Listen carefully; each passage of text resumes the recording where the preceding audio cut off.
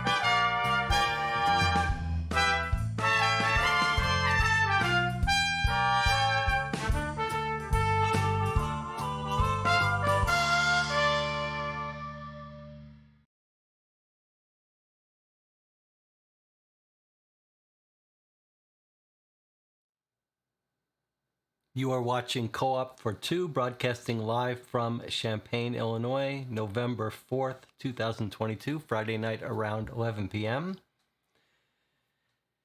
And today we are playing Mortem London Gothic, Ghost in the Machine is the subtitle of this. And I think it's safe to say some of us here are very excited about this. And we're going to talk about where this fits in, where this is from, the history, our history with this series. Let me just check in with the chat to make sure we're live and everyone can hear. Okay, so we're going to talk a little bit about what this game is, what we expect from it, what is a mystery to us. Then we'll open it up. We'll look at the contents. We've looked in this box on the previous stream, just inside this box, not inside the box inside this. And then when we start, you'll have to decide whether you want to join us for this stream or step out if you might want to play this yourself. Okay, so let's talk about, well, no, before we start, let's just catch up on some other stuff. First of all, most importantly, who has watched The Stranger on Netflix, which I keep recommending? I want to talk to someone about it. I've been trying to get all my friends to watch it. This was the Joel Edgerton and Sean Harris Australian movie based on real life crime. The trailer is one of the best trailers I've seen in years. Gave me a sort of True Detective vibe. I don't want to spoil it, but Jonathan Warner says, I did see The Stranger, very interesting police operation. Okay, what other stuff do we need to catch up on? I recorded a live stream channel update question and answer on Wednesday. You could watch that on the channel. Last one was 6 months ago, so it's got some interesting stuff in it. Anything else to talk about before we get started talking about Mortem London Gothic? I did receive this in the mail. You'll recognize this if you've been playing along with us on the play-by-mail cases. It's a conclusion letter from our play-by-mail Fellowship of the Bones, which is interesting. I didn't expect it. The game didn't tell you it was going to send you a conclusion. But the other reason why it's a little bit strange is that we submitted an extra move after we finished playing the games. I'm not going to open this now. I'm going to wait until I get the one from the LA Noire play-by-mail case. So we'll have a separate dedicated session when I open the two conclusion letters. I just wanted to let you know that this arrived. It's a little strange because we didn't expect it. And I wonder if this means that the extra moves we made when the game ended, that we were curious if it was going to let us make, we're ever going to get those in the mail. Probably not. That will be another day. All right. Let's talk about where this fits in. Post-mortem London Gothic. About 8 months ago, someone recommended the Post-mortem LA series to us,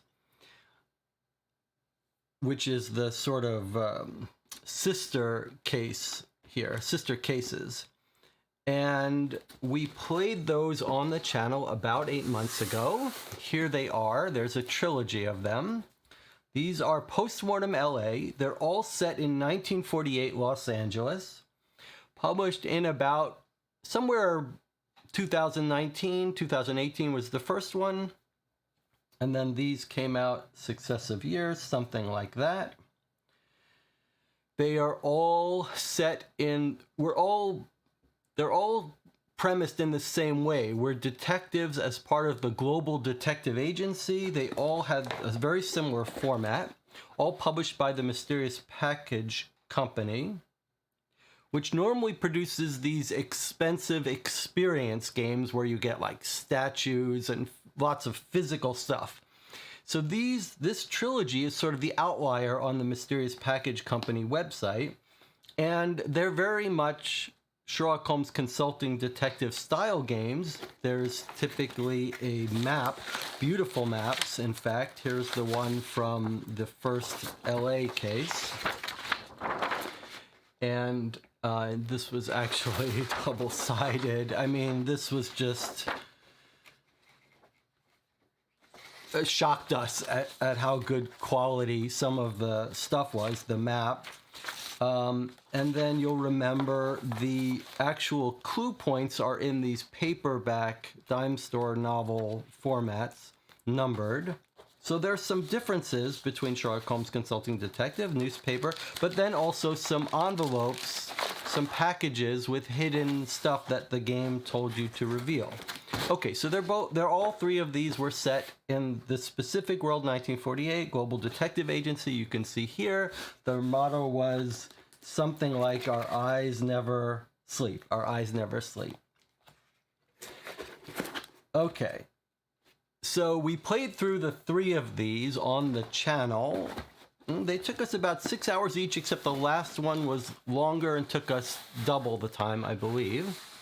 And then I recorded a spoiler-free review of the series. In that spoiler-free review, you'll hear about a real-life mystery we solved, the writer of these cases, because it was clear to us while we were playing them that something was different, that the writing was of a caliber that we had not seen in any of the games in this genre. One of the reasons we play these Sherlock Holmes consulting detective style mystery games is because it's fun the writing tends to be quite good and engaging, but these were in a different tier altogether. And we solved the mystery of that. It's because there's a writer, there's a real writer here, and doesn't get credited in the games, in the written games. Actually had a sort of pseudonym that was helpful for tracking down this person, and I've spoken to the author. I'm not sure whether we're going to get to that. He may stop by at some point. All right, so that series of 3 games, which I recommend you play, still available on the Mysterious Package Company website for about somewhere between $50 and $70 each, which is expensive. I talk about that in the review. All right. At some point in the last year or so, they announced a new game in the series, sort of. And that new game is what we have in front of us today. Post-mortem London Gothic, Ghost in the Machine. All right, this one is set before, in the Victorian times in London, back when Sherlock Holmes was walking around. So now they're sort of on our territory, of sort of familiar ground for us. Again, author uncredited. Now we know that the author of the Postmortem LA series is involved in this box, but we don't know to what extent. I don't know if he's the primary writer, etc. And we also don't know, there are a lot of things we don't know about this. First of all, it's sort of billed as, it says it's like sort of the origins of the Global Detective Agency. So maybe we're going to see some, I don't know how much it's going to be an origin story of our Global Detective Agency. It's clearly set way before our LA cases. We also don't know if there's going to be supernatural elements here. So I don't know how much is going to carry over. We don't know if it's the same writer. We don't know that. Now, we've seen some of the photos of the box, some of which looks great. Like, it looks like there's 2 books in it. But the fact that I don't see any map has me a little concerned. And the fact that the first 3 were so good is, I'm a little afraid our expectations may be too high. So we're going to try to tamp down our expectations here. We don't know what to expect. We don't know. So we're going to try to have a clean slate and take this on its own terms. We also don't know how long or difficult this is going to be. I expect it may take us more than 1 session. So if we don't finish it tonight, we'll play again tomorrow, same time. All right, you can see the box is of a different size. The new box is considerably bigger. Same idea, though. I don't know if there's a reason why it's bigger, but actually we do know a little bit from opening it up. And, okay, so what else do we need to say before we jump into this? I purchased this myself. We're going to try to be objective and unbiased. It can be hard when you've interacted with the author of these games because you don't, it's not easy to be critical. However, here's what we're going to say about that. We lavished praise on the first 3 games in this series as much as we've done to any other game. So we sort of have built up some credit. So if we don't like this, we're going to say we don't like it. And the other thing is, I believe criticism should be sort of regulated based on what the person not needs to hear, but sort of where they're coming from. So if you get someone who's the first-time author, who's just dipping their toes, their first try, you want to be encouraging and offer mostly encouragement, and you sugarcoat your criticisms. But then when you get someone who's like already done such an amazing job on those first 3, we're going to feel free to offer our criticisms, constructive criticisms, but it's our duty to be critical. So, okay. And I have my first criticism right when we open this. Anything else we need to talk about in the channel? Anything else up to anything? Anyone else up to anything interesting or want to mention anything about this series? Is everyone excited to play this? Where's everyone's head at? I think Dispaminite was saying I should leave because looked like we were going to open the Sherlock Holmes play by mail, which they're playing. Jonathan Warner said, did you see how they run? Sounds familiar, but I'm not sure I know it.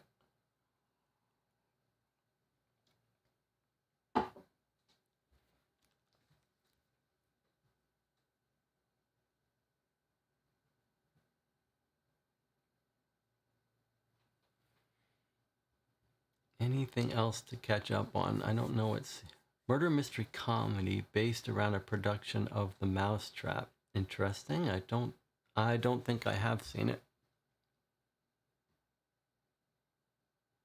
As a reminder, this is a good example. It's a good opportunity to remind everyone that because of the turnaround time in YouTube between me asking a question and getting feedback, I will generally play these games just sort of almost as if I was playing them solo. When we get to a point where we want to talk about things, then we'll talk back and forth. But because of the delay, it's hard to do sort of dialogue question back and forth. But you guys should feel free to talk amongst yourselves. And when there's something you want me to do or not pay attention to, you just shout it out. Don't wait for me to ask a question. All right, on that note, let me just get these out of the way here.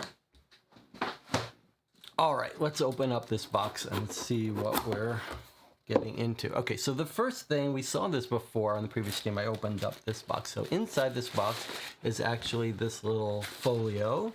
It is plastic, made to look like leather.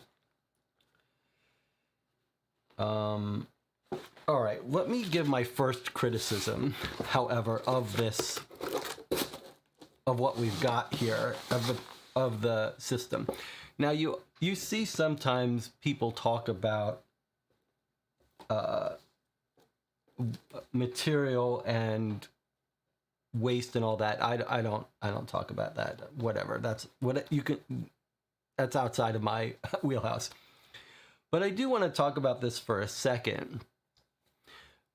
These subscription mail standalone companies like Hunt a Killer and Deadbolt Mystery Society, and there's several others that are making their own, and Mysterious Package Company does their own stuff. But let me point out something here. The board gamers tend, and again, this is a sort of not quite board gaming territory.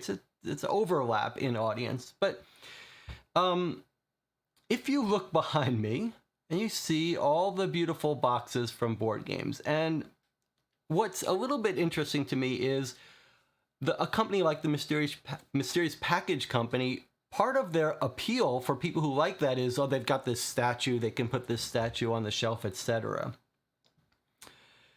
Now, one of the complaints that I've had from this, one small complaint about the Postmortem LA series and the similar things is that they come in these shipping boxes that when you're done with, you really don't want anything to do with again.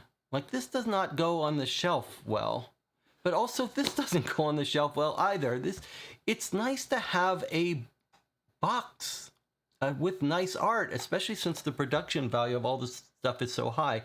And I would really, really wish that these games came in a nice standard size board game box, like and the size that the Sherlock Holmes Consulting Detective boxes come in, or something like that. It's just a shame. And this seems like this might cost you more even. So that's weird. Like, I get it. It's sort of, I mean, it's not leather, so there's that, but I mean, it's not going anywhere. It's not going to stay on my shelf. It's just going to go up in the attic when it looks like this. I can't put it on the wall and look at it. So anyway, that's a minor complaint, but I just wish they would do that differently.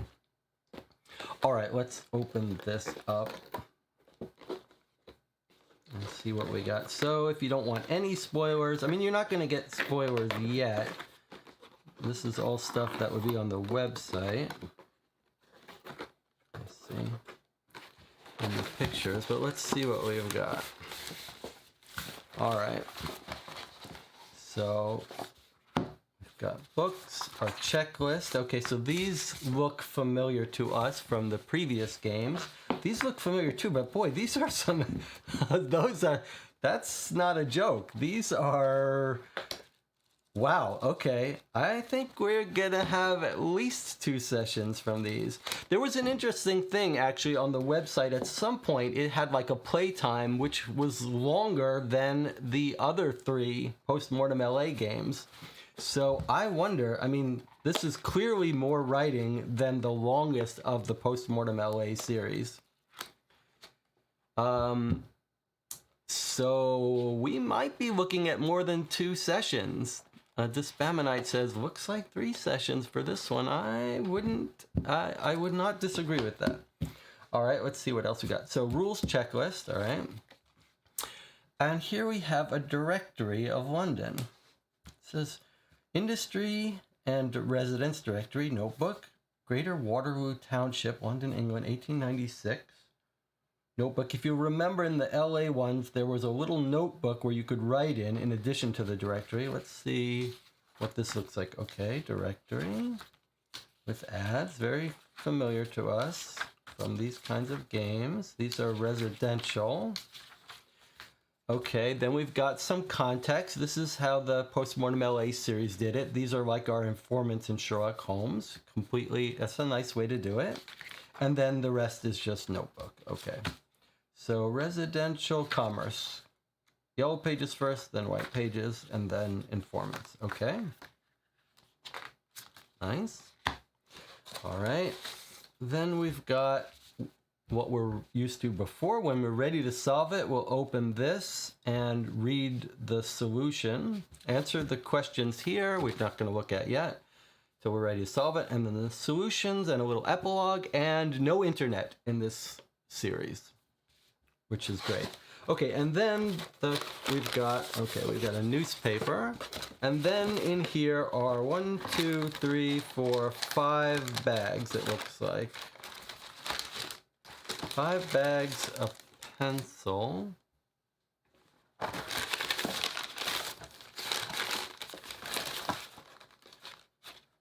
2, 3, 4, 5, 6 bags. Okay. 6 bags labeled A through F. All right. Now, one of them looks like it's got, I'll just show you so you see what I see. One of them looks like a big full page 8.5 by 11. Now, if we are lucky, if we are very lucky, in that 8.5, 11 package will be a map, because one thing that I can see here that I'm very sad not to see is a map. And even sometimes a map is important, but also sometimes it's just important not to solving anything, but just to enjoy that you're walking around in London. If we don't get a map, maybe we'll get out our Sherlock Holmes Consulting Detective map and just put it out. And I can see the newspaper has some writing on it, so perhaps this is going to be explained to us. All right, we've got our novels, Day and Night, our directory and notepad, our newspaper, our evidence bags, which will remain here till we're instructed to get them out. And we'll put the final report solution in the container so we're not tempted to look at that by accident. We don't need this pencil, so I guess we'll put this away. We have our own notepad and pens.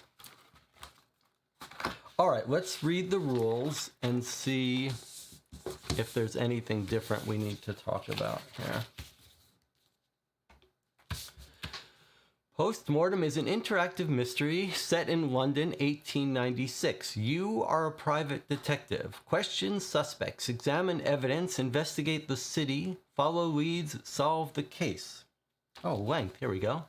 The Ghost in the Machine is a 2-novel experience. Let's see if I can zoom us in here a little bit. Okay. The Ghost in the Machine is a 2-novel experience. It's an in-depth investigation into the entire scenario surrounding the Albright Mill. Book 1 has a natural break upon completion. We encourage players to savor the experience by embarking on the story in at least 2 sittings. Okay, natural break point. This was too zoomed in. All right, how to play. Verify. Compare the contents in your post-mortem package against the included checklist. For help, visit Mysterious Package Company, FAQ. Prepare. The directory, the penny novels, and the newspaper should all be easily accessible and at hand. You should use your notebook pages to track your progress in solving the case and to find your personal contacts. Those are our informants. Please note, context can be accessed at any time during the experience and can be found at the top of your notepad. Evidence packets labeled Do Not Open should be placed to the side. Do not open them unless instructed. Investigate. Open the first penny novel and begin your investigation at the introduction page. Please note, the rest of the penny novel is not meant to be read in sequence. Everything worth investigating in postmortem has a 3-digit number called a lead. To follow a lead, turn to its corresponding page in the penny novel. Leads may be found in the directory by questioning suspects or examining evidence. If the trail you're following contains no useful information, there will not be a lead number for it in the penny novels.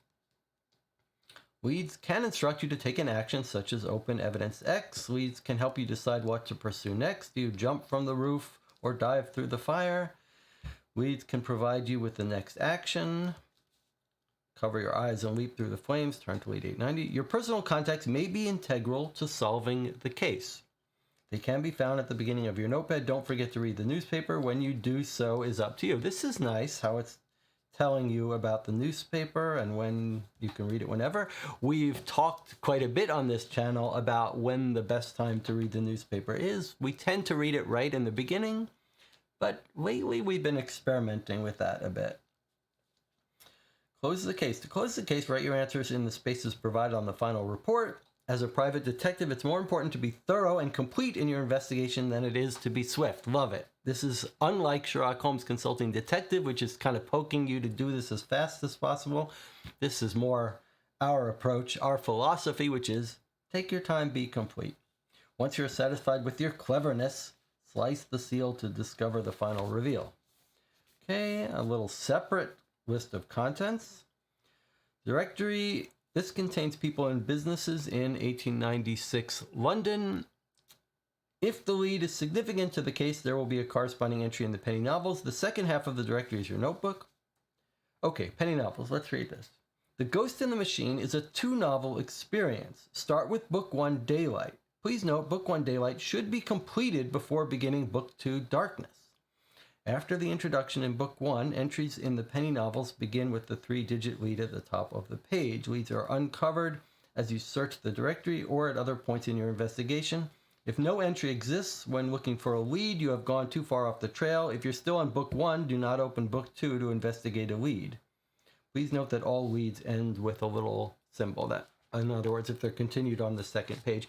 So here it looks like we've got a real attempt to break this into 2 acts, which is wonderful because one of the things we love about these games is when they're broken into 2 acts in some fashion. This one really looks like it's broken into 2 acts. So we're going to put this Book 2 away and we'll just be working with Book 1. That's pretty exciting. So for sure we won't be playing Book 2 tonight, but we may not even finish Book 1 tonight. All right.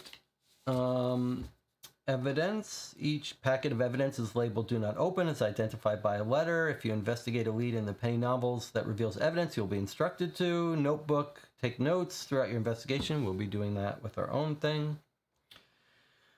Your personal context. Another reminder about, it's a little bit redundant here, but this is fantastic. This is exactly what you would want in a game like this. Very nicely laid out and described and very well listed. Okay, personal context is just remember that people who play this might not be familiar with Sherlock Holmes Consulting Detective, and this kind of game might be totally new to them. Newspaper. As a detective, it's your responsibility to stay informed of current events. Everyday news could be pivotal to your investigation. Solution story, final case memorandum, brochure seal. Do not open until you've answered the questions to the best of your ability. You may then break the seal. It is interesting that they don't explicitly say you shouldn't read the questions until you're ready to solve it. That's normally what is said in these kinds of games. It's unclear whether they just didn't mention it or they don't care when you read the questions. Sometimes the questions can give away stuff, so most of these games tell you don't look at the questions till you're ready to solve it. Okay, so we're done with this. We won't be needing this again. Checklist we went over. Okay, on the back of the checklist it says complete the evaluation form, receive 10% off your next purchase, interact with other agents on their Facebook page, FAQ. I don't think the FAQ has been updated for this yet. More information. Okay, this would be a good time to remind you of something. If you are playing along with me on this channel and not purchasing this game, First of all, there are only 5 or 6 of us that play along with this, but I could conceivably be some people who watch this video after we record it. You should feel some responsibility to if you like the game, there should be some acknowledgement that you haven't purchased the game, which would be the case if 5 friends were getting together to play it, or you were handed this by friends, whatever. But here's my suggestion for you of a way you can show recognition to the company. These days, getting word of mouth about a game is hugely important, especially for an independent company like the Mysterious Package Company, which doesn't have is not in retail stores, whatever. If you like this game and you watch this playthrough, I really encourage you to go leave a review for it somewhere. Maybe even if you didn't like it, you could leave a review saying why you didn't like it. But you could at least do your part to help them get the word out if you like the game. You could leave a review on their Facebook page if you use social media, which I don't, or on their website, etc. So do give that some real thought. You could post a review at Board Game Geek, etc. If you like it, if it's good, you could probably do more for them by leaving a positive review than by buying the game yourself. Let other people find out about it. Okay, that's your obligation, that's your responsibility. That's my pitch there. All right, so when we're ready, we're going to open this up. And look, just as if it was a little book, it's got a little blurb in the back. It is 1896, and Victorian London is in the throes of... Let me see if I can zoom in here. Okay, it's 1896, and Victorian London is in the throes of unparalleled industrial progress and an ever-worsening class divide. Both fuel the Albright cotton mill, where more children than adults toil away in the shadow of a steam-powered beast known as the Red Lord. Meanwhile, the workers have begun to report what they describe as a ghost, swooping out of the shadows to cause all kinds of havoc.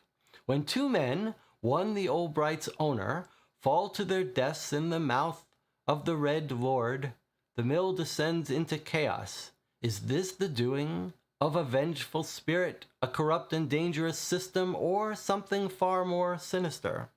By investigating every nook and cranny of the mill, every crook and nanny in the Waterloo district, it is up to you to uncover the truth and solve the mystery of the ghost in the machine. So one thing that's interesting here is this going to be a continuing series? Is this the first box of the Mortem London Gothic series?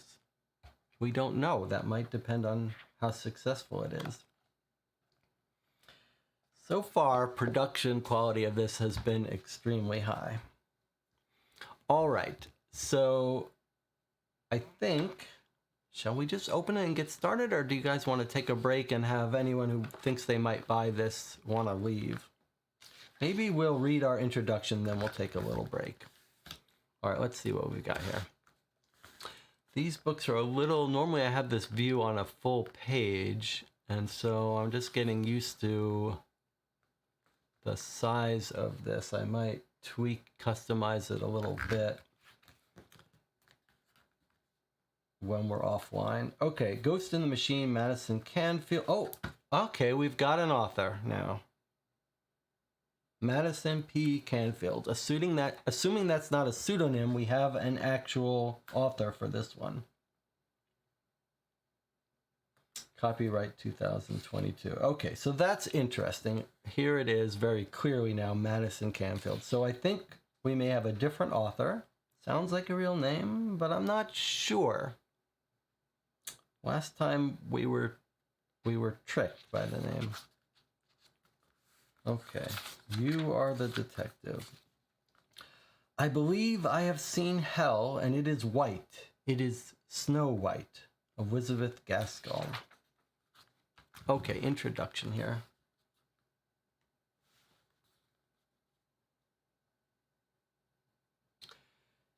So I should try to adjust my zoom levels so that I get this. In fact, since nothing gets hidden in this game, sorry, excuse me for a minute. Let me see if I can use my things properly. So, you know, I've got my cubes.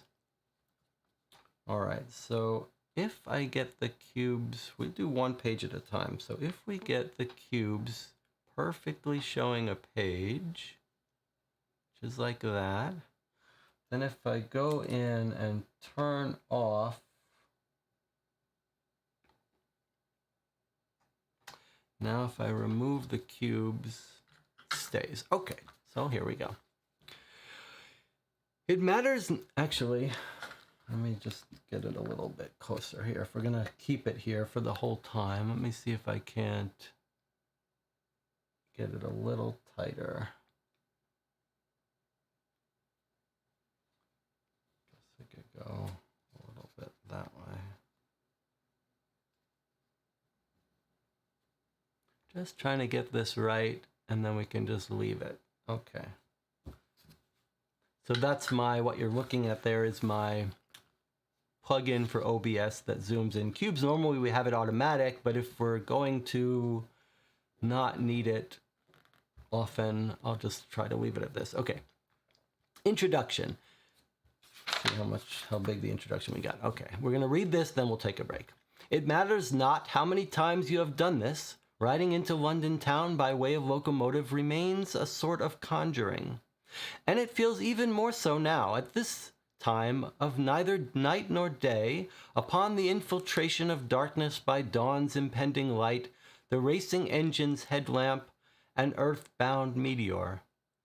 You brace for unknown things amid the dichotomous wonder. It makes coming home feel like arriving on a strange new world. And in some ways, of course, it is. That's always a part of straying from the appointed center, the empire's seat of power, into the distant colonies or just the outskirts of town for months or merely days. Here, progress moves so fast, you'll never even see it. But now, as both the train and the nearest star pierce the smoggy edges of the city, it all comes to sight as the shadows in outline before you. The bell towers and bridges, the church spires and factories, of which there seem 1,000 more since you left. From this vantage, through the thick beveled glass, along the river's edge, it is like they are competing for the morning sky, smokestacks versus sunlight. Victor takes the unusually cloudless day. As your train pulls into the station, everything around it slows right down. The air outside is glistening, pinkish black and cobalt silver. Royal blue top hats and powder blue bonnets bob past the windows as if upon translucent waves. Copper-tipped canes and bound parasols circle beneath like so many dowser's wands. They find a three-legged hound, a one-legged girl, a man with no eyes. Then a whistle blows. The brakes squeal and you bump your head on the glass. It occurs to you, perhaps you should have slept.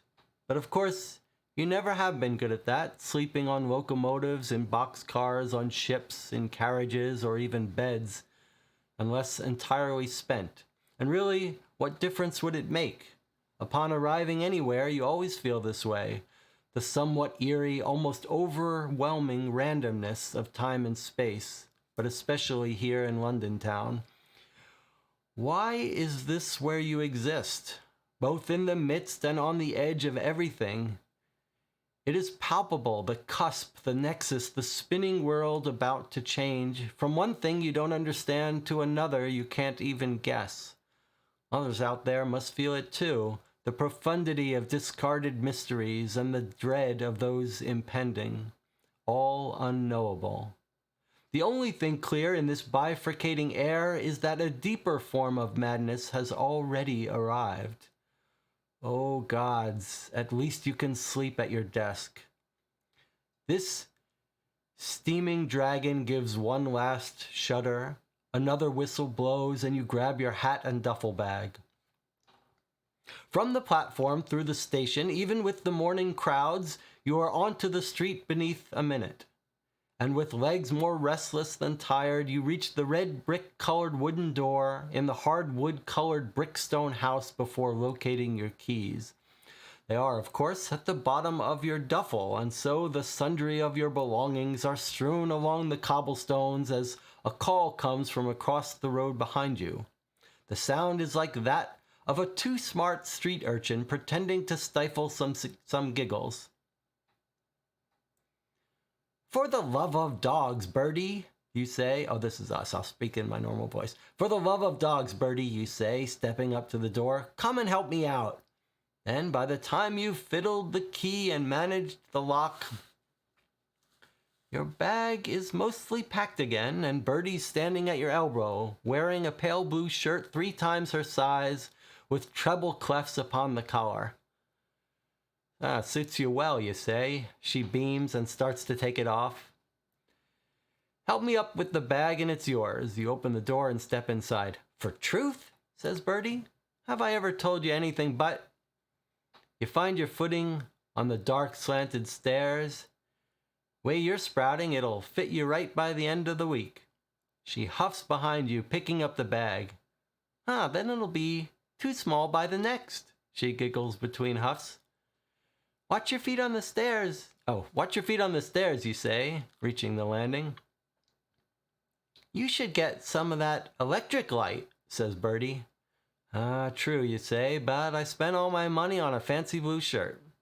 Bertie giggles again, starts to wobble on the stair, and you grab her. She heaves your bag onto the landing as you unlock the door to your office. In the early morning window light, it looks much the way you left it. Dust motes and all. The only sign that good old Gamp has been here is the gargantuan crease in the couch and the small pile of mail in the center of your desk, atop of which is a page of the Daily News with yesterday's date. So here's our newspaper, which we'll read in a minute. Yesterday's news, okay. One of the articles has been circled with a pen and ink and written on the page, attention required, start with Lady Florence, ? So that's going to be right here. Yeah? Okay. I think we've, just as a little bit of a side, we've noticed that one of the things we like in these post-mortem games so far is they tell us when the newspaper is coming. So I would suggest they lean into that. This says, in the rules, it said read the newspaper when you want, but I think they'd be well advised, because it's so nice to have the newspaper in the game, not as a separate thing. They'd be well advised to say you'll be told when to read the newspaper, and then they could just have a little note here. Now is the time to read the newspaper, or read the newspaper after the introduction, maybe is the better way to say it. Maybe you don't need to say that. Okay. One of the articles has been circled with a pen and ink and written on the page, attention required, start with Lady Florence. What's that all about? Says Bertie from the doorway. That, you say, putting a hand on the papers, is going to be my pillow. Here. You reach into your pocket and toss her a shilling. She lifts it in her hand. Well, you already gave me the shirt, she says. A shirt and a shilling, and the sun's barely up. You lean on the desk. Looks like a beautiful day. Bertie grins and puts the coin in the small breast pocket of her massive blue shirt. You give her a tired goodbye wave. She smiles, nods, and disappears. Then, finally, you prepare to relinquish what is left of the morning to slumbering at your desk. But there, pasted to the back of your very comfortable leather chair, is a note staring you right in the face. Ours is not to sit and sleep. Ours is not to lapse and dream. Ours is to call the good Lady Florence, like I bloody well told you. 'Tis personal, Inspector, and also welcome home, Mr. Gamp.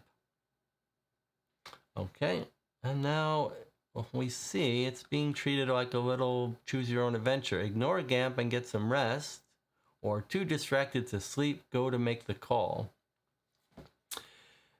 Okay, and then here, just a little reminder. It's not meant to be read in sequence. Don't forget to read the rules. Okay, so I'm a little concerned here. Like, we don't play these to have choose your own adventure for no reason. This feels like it's just a little bit of a gimmicky thing, but nice intro, sets the tone. All right, so we're gonna take a little break here before we actually get started. If you want to play this on your own, you could stop watching here. We'll come back, we'll read the newspaper before we make our decision about what to do. So I'll see you in 8 minutes.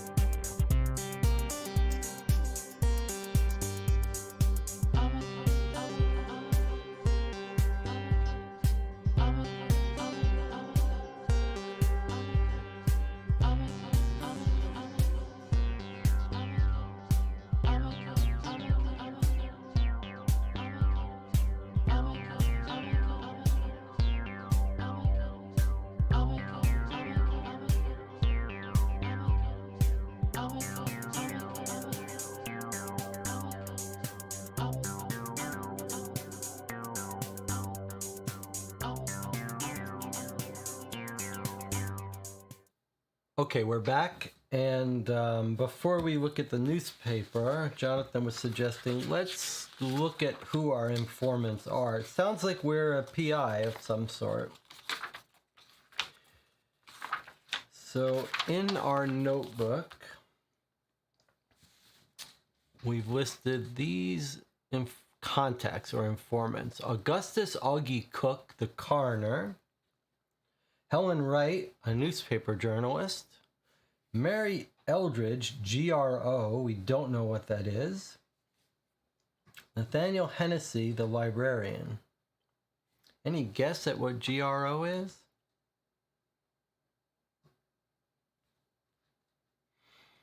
One thing we're going to do here is we're going to, since we don't have a map especially, we're going to use these stickers to keep track of when we visit a place in the book. All right, coroner, journalist, GRO, and the librarian. All right. Let's take a look at our newspaper here.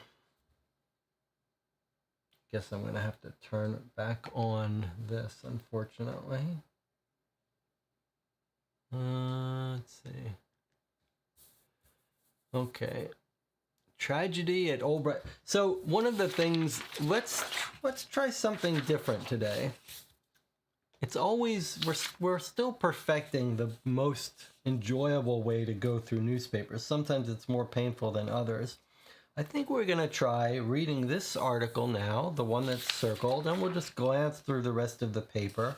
And we'll try, for the fun of it, saving reading some of these other articles till we get to different places in the story when we have a break. So let's read our first article, the one that's circled first, though. So what does he say? He says, call the good lady Florence. And then that's the sign on his back of his chair. And then when we see the newspaper, we see the circled thing. Okay. I don't know who's circled this for us yet. Tragedy at Old Bright Mill. There's a little drawing here by Helen Wright. Helen is one of our contacts at the newspaper. A bustling cotton factory full of enterprise and hard work became the scene of 2 grisly deaths yesterday. On rounds of his factory floor, the owner, Mr. Edmund Walker, stopped a moment beside an old beast known colloquially as the Red Lord by workers. A momentary lapse in balance was all it took, and the late Mr. Walker fell within the thrumming gears of the barbarous machine, taking an employee with him, Mr. Gamp. I see, that's our Mr. Gamp. There was no hope of recovery for either, given the size and velocity of the mechanical gears. Yikes. Workers have pointed out that the Red Lord has taken many lives, and for those who read carefully, might remember a brief mention in a previous edition. The death of one Mr. McCormick, the contracted coal carter of the Albright Mill. The danger of this machine and the overall conditions within the factory were well proven, yet tragically the machine was not replaced, nor were the conditions made safer before Mr. Walker had his terrible accident. When questioned, one worker told this reporter, "This whole factory is haunted, but worst of all is that Red Lord." Workers claim this accident was orchestrated by a malevolent spirit. However, police have ruled it, logically, death by misadventure. Despite this finding, the workers have stated that they will begin protesting in the early hours of the next day. A union spokesman stated, "The union refuses to lose another good man to the substandard arrangements within the Albright Mill." Edmund Walker is survived by his wife, Florence Walker. A closed casket showing will occur at St. Joseph's 2 days from the date of this publication. The family has asked for privacy at this time. Start with Lady Florence as our guy. Okay, so we've got a couple of things. We're going to not read the rest of the paper yet, but we've got a couple of mentions here. We've got Edmund Walker. I wonder if we shouldn't be using our digital notes for this. I guess we probably should. Maybe during the breaks, we'll transfer to digital. Okay, Edmund Walker is the owner. He's killed, and then we've got a Mr. Gamp. These are our 2 victims. And then previously, we hear that there was a Mr. McCormick killed. Where was Mr. McCormick? Okay. So he was killed earlier. And Mr. Gamp is an employee.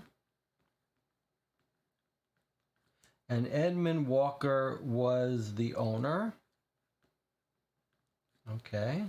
Remember, we're going to be looking some of these places up.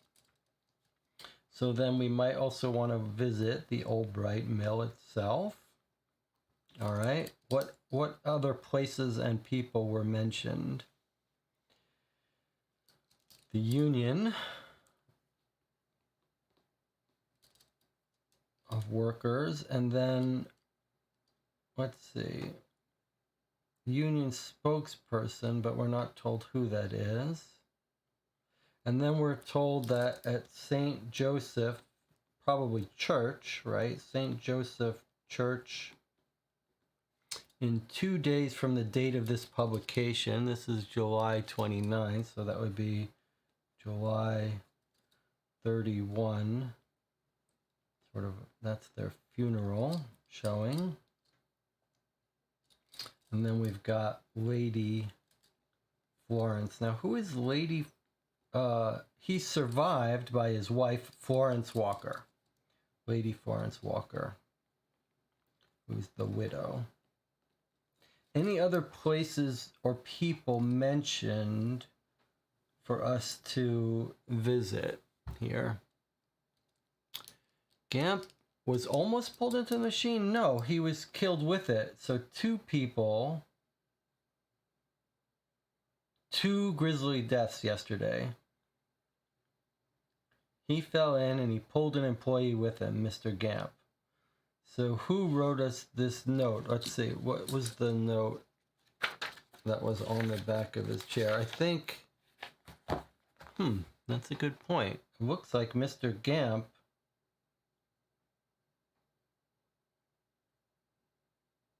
That's weird.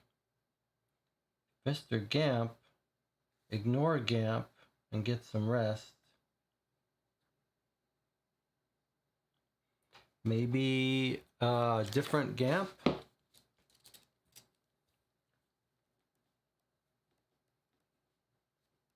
So we've got a Gamp that got pulled in and killed, and then a Gamp that left us the note, but we don't really understand how that could be. Interesting. All right, let's look at the rest of this paper just for anything that jumps out to us. We've got trade union, could be related to our union. Opera, King's Hall grand reopening, rat baiting, moral crisis, police do little, fires stopped. We illicit correspondence between Emily Witt and Grant Kimbrough, cyanide deaths on the rise, high society announcements. We've got an advert for the London City Concert Hall. People who are singing. Humorists. Nice. Some ads for stores. Farms, billiards, clerical professionals, private detective,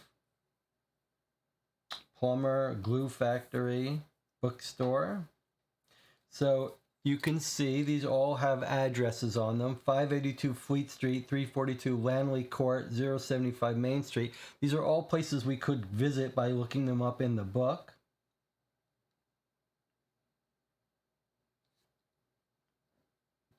So these are all places that are potentially visitable. In fact, it looks like almost every advertisement here we could go visit. Dawning of horseless carriage services threaten livelihoods. Sea baths at home all around the year. New Garden Seed Catalog. Okay, pretty fun that we can visit all those places, but we're going to try something different today in today's playthrough. We're going to not read the entire paper right away. We're going to sort of spread it out. All right. So, now one thing, I don't remember if the rules said anything about this. But where's our... I put the rules away. What is our interpretation of when we get this? Could we jump and read anything we want, or do we think we should always, when you see a choice, follow that before you divert and do something else? Seems like when you get a choice, you must choose from it.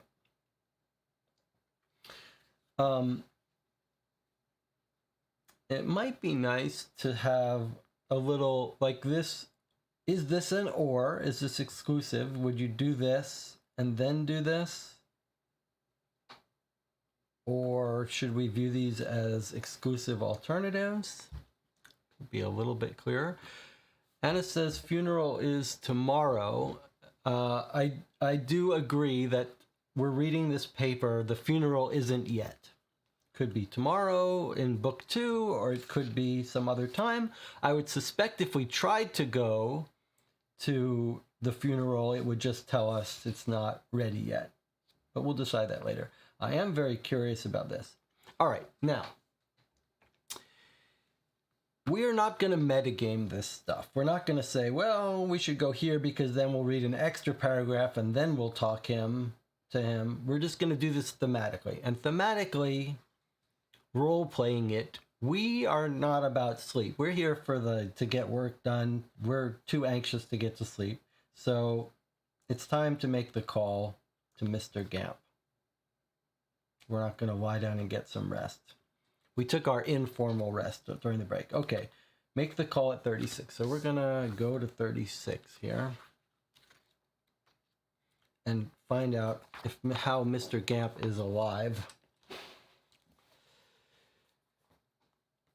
Slowly, begrudgingly, exhaustedly, you gather whatever things you might need and head for the door. Fumbling with the key on the other side, you doubt it needs locking and start back down the stairs. Then you stop. Blocking your way is the shadow of a man too big to fit in the building, or perhaps it's a trick of the light. But then it bellows, "Ah, me chip me china plate." And of course it's Gamp, storming upward into the light, backing you both onto the landing. He throws his arms around you. You say, "No time for that. Did you spot the sludge? Are you on your way to Molly Malone?" "I did," you say, "and yes, I will locate a telephone." Now, look at this. For those of you who don't know, this is Cockney slang, which I don't think is used much. But look, are you on your way to Molly Malone? And he says, "Yes, I'll locate a telephone." The Cockney slang, which was developed in the criminal underworld, is a rhyming slang. I believe it's Cockney slang, but it's rhyming slang. So china plate is my old mate. He says, "Me chipped china plate," he says. He doesn't say I chipped my plate. "Me chipped china plate." He's saying my mate, my friend. He's talking to us. And then when he says Molly Malone, that's rhyming for telephone. One of my favorite things, the rhyming slang. "I did," you say, "and yes, I will locate a telephone." Now, if his massive hands grab you by the shoulders, much like a concerned farmhand might cling onto an irate bull. But tell me, that Seamus I saw the reason for my insistence." You say again, "It has been many days without sleep, but a mighty shake of your shoulders pulls you to the fore, insisting something seemingly urgent. You pull the newspaper article from your pocket and read the lines again. Then, of course, you see it. 'Oh, damn devils, Gamp. I'm sorry for your loss.'" The grip of hands slowly eases. He takes a breath and looks you in the eye. "He was my baker's dozen, old friend, and I don't know what to do. I'm just out there charging around." "You leave it with me, old Gamp," you say. "I'll find out what happened to your cousin. You hold down the fort. I'm gonna make a call at the Walrus." Gamp nods. You give his cannon arm a gentle smack and head back down the stairs. Make a call at the Walrus. The directory will help you get there.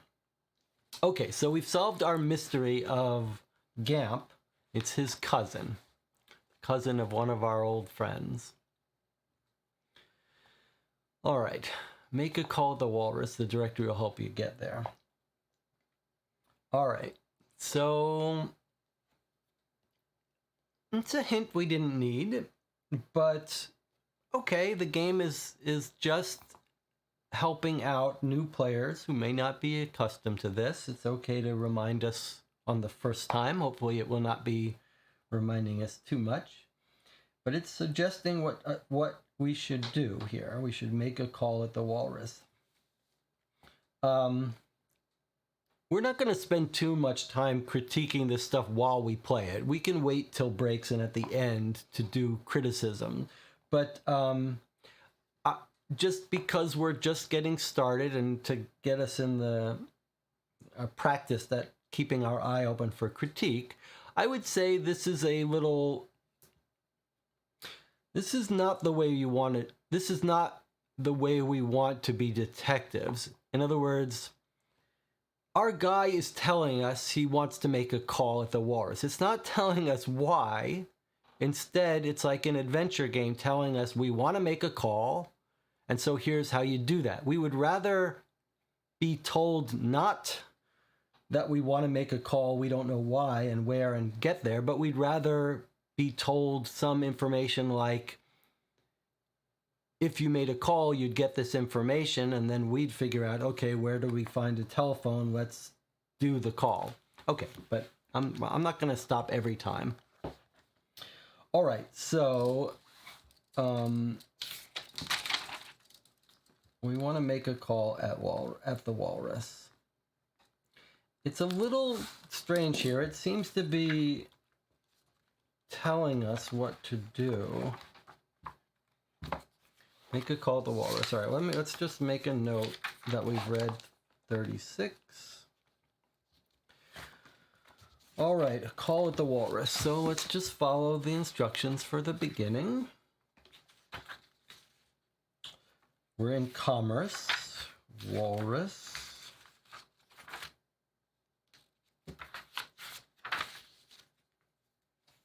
The Walrus Inn, 224.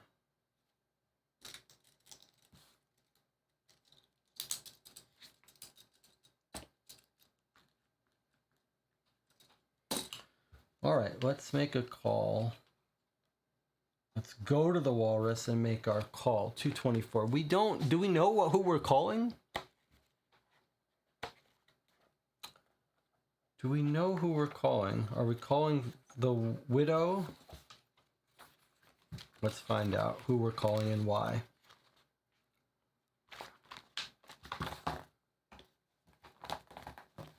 Feels like maybe this could get a little more in focus. I'm going to try to focus this a little more. Let's see if it works. Sorry for this. Not really.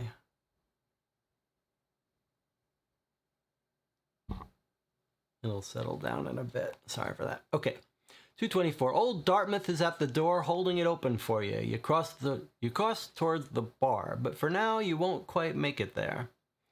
The phone box is close enough though, so you can give a wave to Leslie the barkeep.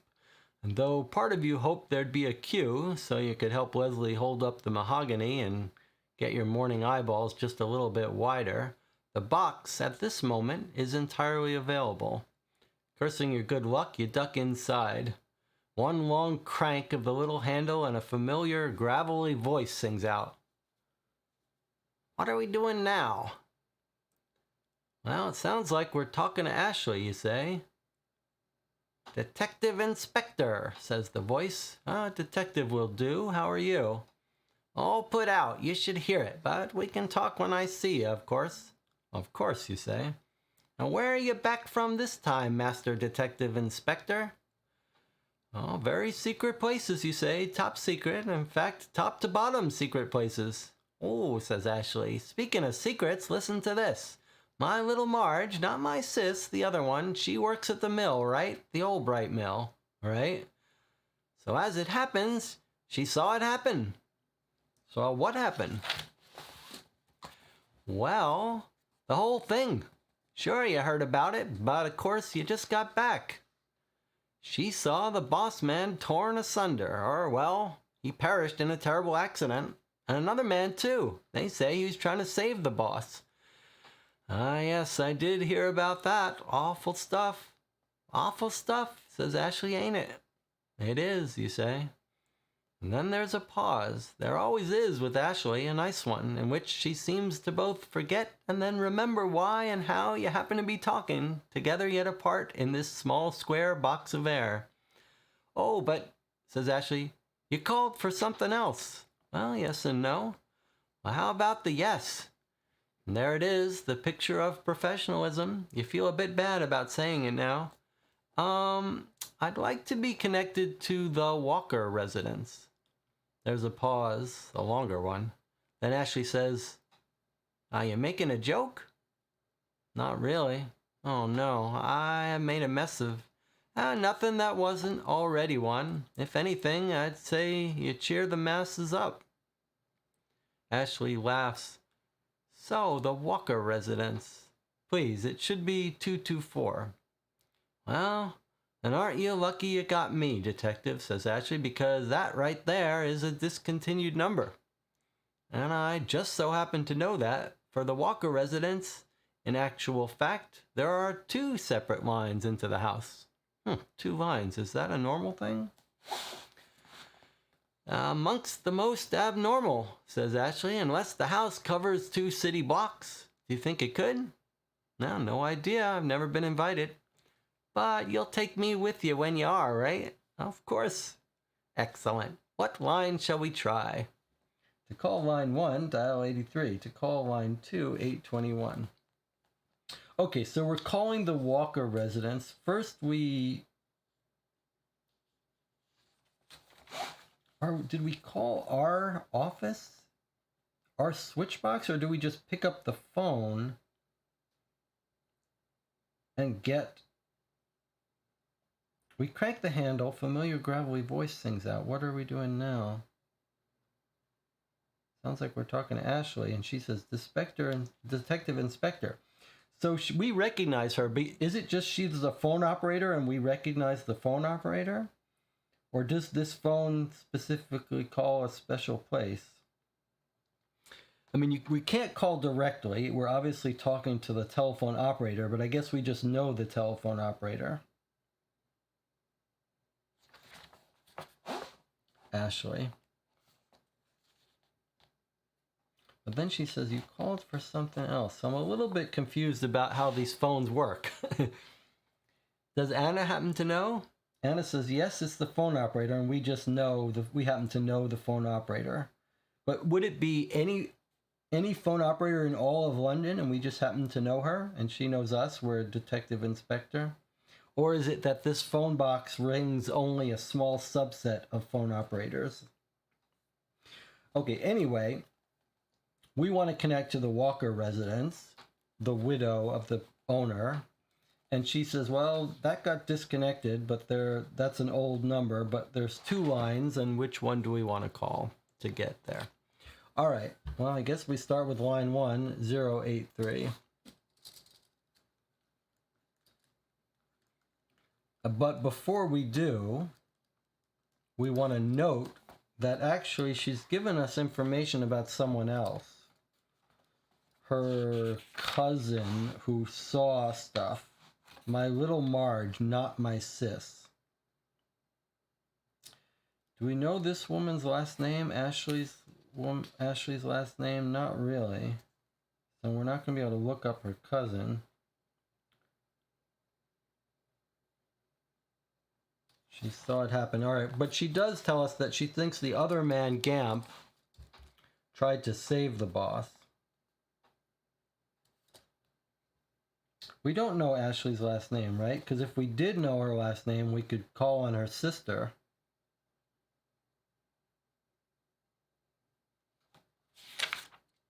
Let me just put a little marker here saying we've been here. I'm just trying to make sure we don't know Ashley's last name. Awful stuff. You call for something else.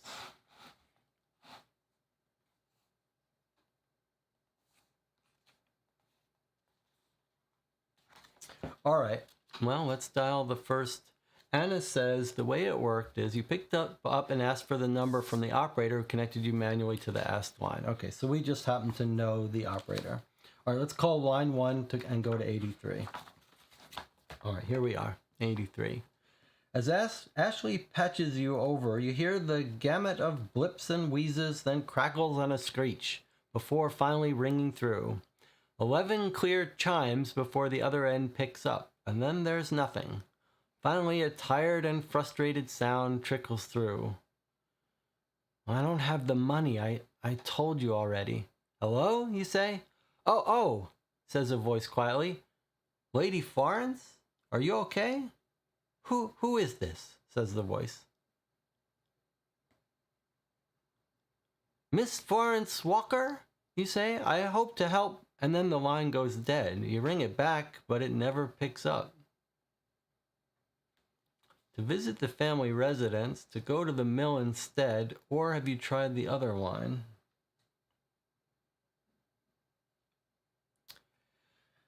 All right. I'm not loving this part about it telling us things that we already know to do. So, okay.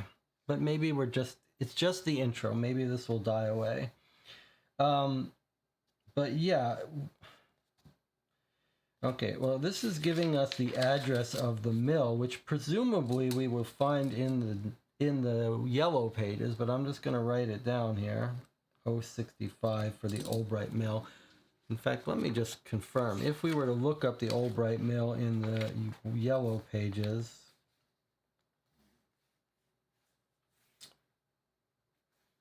Albright Mill 065. Yeah, so the Albright Mill is in the yellow pages.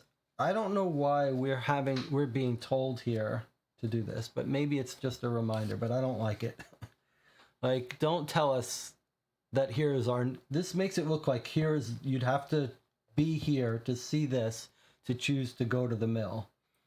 And we can go to the mill whenever we want, is how I feel. So this is thick, and this reminder to try the other line. We don't need any of this.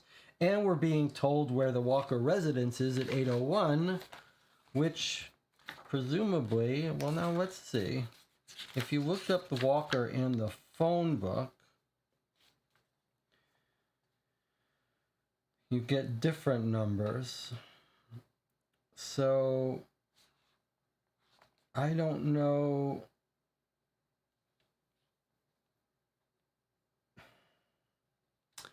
So if we look up Walker in the yellow pages, we get the number that we would.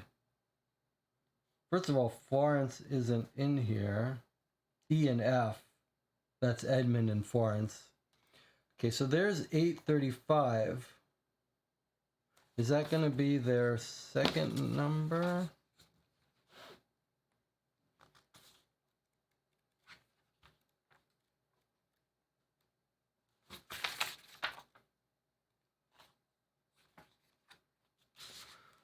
Let's just, I think we're going to have to start keeping track of places we go. So we went from the intro.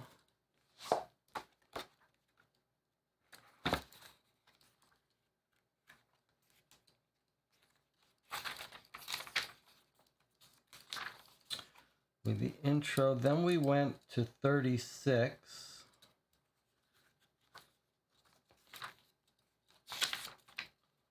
Which was when we just walked into the guy on the way out, which took us to the walrus, which we found from the directory.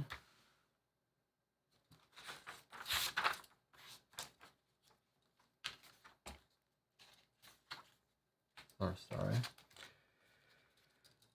Which was 224. I just need to make sure we're tracking stuff here because it looks like this is sort of important. So at 224,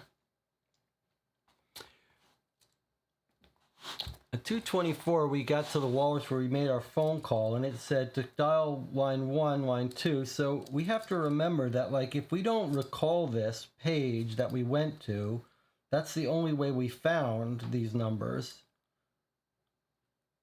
So if we don't keep track of them well, we won't be able to recall them. We dialed the first line, 83, which we went to, which we need to record that we did.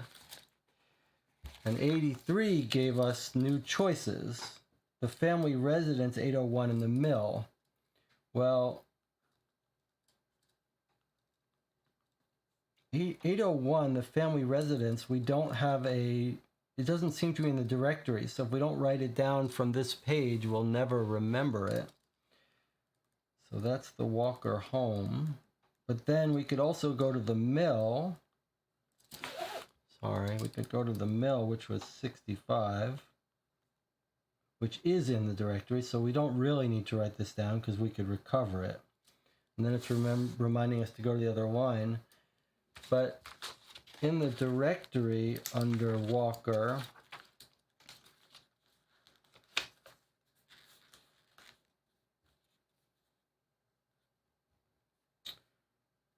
was E and F, which is 835. So I'm just going to write down 835 is Walker under directory. Was that in the walrus, the number we tried to dial? 224, we say it should be 224. So that's a little weird. 224 is the walrus, and when we talk to the operator, we say we'd like to call the Walker residence, and we say it should be 224. I think that's, you would think this should say it should be 835, the entry in the directory. I'm going to look up 835 and see what's under here. This is the Walker address in the directory. It says if you're here for Lady Florence and you lost your hat, use the front door. If you still got your hat, perhaps take it off. That's strange. Because here it's saying the Walker house. That's if we go to the Walker house through the directory. But yet, when we visit 83 and call, it says to visit the residence, go to 801, not 835. That's a little confusing. All right, while we're here, though, let's note that when she picked up the phone, she says, I don't have the money.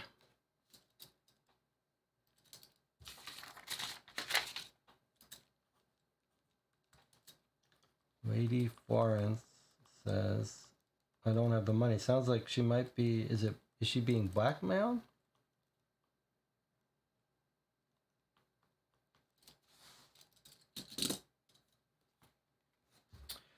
All right, well, we're not ready to go to the mill. We're going to follow up on this family, this Walker family, but I suppose we should try the other line while we're here. So we tried 83. The other line was 821.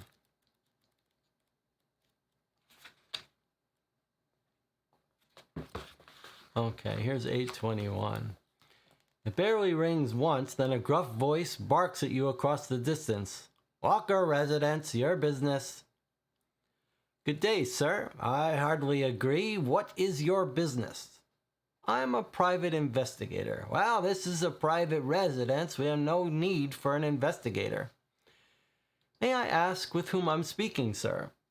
I assist the family with personal matters. My name is of no relevance to you, much like any other aspect of the family's affairs in this case. Unless, of course, you've been hired by the Walkers, or should I say Lady Walker, which I very much doubt. No, however, then goodbye. Sir, please, I am working this case.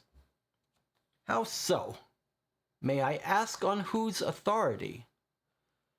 There was a whole other man killed as well, sir. A whole other family grieving. He may have been killed trying to save Mr. Walker. I hoped you'd trying to save him, eh? There's a pause on the other end of the line. Is that the story they're telling? So you don't believe it was an accident, as has been reported? I don't believe it's your business at all. Please do not call here again. Sir, just one more. I said a good day to you. Give the sunset me best. And with that, the line goes dead. And it says, turn over to the next page. Curious at his curtness, visit the family residence, go to 801. Hardly in a rush to engage with him again, visit the mill instead, or have you tried the other line?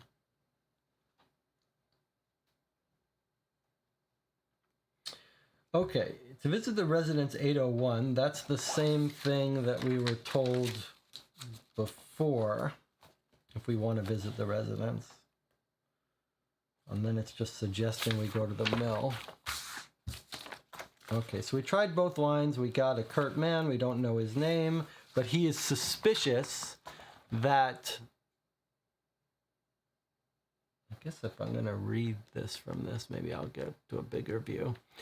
He is suspicious that of the story of the other guy trying to save her. All right, well, let's keep pursuing this lead. Anna says, looks like Lady F is being blackmailed. Either blackmailed or someone's calling to collect debts.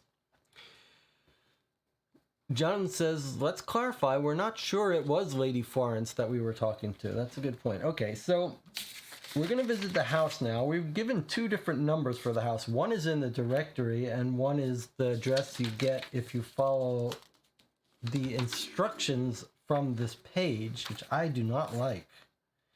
But let's see, which one should we visit? I guess let's visit the one from the phone, since we did read that. All right, so we went to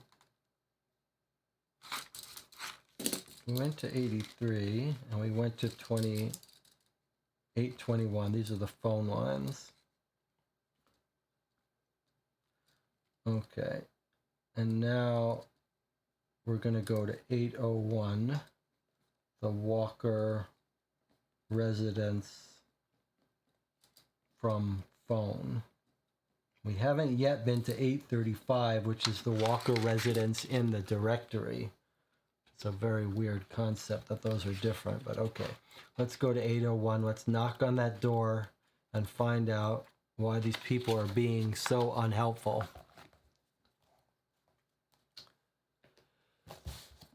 The Walker's house is not a house in the traditional sense. It's a whole city block unto itself. Looking at the windows from the street, it seems 1,000 people could call this home, but as you've managed to ascertain, only 1 or 2, at least still alive, truly do. You pass through the unlocked gates, then press on the palm-sized bell beside the giant-sized door. Full minute goes by, then the door opens. A woman stands there, or rather a girl, with clothes so plain and eyes so wide it's clear she's employed rather than familial. Good day, you say, and she takes a step back. I'm here on official business. Should I talk to you about it, or should you beckon the head of the household? She says nothing. I'm content either way, but I won't simply depart. You look at each other for another moment, then she takes her leave. You stand there listening to the birds. There are many of them. This property must contain multitudes, or at least several gardens, but it's in a state of disrepair. I see. So are they lacking in money? Somehow they're rich in property, but maybe lacking in money? You don't have time to wait around all day. Visit the mill instead. Go to 065. Okay, so she just disappeared. That's interesting. And notice that little symbol. In other words, that's it. There's no another page where she just walked away from us. Well, that was very unusual. Let's go to the address in the directory for the Walkers. Or at least E and F Walker. Maybe these are different Walkers, but it sure seems like it's them. All right, 835. I don't know why this would give us something different, but let's see what we get from going. Okay, if you're here for Lady Florence and have lost your hat, use the front door. We haven't lost our hat. If you still got your hat, perhaps take it off before entering the house. Okay, well, we haven't lost our hat, so here we are. You elect to approach the Walker estate by its side gates and pantry entrance. There's a common pull bell here. The wind gusts rock it against the wall with gentle thuds. You give it a requisite tug and the door a nudge. It just juts open. You glance through the window, then push the door wide. You can hear a hushed voice from a room within the manor. However, over the ring pole knocking, you can't make out every word. From what you can hear, the conversation seems tense. Oscar, not what agreed. You tell her, I won't be. Your door is open, Mrs. Walker, you call. I'm concerned for your safety, Mrs. Walker. I'm a licensed private investigator. Mrs. Walker. You step inside and look around as you remove your hat. Even the pantry is fancy. Everything is brass and curly-cued. Hanging by the door in the hallway is a parasol, an umbrella, and a young lad's green jacket. Do not move, says a voice behind you. Turn around with your hands up. Which one, you ask? Which what? Do not move or turn around. Slowly, says the voice. Turn around slowly. You do so, but don't bother raising your hands. A woman in morning dress stands before you, a fencing foil aloft. Jonathan says, probably doesn't matter, but I think the game wanted us to go to the mill and then maybe it would have opened up. So, let me stop here. I'm going to stop reading then. Let's talk about this. Jonathan seems to say that maybe it's saying we don't have the freedom to go wherever we want. We can only go to places when we have the choice in the book. It did say we could visit our informants whenever we want. I think Jonathan might be right. Maybe the game did not intend for us to make a free choice to go where we want yet. All right, so we'll pause that scene. We'll back up. We won't go there until hopefully the game at some point is going to take off the training wheels and let us go where we want. So instead, the game seemed to be wanting us at this point to go to the mill. So we'll do that. I think, Jonathan, you might have a point. All right, let's go to the mill instead. Just forget you heard all that. 065. You've been inside your head for the walk towards the Thames, but as you arrive within a boulder's catapult of the Albright Mill, the energy in the air changes. It's suddenly charged.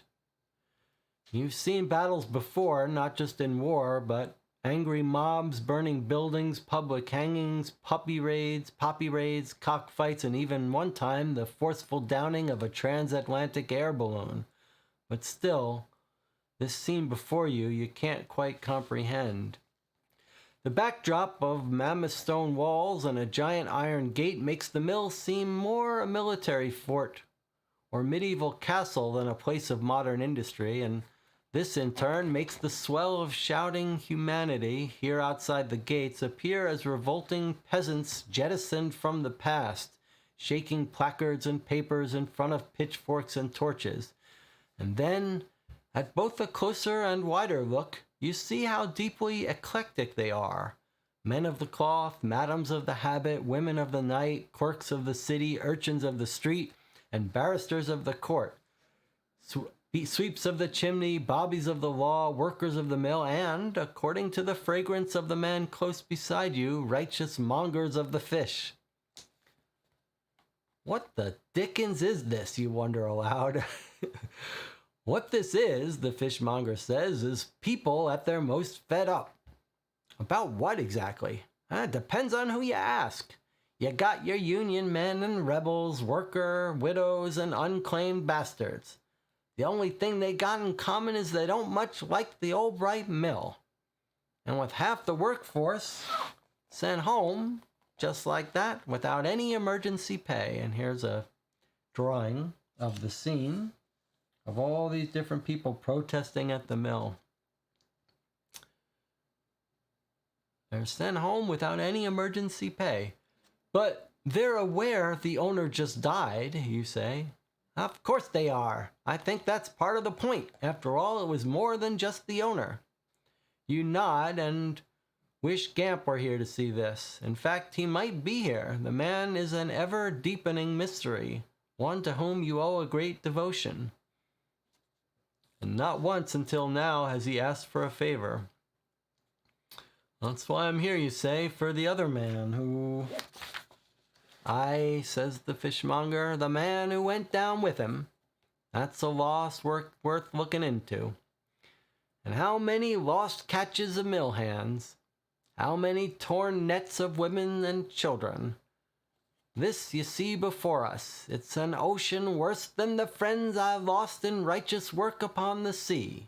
This before us is the devil's work, making men into machines and morphing the babes of humanity into tinder sticks, fodder for the mean machine. There's a sudden roar as the crowd surges. The coppers start blowing their whistles, and by the time you turn back, the fishmonger is gone. You scan the shifting mass of people as the giant gates begin to swing open. Pushing to the nearest lamppost, you hop the base and pull yourself up, above the caps and bonnets. And now you see, on the other side of the gates, a bastion of 100 bobbies or more, truncheons and billy clubs in their hands. They bang them on the bars in the unison of threat as the gate swings open. We can damn it all and move towards the gates. Or think there might be an easier way, try the back of the compound at 141. All right. Seems to me I don't really much like crowds.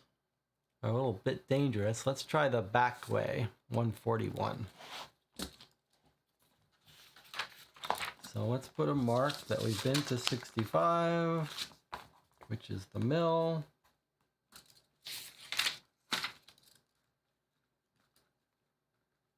And then we have a choice, 139 front or 141 back, which is what we're doing. And we're assuming that once we go to the back, you can't go to the front. So it's an exclusive choice. So we're going to 141. All right.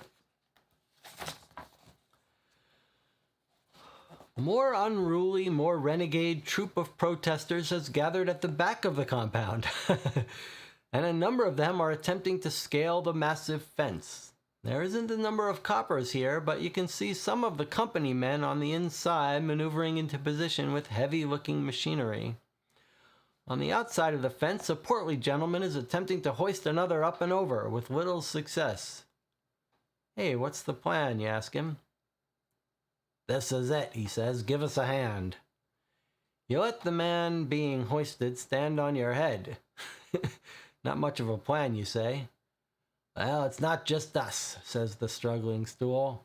"We're the distraction for the preacher's true intention, or he's the distraction for ours. I'm not 100% on that." "The preacher," you say. "Yeah, don't you know the preacher, man?" The grasping interloper is now standing on both your heads, crushing your hats upon your skulls. "Few have lost more than him. In fact, I hear he's renouncing." "Renouncing," you say, as the man with a foot on your head tries to jump again. What does that mean?" "Ow," says the man you're talking to, now shouting up at the man on your heads. "I told you you're too big for this. How the jeebus are you getting fat on what they pay us?" "Go sod," says the man above you, and makes a desperate leap for the top bar of the fence. He hangs there. "That preacher's a good soul," says your compatriot, "and if I were the maker," he crosses himself and looks up at the sky, "I'd have made sure he was treated better. That's our man now." A man bellows from the front of the compound. You strain to listen as desperate feet kick in the air above you. "Let me tell you," says the distorted yet passionate voice through the air, "though this collar will be in my pocket instead of upon me neck, my devotion to the Almighty is just as strong." You hear a swell of cheering. "Oh, great Lord, I tell you, is the greatest of unifiers. Those who, in his name, seek to cause division, they are the greatest blasphemers." More cheering. You strain to listen. "Who among us can do a good day's work and still stay clean? Who has saved a starving child through silence and humility? No, I'll tell you what is next to godliness, and it is unity, togetherness.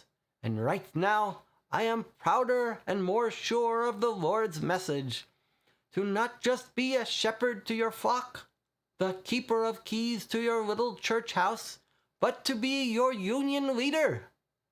The crowd lets out a jubilant howl, and the men on the other side of this gate let loose what they've been setting, 1,000 feet of pressure per inch, sent in the form of cannon water upon those attempting to scale this fence or assist in any manner.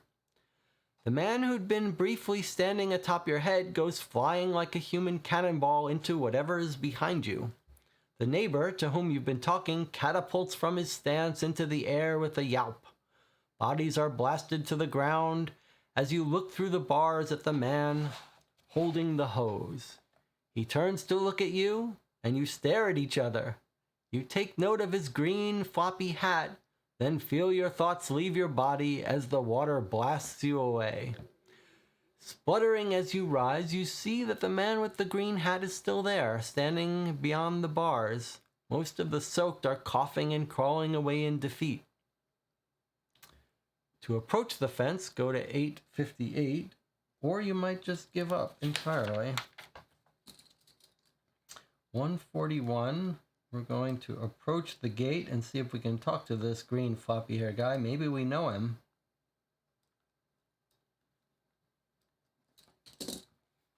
Maybe we can talk some sense in him. 858.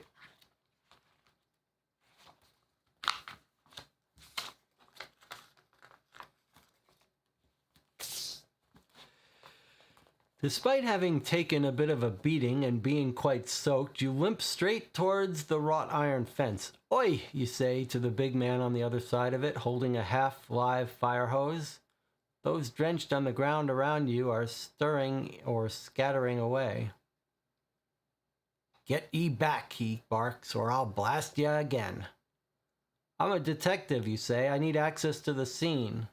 His eyes narrow. "Let me see your badge." "You blasted it away, along with everything else except my hat." You wave at the soggy mess.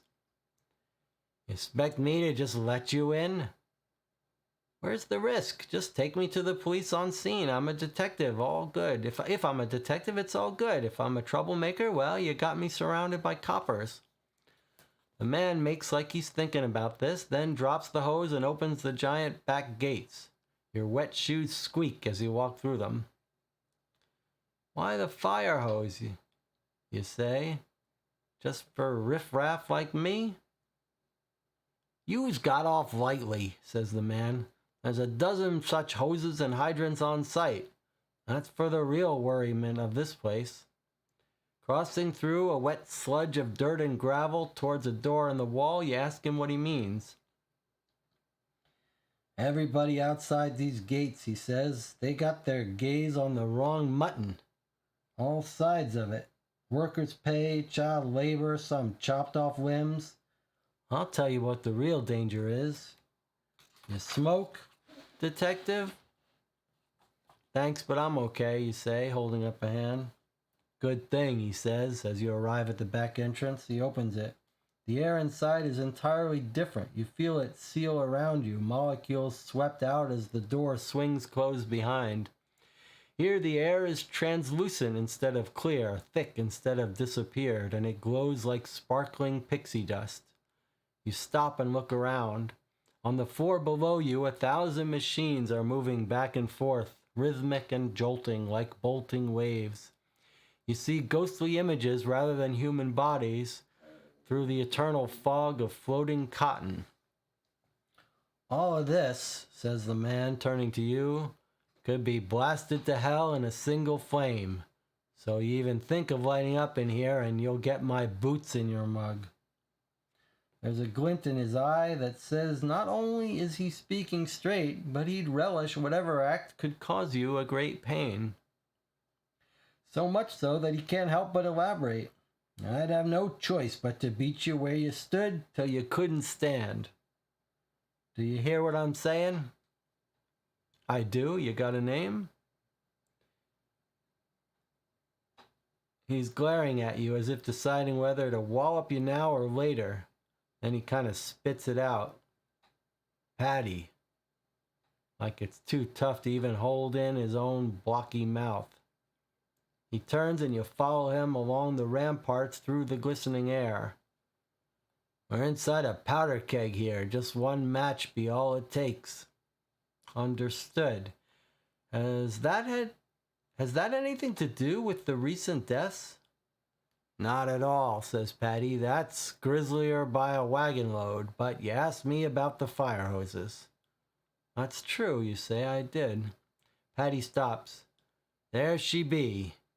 He nods up ahead of you, a spooky leer on his lips.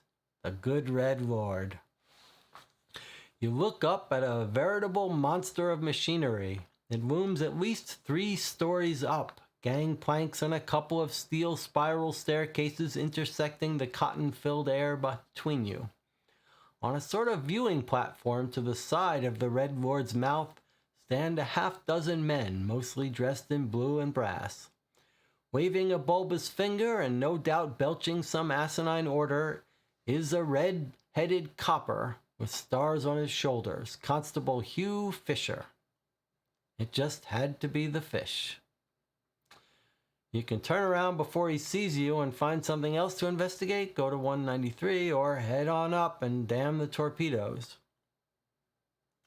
Okay, so Constable Hugh Fisher does not sound like we know him by reputation.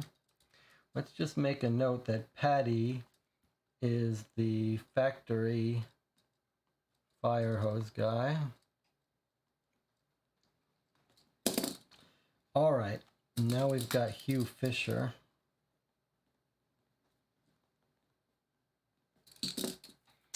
Well, I mean, we're here, we're wet. Seems like we should go talk to him. We don't know our history with him. Our character does, but we don't. And if we wanted to find something else to investigate, we would go to 193, whatever that means.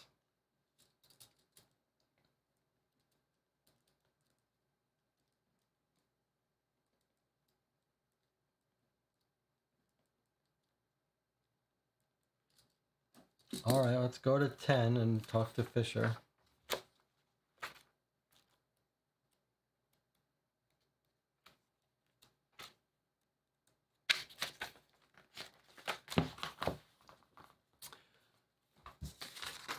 Let's find out what our past history is with Fisher. Constable Fisher appears in the midst of something bellicose as you emerge from the staircase onto the viewing platform. The other coppers turn to you, but it takes him a minute. Fish is holding a stack of documents rolled like a truncheon. He's talking now, I guess. The London Standard beat us to the scene. One more reporter, one more goddamn looky-loo gets onto this floor and I'll have your jobs.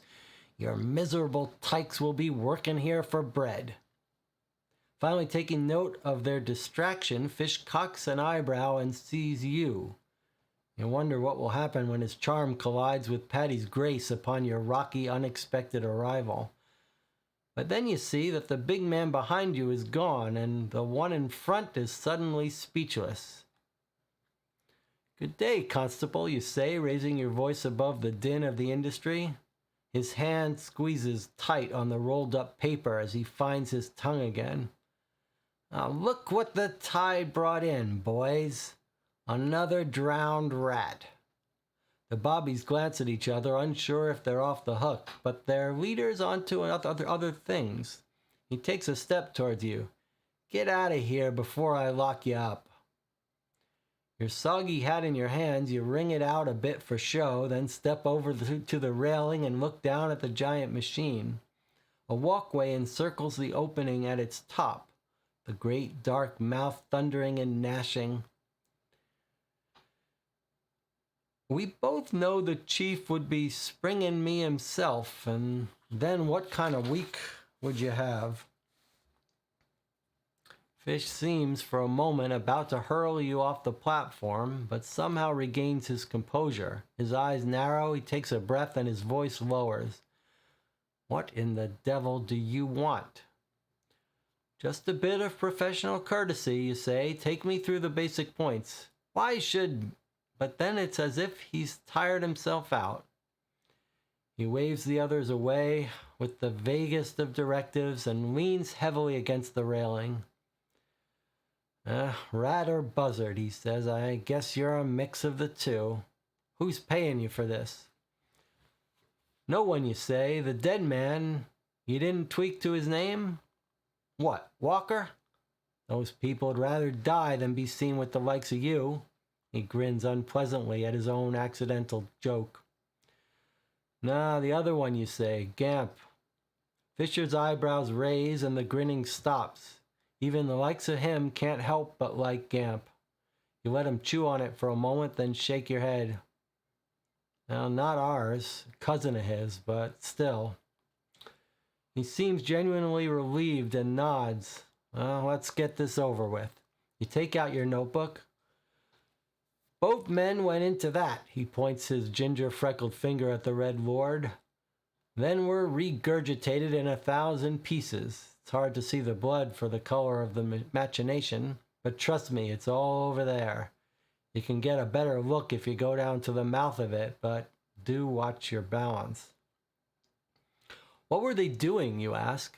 Looking the thing in the mouth. Maintenance, curiosity. From what I understand, Walker was hardly a hands-on chap. He went in and then Gamp's cousin tried to save him. At least that's the story. There's also a bit about a ghost. You look up to see if he's yanking on your boot. Ghost? Fish shrugs. They ain't the only unfortunates to be in the Red Lord's tea and crumpets. There's been a few of late, and the workers, they attribute it to a spook of some sort that's haunting this place. That's enough for you to work on, detective, he says his last word with a sort of leering disgust. Where are the bodies now? I wouldn't rightly call them bodies. Assume your chum Augie has the remains, that's the coroner. God knows how, but last I heard, he's still chief coroner. You nod and close up your notebook. Then, as you turn to leave, Fisher unfurls the paper in his hands. And when you see that muckraker, Helen Wright, tell her to stay out of my way. She doesn't listen to me, Fish. You descend the spiral staircase, then, crossing the mammoth production floor towards another exit, you glimpse a pile of documents on a folding investigation table. The nearest constable has his back turned, and so you grab him as you leave. Open evidence A. It's time to begin your investigation. Start by thoroughly examining the contents of evidence A. Visiting the context in your notepad may also prove fruitful. So it looks like it's finally taken the training wheels off, hopefully. And it's basically said, now you can do whatever you want. So up until now, we were on rails. Hopefully now we can go where we want. So Jonathan was right that we shouldn't have gone to their house until now. Okay, but now we're supposed to open evidence A. So we went to 10, which we put a mark on. Okay, and now we're going to write down that at location 10 is open A, and then investigation begins. Now we can go where we want. Okay. Jonathan Warner says, how would you know that the part where it said give up and not go to the gate did not mean you're off the leash? Seems someone could get off the tracks. Yes, that's a little bit strange. If you didn't go in, how would you be able to then start investigating? I don't know. Curious. However, it's time for us to open evidence A, but it's time for a break first. We'll take a break, we'll come back, open A, and now we're off the leash. I wasn't thrilled about that training wheel stuff, but we saw that a little bit on Razorhurst too, was sort of an introductory thing. I wish that would have explained a little bit better. I'm not sure what a better way to do it is, but it's okay. It's okay to have us on a step-by-step in the beginning, as long as it's not all like that. All right, we'll take a break. I'll see you in 8 minutes and we'll continue.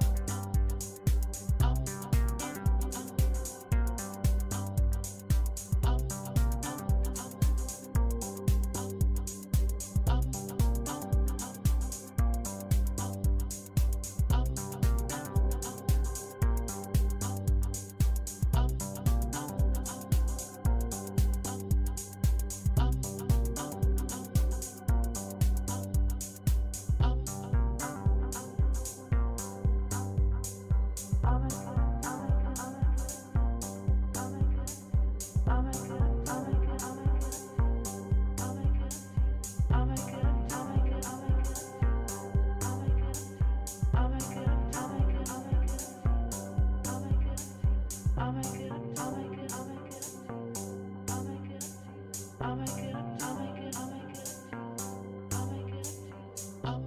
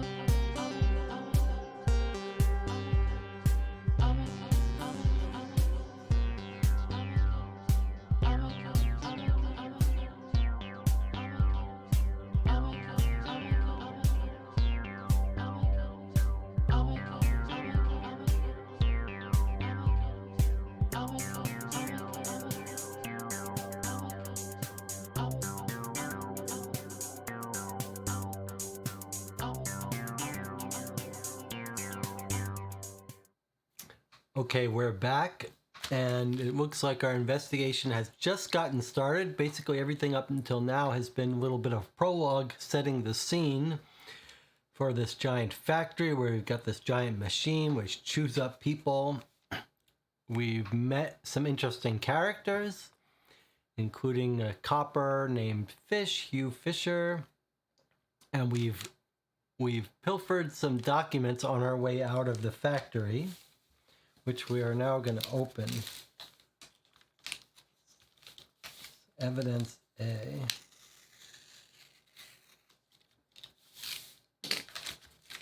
see what we've got here.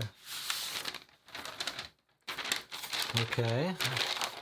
Well, we were told it was on their little table. So perhaps it shouldn't be surprised on the police table. So perhaps we shouldn't be surprised that it's a little bit of police report. All right, let's take a look at this. London Metropolitan Police Uniform Incident Offense Report. Offense Report. June 30th, 1896. So this is going to be the previous guy who was killed, because today is July 30th. So this is a month ago. This is going to be about the guy who was killed. Remember, Mr. McCormack, the contracted coal carter. Okay, so incident, death by misadventure in the Albright Mill, Floyd McCormack. All right, and then what else do we have? July 28th, that's yesterday or 2 days ago. So these are our 3 deaths at the mill. The guy from several weeks ago, from a month ago, and then the 2 people who just died. All right, well, let's take a look at these.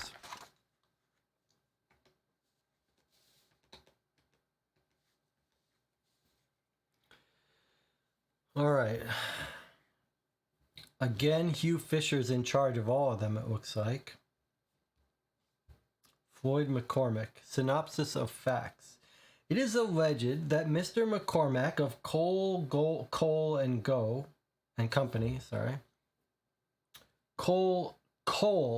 Company was delivering a shipment of coal across the factory floor at approximately 3:06 p.m.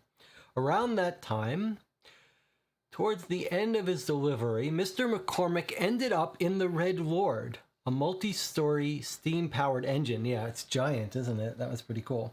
One of the witnesses to the incident, Miss Regina Kelsey, did not in fact see him enter the machine, but rather saw him come out the other end.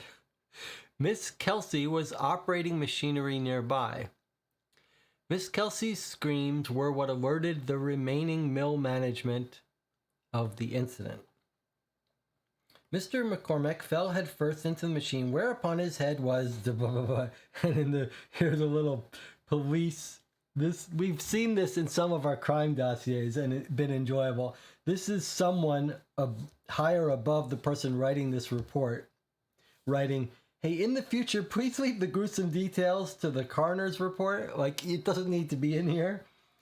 Sharp metal brushes. His hands were then likewise violently, ripped from his body, with the rotating metal arm. His torso was crumpled up and chewed up. Numerous mechanical parts, whereupon something turned his body to mince. Miss Kelsey was covered head to toe in bloody viscera and stuff, and had not managed to wash the evidence off her person before I arrived on scene some 10 minutes later. When questioned, Miss Kelsey reported that Mr. McCormack had been running coal for the Albright Mill since before her tenure. Upon interviewing a number of other staff, who all refused to give any official statements, the common thread was that Mr. McCormack had never so much as tripped before the incident.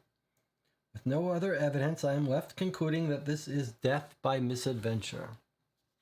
Okay.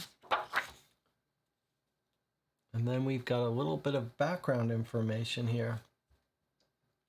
Taken at the coroner's office on this 30th day of June in the year of our Lord 1896, before Augustus Cook, the coroner of the city and county aforesaid, on view of the body of Floyd McCormack, now lying dead at the coroner's office upon the oaths and affirmations of the 12.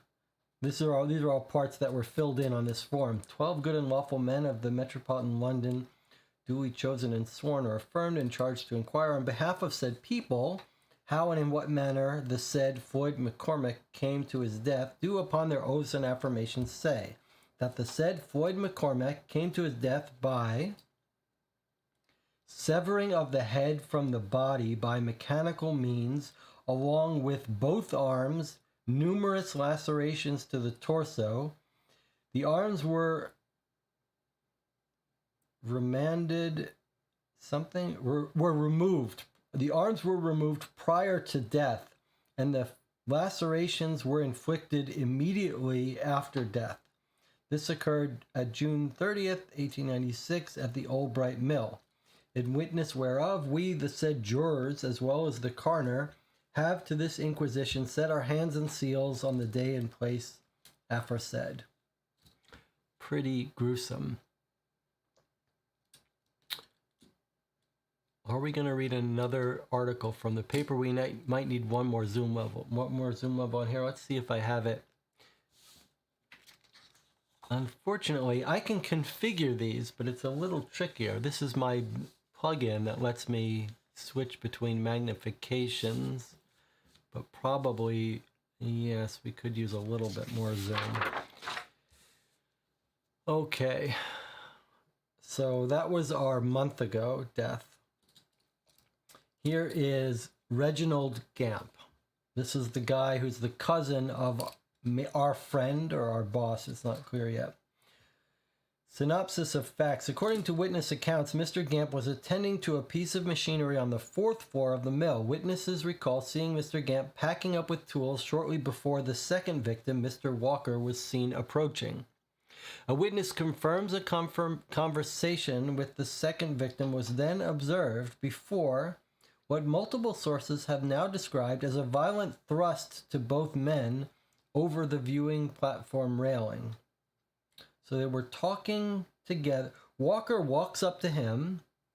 They have a conversation, and then they seem to be both pushed into the, or falling off of the viewing platform into the mouth of the Red Demon, Red Lord.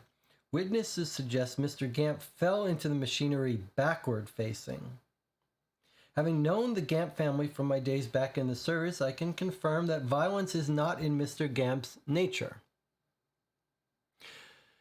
I can rightly say this absolute tragedy was in no way orchestrated by Reggie. With no other evidence, I am left concluding that this is death by misadventure. And then his boss says, please leave emotion and speculation out of your reports, Constable. This is like directly from the 1930 dossier we read, where the supervisor is telling the guy writing the report, leave your personal stuff out of it. It was quite, that was a fun part. Okay, what have we got here? This is again the coroner's report. Okay. Same coroner, Augustus Cook. On view of the body of Reginald Gamp, now lying dead at the coroner's office, and 12 good men are testifying to this and what manner he died.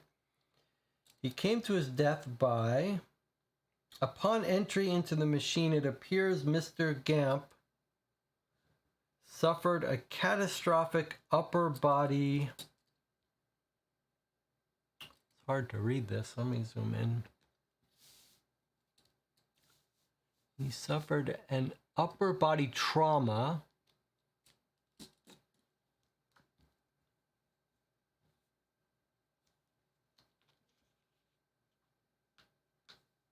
given the state of the something examination, during examination. The only conclusion available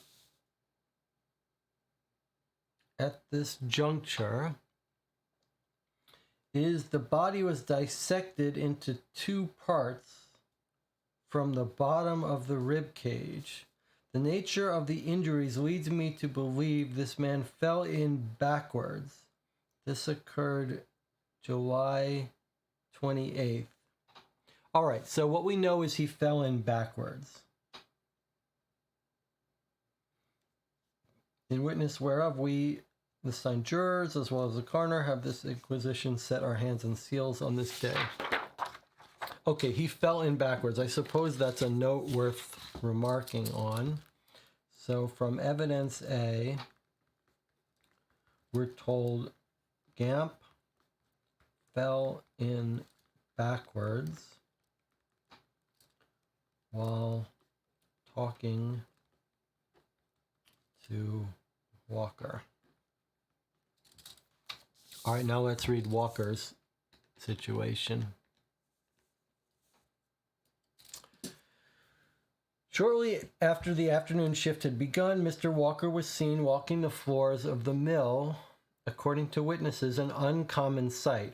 Okay, so he doesn't normally hang around and walk the floors of the mill. Mr. Walker was last seen walking past the viewing deck of a machine called the Red Lord on the 4th floor. Heated conversation with the first victim, Mr. Gamp, was then observed. Before what has been described as a violent thrust by one witness sent both of the victims spiraling into the machinery below. Mr. Walker fell arms first to his death. With no other evidence, I'm left concluding that this is death by misadventure. Thank you for your restraint. Okay, so we see the scene. The Gamp has got his back to the railing. They have a heated conversation, and somehow Walker goes on top of him, pushes him over. Something pushes them, or he leapt, we don't know. But Gamp falls in back first, and Walker's following him, hands forward. And their coroner report says normal stuff, and then he says came to his death by, due to the complete nature of the arms, I deduce Mr. Walker fell head first into the machine with arms outstretched. The remainder of the body was diced into many pieces or something. Let's see if we can read it a little bit closer. The body has been sliced into many parts. Upon inspection,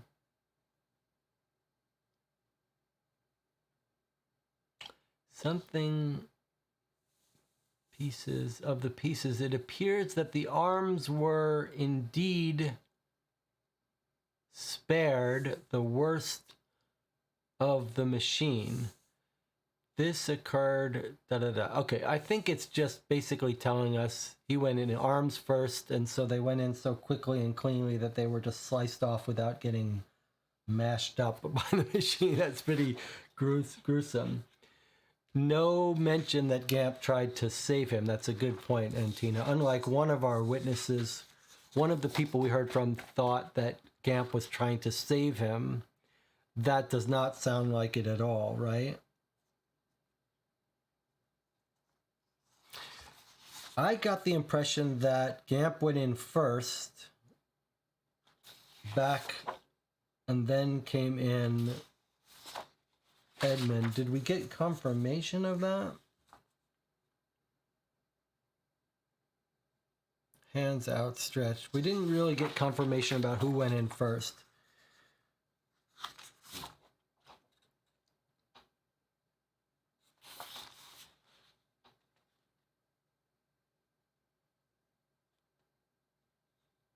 But it does seem to make sense that Gamp had his back to the railing and they went in with Gamp went in first, back forward, and then Walker goes in after him. Hands down. We don't know what their heated conversation was about. Jonathan says, I guess Gamp could have been trying to brace Edmund. That's how he got knocked over backwards, I suppose. All right, let's put evidence A away. Okay, well, we're on our own now. We could look to see if there's anything more in the newspaper to read. Well, we've heard about the union. We went to the thing, so maybe we should read this newspaper article about the union. The International Socialist Workers and Trade Union Congress by Jeremiah Quinlan. Currently held in London, there have been reports of a highly tumultuous and raucous set of proceedings. It is not known if many actions will be passed. Proceedings to end by the start of August. Without an established leader, a union member who wishes to stay anonymous said that they believe in the ability of their fellow members to come to agreements and further the cause of the common worker over the agenda of the pampered elite. Okay. I don't think we noted, but we should, that the preacher, we heard about the preacher being the union boss.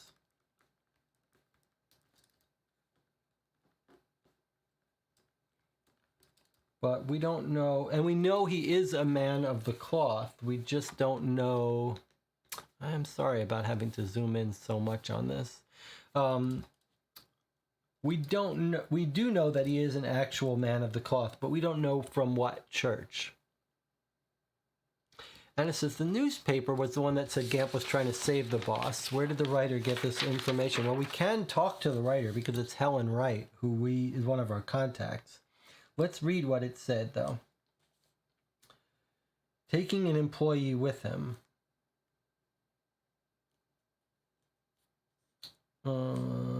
Somewhere we were told that maybe he was trying to help, but I'm not sure it was in the paper.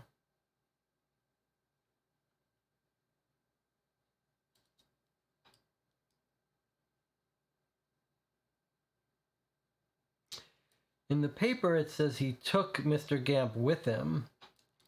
I think it might have been in the introduction somewhere. We were told that they think someone thinks Gamp was trying to save him. Doesn't seem like that from how he was found. John says the guy there said the preacher was renouncing, so I read that as stepping away from the cloth to be a union boss. Yes. But it means he was a preacher somewhere. If we went to the churches, we could maybe find him.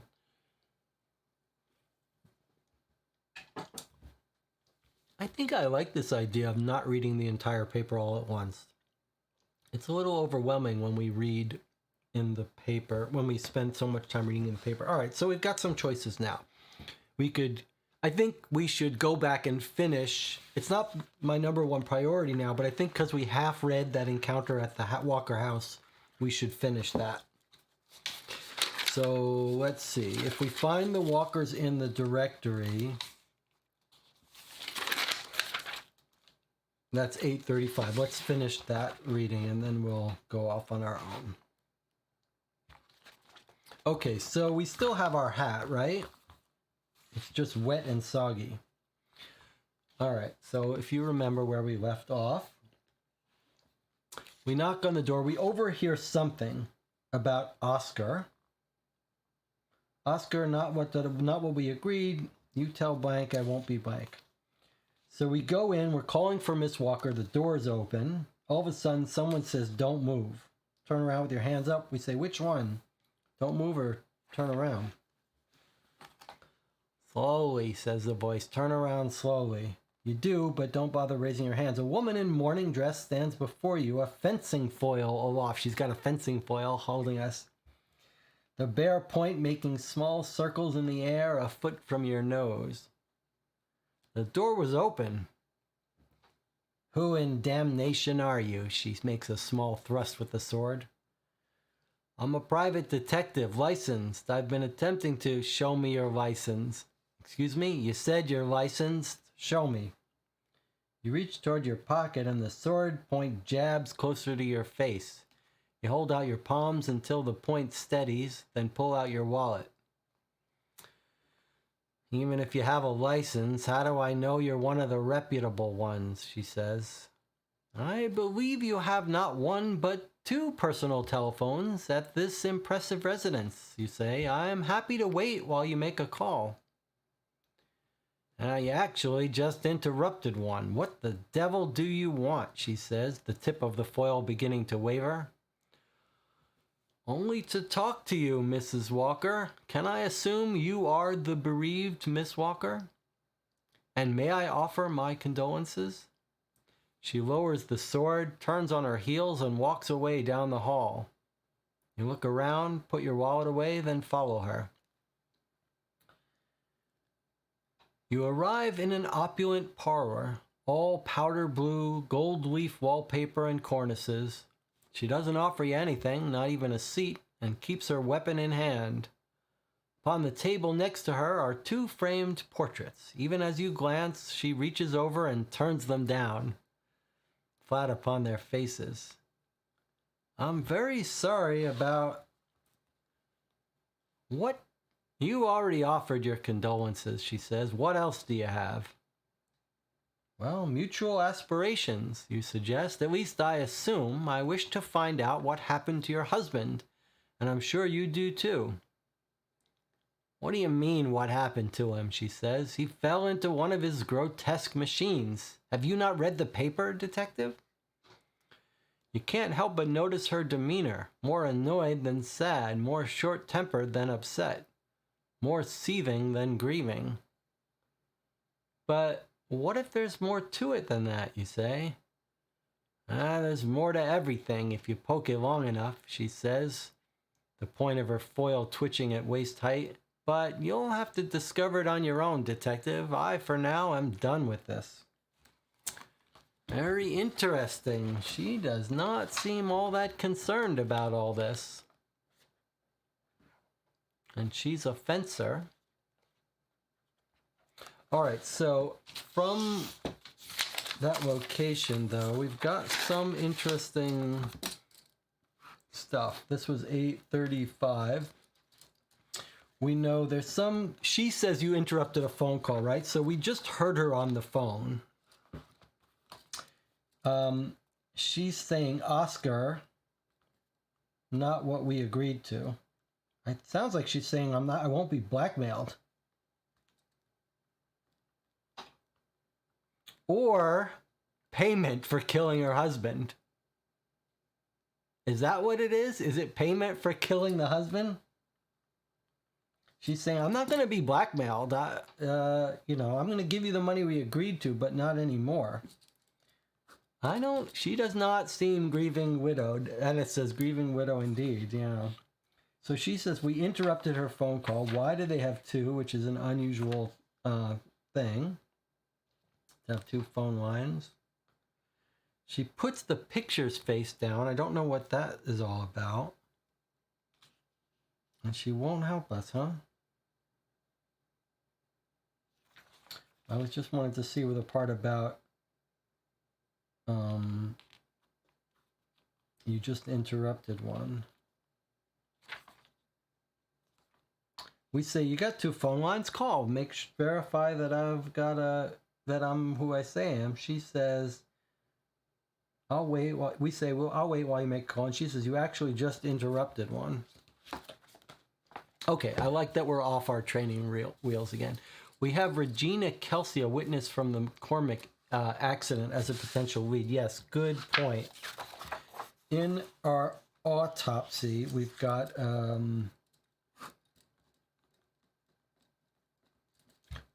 Regina Kelsey, witness to McCormick's death. Okay, her statement here is that he never tripped. She didn't actually see him fall in. She just saw all the blood come out of the machine. So she didn't actually see much, but let's look her up in the directory and get her address in case we want to talk to her. If she's in the directory, let's see. We've got a Patrick Kelly, R. Kelsley, 176. Okay, so if we want to talk to Regina about what she saw, we can do that. We should at some point. We can also go to the autopsy guy, Augustus, and we can go to the writer of this story. She might be able to fill us in on some background about Florence Walker, right? She might know a little bit about the marriage of Florence Walker, which would be interesting to us.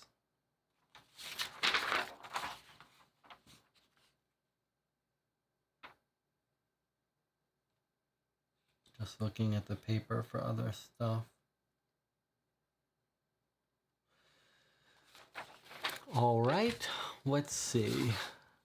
I do think maybe going to our informants at the paper and the coroner sound like good ideas. I mean, we're curious about the scene of death, who went in first. So I think, having gotten these autopsy reports, let's go talk to the coroner. And then maybe our newspaper journalist. It makes sense.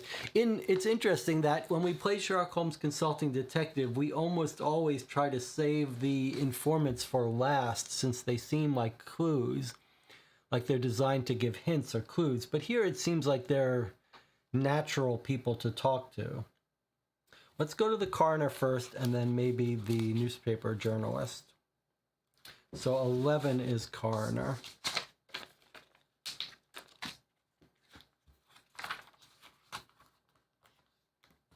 All right. It's an off-kilter feeling entering the precinct. It's not so much that you miss it, not the chaos or job of policing. More so, it's that you miss what you had once hoped it could be. So it sounds like we used to be a cop. But for any serious crime you might have solved, any violence you might have stopped, anyone's life you might have saved, any villain you might have caught, for any single one of those, there were 1,000 little tykes who just needed to eat, 1,000 lost drunks with nowhere to sleep, 1,000 young women just trying to get by, 1,000 beaten down men afraid for their lives. That's who the jail cells and courtrooms are full of, those whose most heinous crimes was being born into a lower class. And even the best keepers of the peace can't avoid the fact that most of their job is that of keeping the hands of the starving and desperate out of the pockets of rich men's coats. From the looks of the place, it has only become worse. So these days, instead, you work for yourself, and mostly the middle class, who all seem to think they're being cheated or cheated on, plotted against, or already wronged. But then some days you get a friend's cousin who was possibly killed by a ghost, and that'll take you to all kinds of places, including your old station house. You nod to Harvey at the desk as he waves you through the mayhem of foyer and front hall, then a quick hi and a few jibes with your old cohorts as you move past processing towards holding, and you realize what you in fact do miss about this place. Actual friends, or at least bearable colleagues. Past the cages at the very back, you rap on the door and then push it open. That familiar smell hits you, pickled death and cucumbers. Augie, you say. He turns. Detetta, forgive me. His mouth, of course, is full, half-eaten mutton and rye with a slice of green threatening to fall upon the chest of a naked, blue-skinned, open-hearted man. We always find the coroners are eating their lunches and stuff while they're investigating bodies. Detective, forgive me. His mouth of course, full. Half-eaten mutton and rye with a slice of green threatening to fall upon the chest of a naked, blue-skinned, open-hearted man. You gesture to it, and he quickly plops the sandwich on his nearby desk, swallowing his latest bite. Jail cells are one thing, but having the morgue within the precinct walls always struck you as overly pessimistic. That said, you're quite fine of Dr. Augustus Cook, coroner extraordinaire. Detective, he repeats, forgive me. You're officially forgiven, Doc. You shake his muttony hand. It's good to see you. Likewise, he says, only now wiping his fingers down the front of his butcher's smock. What brings you here? You tell him quickly but in detail, then glance down at the body you saved from the garnish. That's not... Oh no, says Augie, this poor soul was not the victim of a cotton gin. Mr. Gordon's gin, perhaps, but that's a different story. And the one we're telling? Of course, Mr. Edmund Walker and Reginald Gamp. The autopsies are already completed. Quicker than most, the gentlemen arrived already disassembled. Do you wish to take a look? Wish is not the word you might have used, but you follow him away from the desk and the body on the table into the darker recesses of the room. He turns up the gas lights on the walls as you go, and a dozen figures appear prone on slabs before you, each one covered in a sheet of white cotton like a regiment of sleeping ghosts. He stops at the one in the nearest corner. I should warn you, he says, it's rather ghoulish. You nod solemnly as he lifts the sheet. From your chest comes a sound you weren't expecting. Yeah, says Augie, as you can see, both arms were rent from the torso and the same for the head. The rest of the body was heavily macerated by the machinery. It's pretty gruesome. You continue to stare. Which one is this? Walker, says Augie. The other is on its way to the mortuary, but perhaps I should get it back? You're still somewhat stunned by the mess before you. Sorry? Well, are we thinking that the Lord did not, in fact, work alone? The Lord, you say?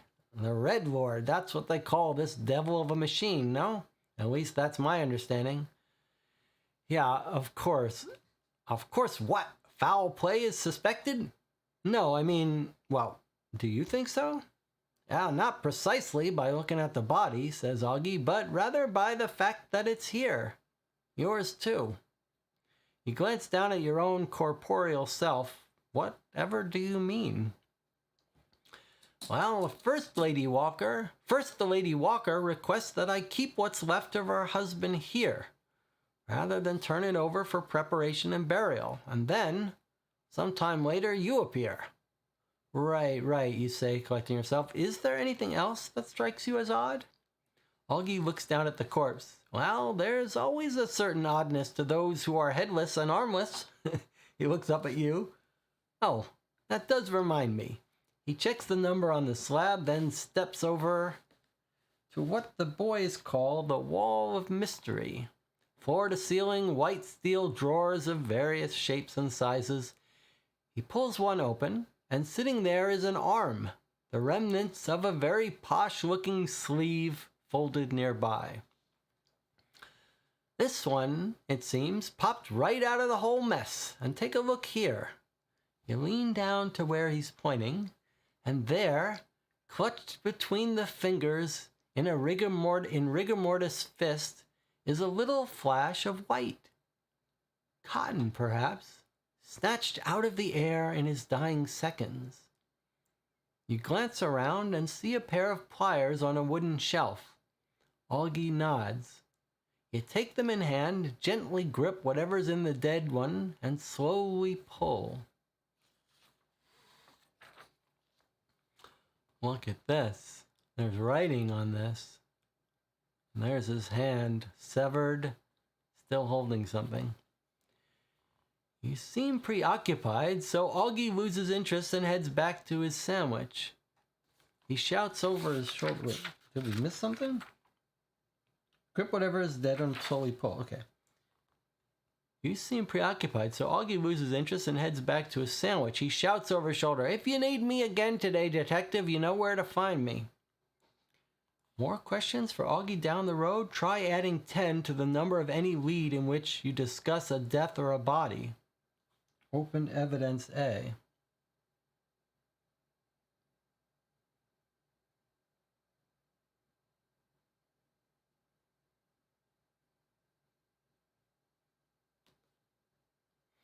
You know, we've encountered this before. That there was like 2 A's, like an evidence and a... Let me just check these numbers and make sure there's not another different A. No, was this just a different way to get... I guess this was a different way to get A if we had not gotten it by stealing the documents from the police report? Is that how you read it? Like we already have A. That was a little strange.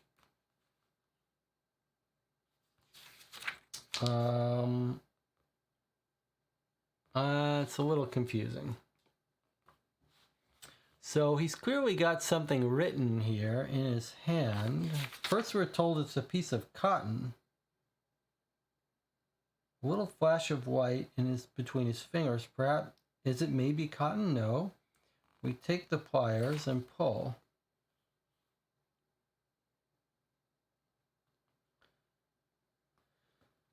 All right, well, this is weird, but you can see there's writing in here. It says, it looks to me like it says out before. It says something out before. So let's just put at location 11 is out before note in hand. This first word here is ACCI. ACCI. I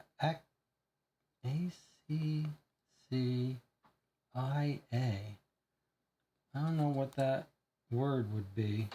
ACCIA. Maybe it's ACCL, a claim, maybe, or something. But it's not this evidence.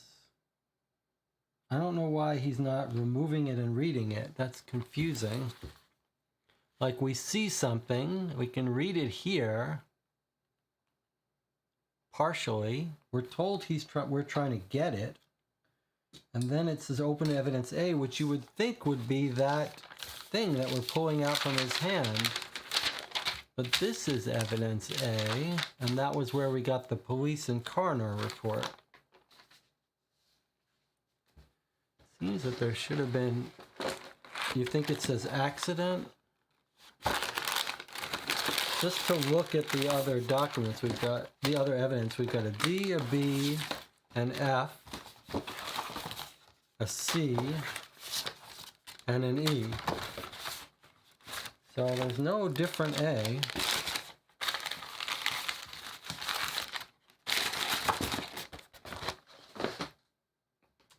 So that's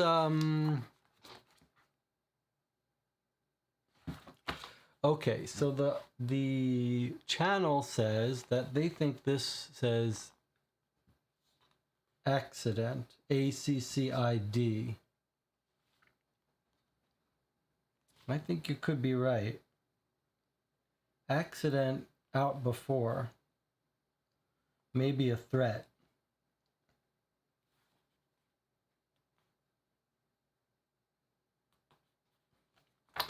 All right, and then we're told at 11 that we can now quiz the coroner about any lead with a death or a body. So at 11, we can quiz coroner about lead with death or body by adding 10.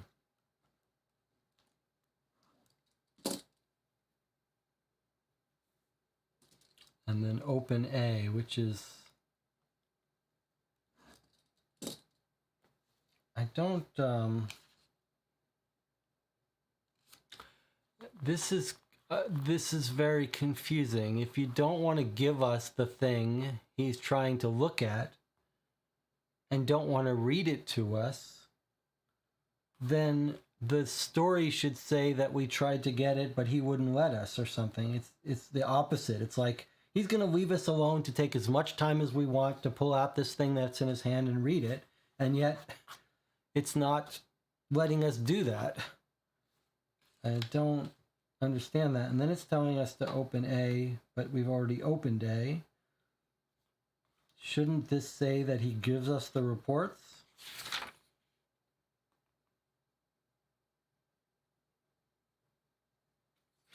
That's confusing.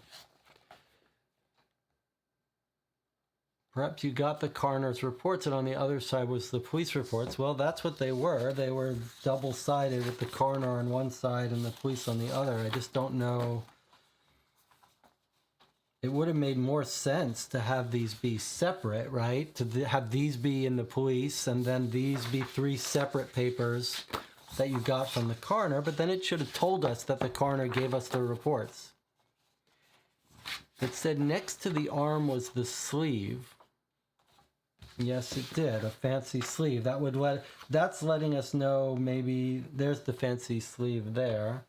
I guess that was letting us know that it was the rich guy, but we already knew that because we knew from before that the rich guy's arms were untouched. Okay.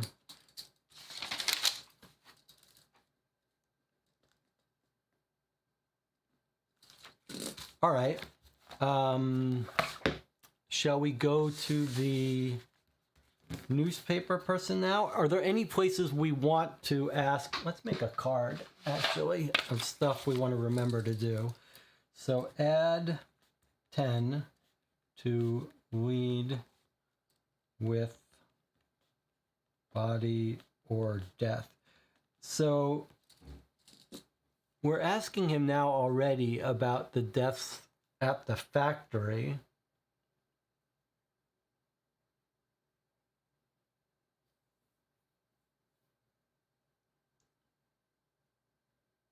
And then here we're at we're at the coroner. Could we add 10 to that? Let's just add 10 to the coroner and see what happens. That would be 21. No entry for 21. Okay, that's fine. All right, if we run into another body, let's remember to ask the coroner about it. Let's go to the newspaper journalist and see if she can tell us more about Lady Walker, Florence Walker. Jonathan says in the chat, it might be a long shot, but maybe see if there's a fencing club. I don't think that's a long shot. I think if we need to investigate Lady Florence, that would be a good place to go. All right, we're going to step by the journalist, which is 13.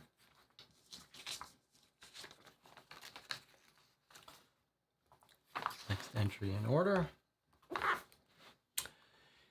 There are 2 professional occupations that benefit most when things are at their worst. It is that of the sleuth and that of the newshound. And so these days, the newsroom of the London Standard is just as frantic as that of the local constabulary, and oftentimes more helpful.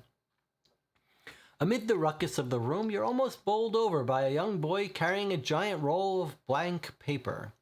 You catch them both before they hit the floor, and then spot your gal across the room. As you call out to her, Miss Helen Wright shoots a glare through the chaos, then waves you over. You see that she's speaking into a telephone. So simply inform him of this.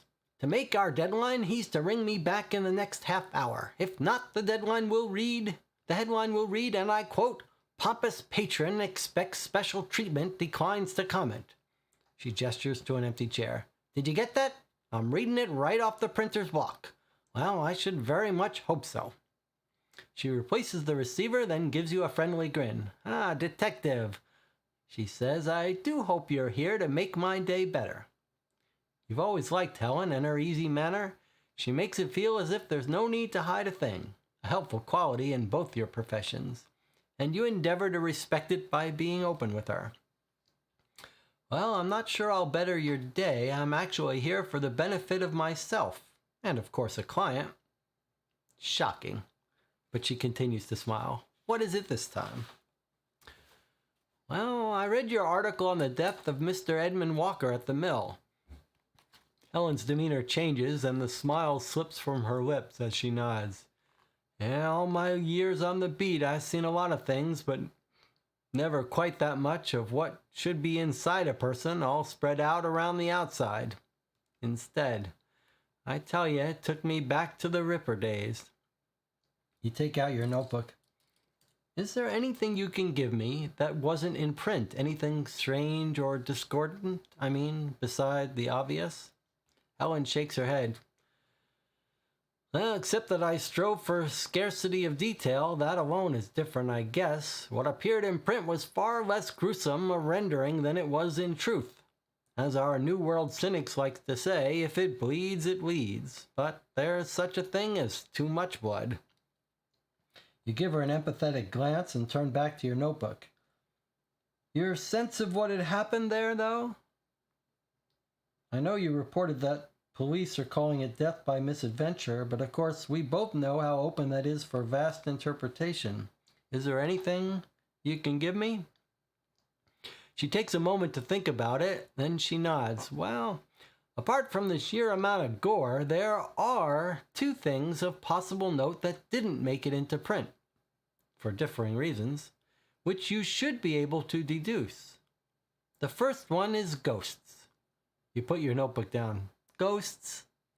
Well, at least one ghost, says Helen. By the time I got there, there were not a lot of people around. I don't believe they've halted operations entirely, but they did send most of their workers home before law enforcement arrived. Without pay, of course. Which is why you get tomorrow's front page story of angry, locked-out protesters. The unions and such have been rattling the gates for months, but now it's a perfect storm. Yes, you say, I encountered that this morning, but you mentioned ghosts.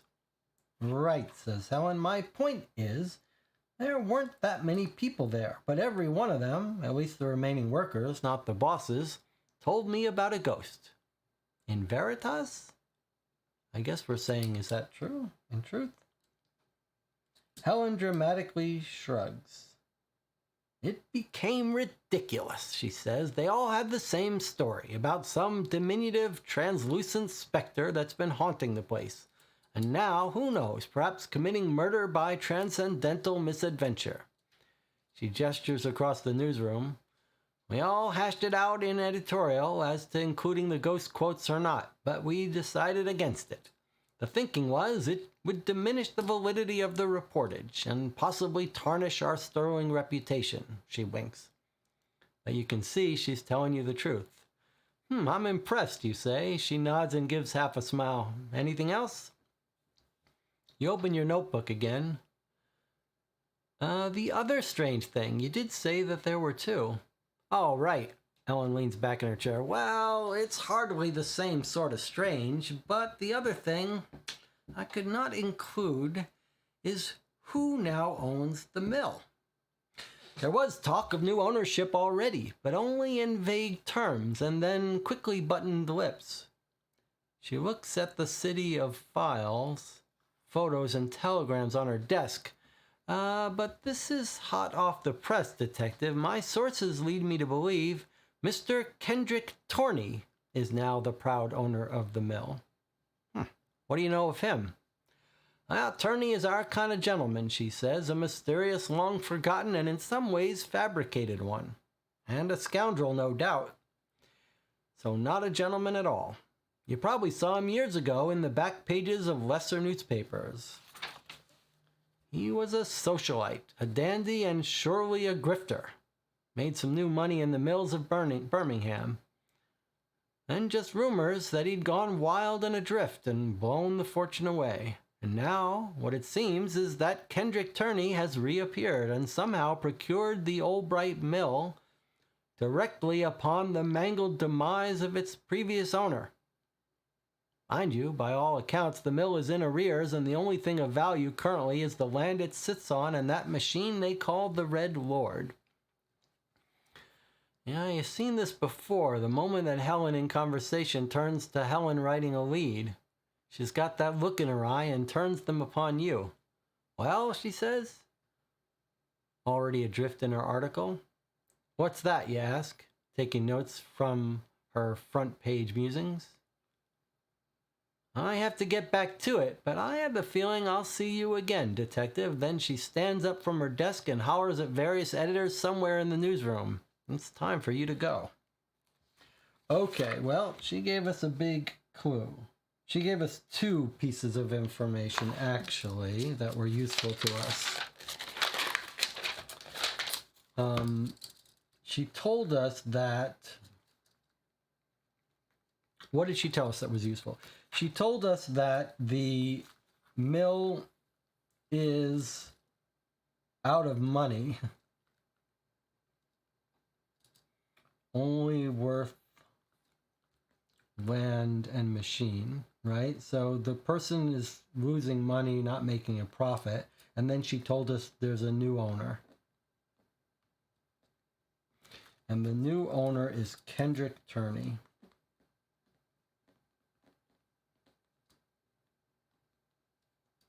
Tourney, who's somewhat of a scoundrel and grifter. Years ago, he was in the back pages of lesser newspapers.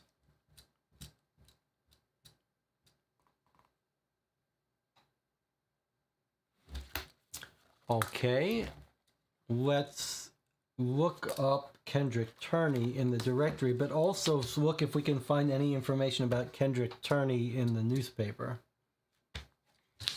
Okay, where did the directory go? It's right here.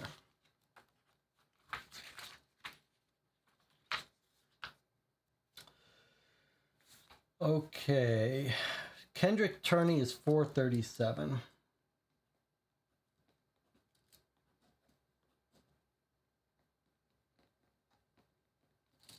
All right, and we should actually, this would be a good opportunity to look for adverts in the directory that we might overlook. Labyrinth of Tigers at the Zoological Society. Salvation Salt. Wards off everyday evils, protects against demons. No address, no address. Lost Your Soul. At least an orthopedic solution. No address. Oh, I guess these, we've got the names of these companies, so we actually could look up their addresses if we wanted to. Exclusion notice. After 2 years of no contact, you will be removed from the city directory. Any other advertisements? Here's the advertisements for the London directory. So look, these say contact Kelly's Directories Limited if you don't want to be removed. And here's an ad that from Kelly's Directories Limited. So it seems like maybe if there's someone we can't find in the directory or something like that, we might actually go to the directory company and be like, hey, did you ever have an entry for Mr. So-and-so? They're not in the phone book, but maybe they used to be. So keep that in mind. If there's something not in the phone book that we think there should be, we might actually go directly to the phone book people. Okay. Let's look at the newspaper and just see if there's anything about Kendrick Turney in here.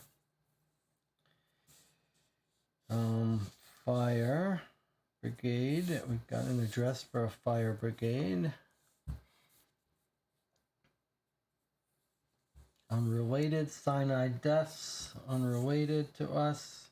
Society announcement. Oh, Kendrick Turney. We've got Kendrick Turney in our newspaper. Let's see what this is about. In yet another act of unbridled kindness, Kendrick Turney, millionaire and philanthropist, has committed to opening a Christian home for blind children. When asked for comment, Mr. Turney stated, "Whether blind from birth or accident, they will all find home, schooling, and tutelage within these walls. The opening is set for the 9th of October. And then some more high society announcement. Viscount Lady Arabella, Davenport's estate auction to be held August 9th. Proceeds donated generously to Sherbright Home for the Unfortunate by invite only. RSVP, one guest allowed. To be happily married later this week upon the grounds of St. Catherine's Catholic Church, Niall Thornhill and Miss Amy Thornton. 70 have been invited and service to be held afterwards at the Thornhill Mansion. Bartholomew Delahaye will be holding a charity event, Churchill Printing Press, at 5 p.m., where he is a generous benefactor. Public are welcome. Refreshments will be offered. A new boy has been born to the Pedlars, Samuel and Evelyn. He is a healthy 8 pounds and 3 ounces. He has been christened Adam Pedlar after Samuel's father. Okay, so in our news, Kendrick Torney, who's now a millionaire philanthropist, is opening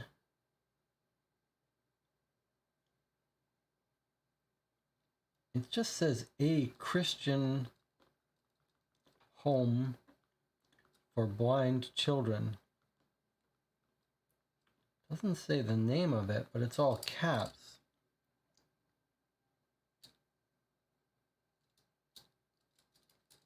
October 9th, it says. I don't know. It doesn't sound like that's a place we could go to unless we could find it in the paper or something. There is a section of the paper that's all little personal ads, so maybe we can see if we quickly look through this. Billiards, clerical professional, patents, private detective, bakery and pie, plumber, glue factory. So I don't see any mention of the blind House of the Blind, but we could see if there's anything in the directory in case we wanted to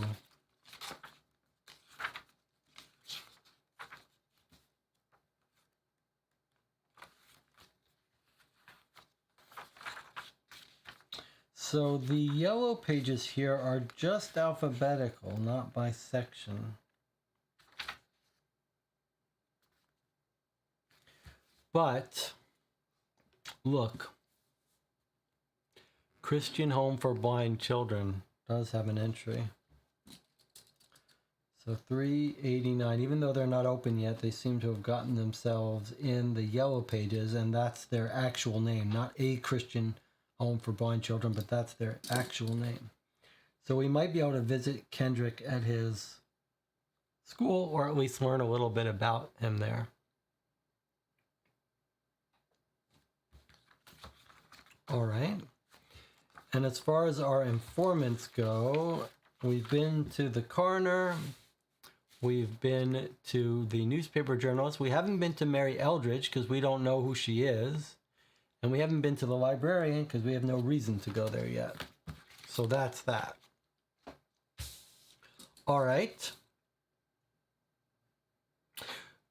We might also go to Floyd McCormick's widow. Right? I mean, we didn't look him up, but he might be in the directory. We might be able to visit Gamp too. Like we've been to Walker's wife. But let's see if McCormick might have other relatives to visit. McCormick is got a 306 entry.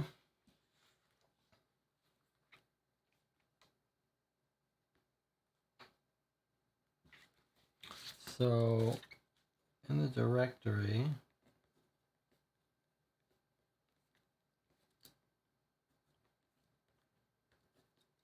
and then let's look up Gamp to see if maybe we could treat him like an informant that we might visit with. Gamp, look at that. 3 entries for Gamp.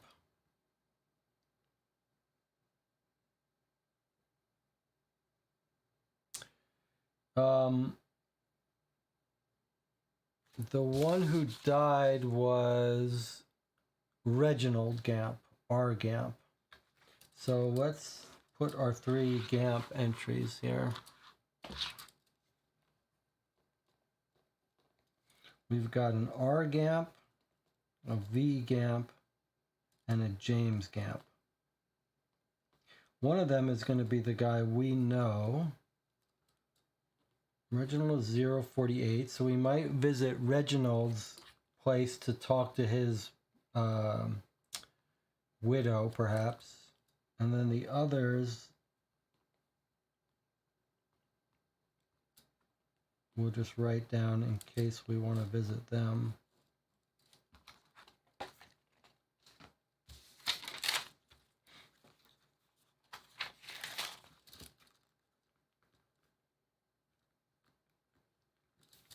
All right. Sounds like it's probably time to take a break. Jonathan says we could also try the coal company that McCormack worked for. That's a good idea. What was the name we were told about the coal company? We know he was a coal person. We were told, I believe, what coal company he worked for. Let me just quickly see if... Looking under C. Yeah, there it was. Coal and Company Coal Mines, 081.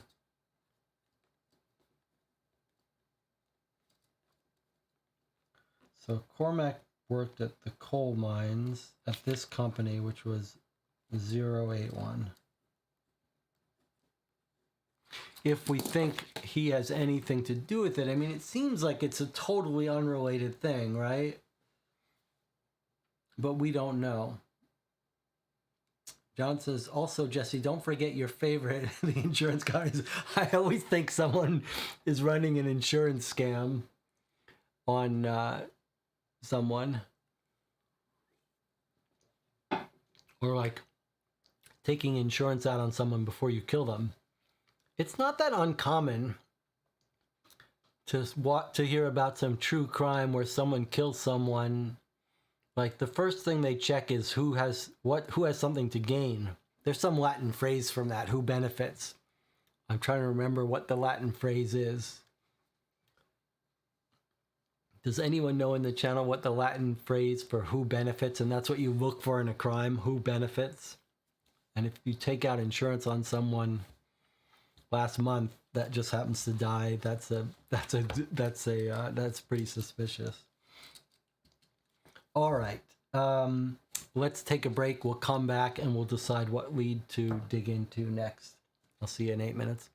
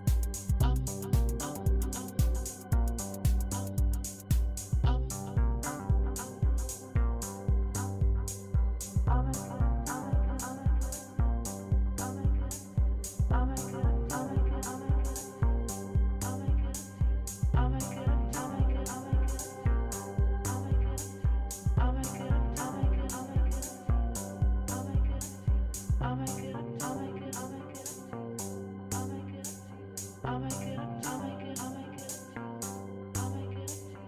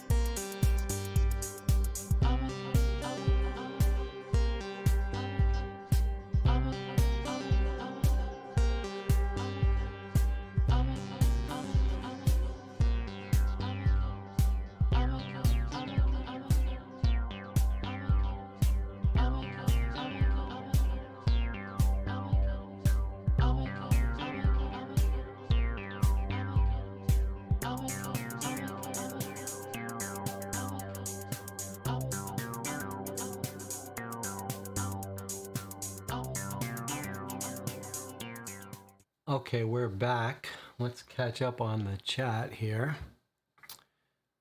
Tina says, seems like the ghost is someone trying to sabotage the mill. Or it's just total imagination. John says, one thing I wouldn't mind having access to would be Gamp's toolbox.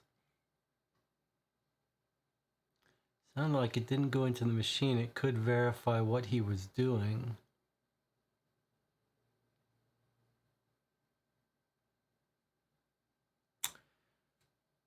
Yeah, you could also ask about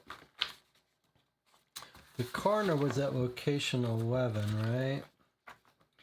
So if you look at this for a second, it would be nice to get the rest of that note. Did the rest of that note get torn up by the machine?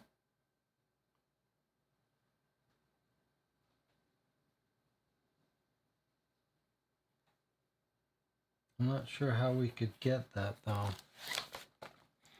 All right, well, the main question for us now is where to go next. What do we have leads on? We've got leads on Kendrick Torney, the new owner of the mill that we were told about. We've got a bunch of leads on him. I really want to find out who Oscar was. That was who Florence Walker was talking with.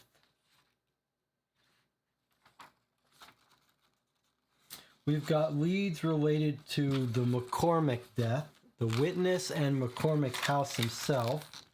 We've got Gamp's relatives we could visit. We could try to find the preacher, but I don't think we're ready to do that yet.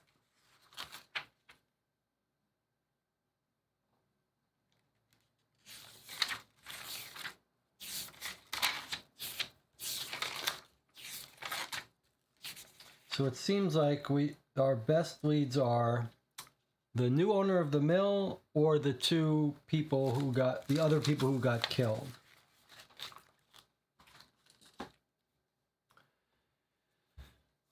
And Tina says, in the Walker household, there was a small green jacket and the wife hides the pictures. Is someone else living there? That's interesting. We know that the guy who sprayed the hose on us had like a green hat. Is there someone else living there? It's an interesting question. We are told that it's so big that anyone could live there. If you look up Walker, what do we find? When you look up Walker, you get the E and F. There is an Osbert Walker, though. That's very interesting. In the directory are E and F. Well, that's going to be Edmund and Florence. But there is another Walker, an Osbert Walker. We think we overhear Oscar. I wonder if we didn't mishear that and hear Oscar when it was really Osbert. And I wonder if Osbert is the son. This is tying in with what and Tina was saying. I think we need to follow this up. Walker, Osbert. Remember, we barely hear a phone conversation she's having. We miss most of it. We put together the rest. We hear Oscar. But it's possible we could have misheard that.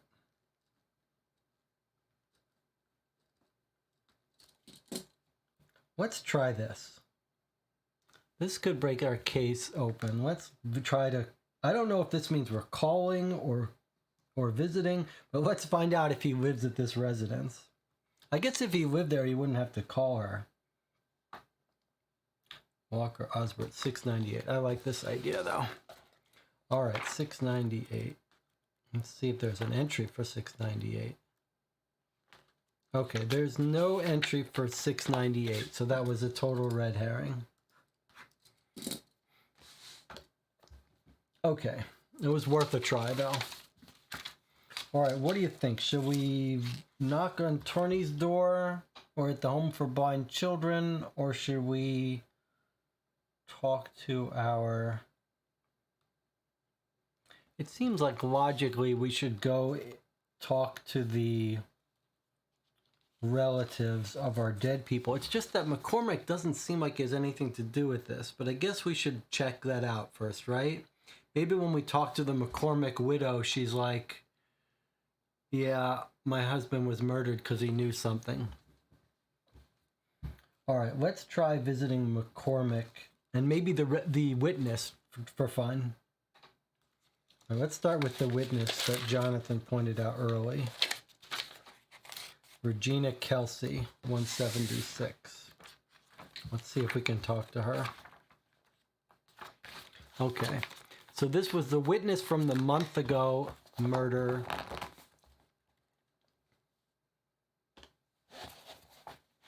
Nice long entry. You stand in the doorway and wait for the young, hunched woman to take notice. She's knitting, her lips moving. And both they and her fingers continue as she lifts her head and nods you into the room. Miss Kelsey? Regina, yes, that is me, she says. Her fingers and her mouth move as if carrying on two conversations. And who are you, before you sit down? I'm a detective, ma'am, investigating the... she points toward the chair. You try to hear what her mouth is saying, leaning towards her as you sit. Seems she's counting. Somewhere in the tens of thousands. She's doing her knitting. Can you tell me what you saw, you say, and now her face changes. It's like she's swallowing words, then she opens her mouth like a lion roaring, but no sound comes out. Her hands have stopped. You wait.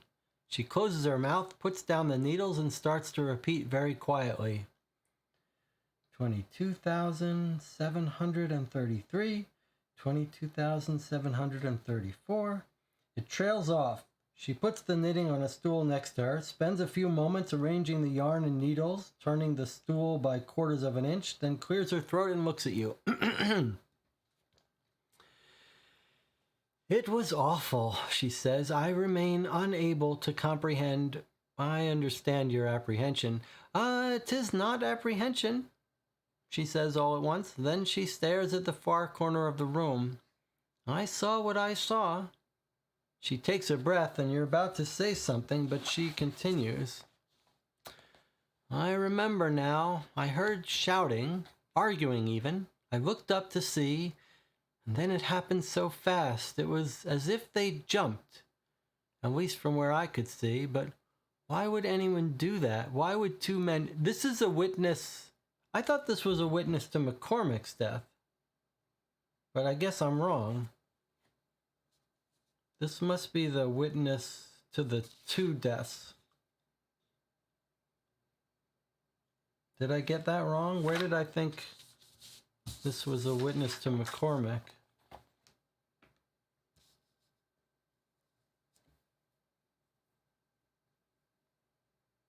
Did I just misremember that?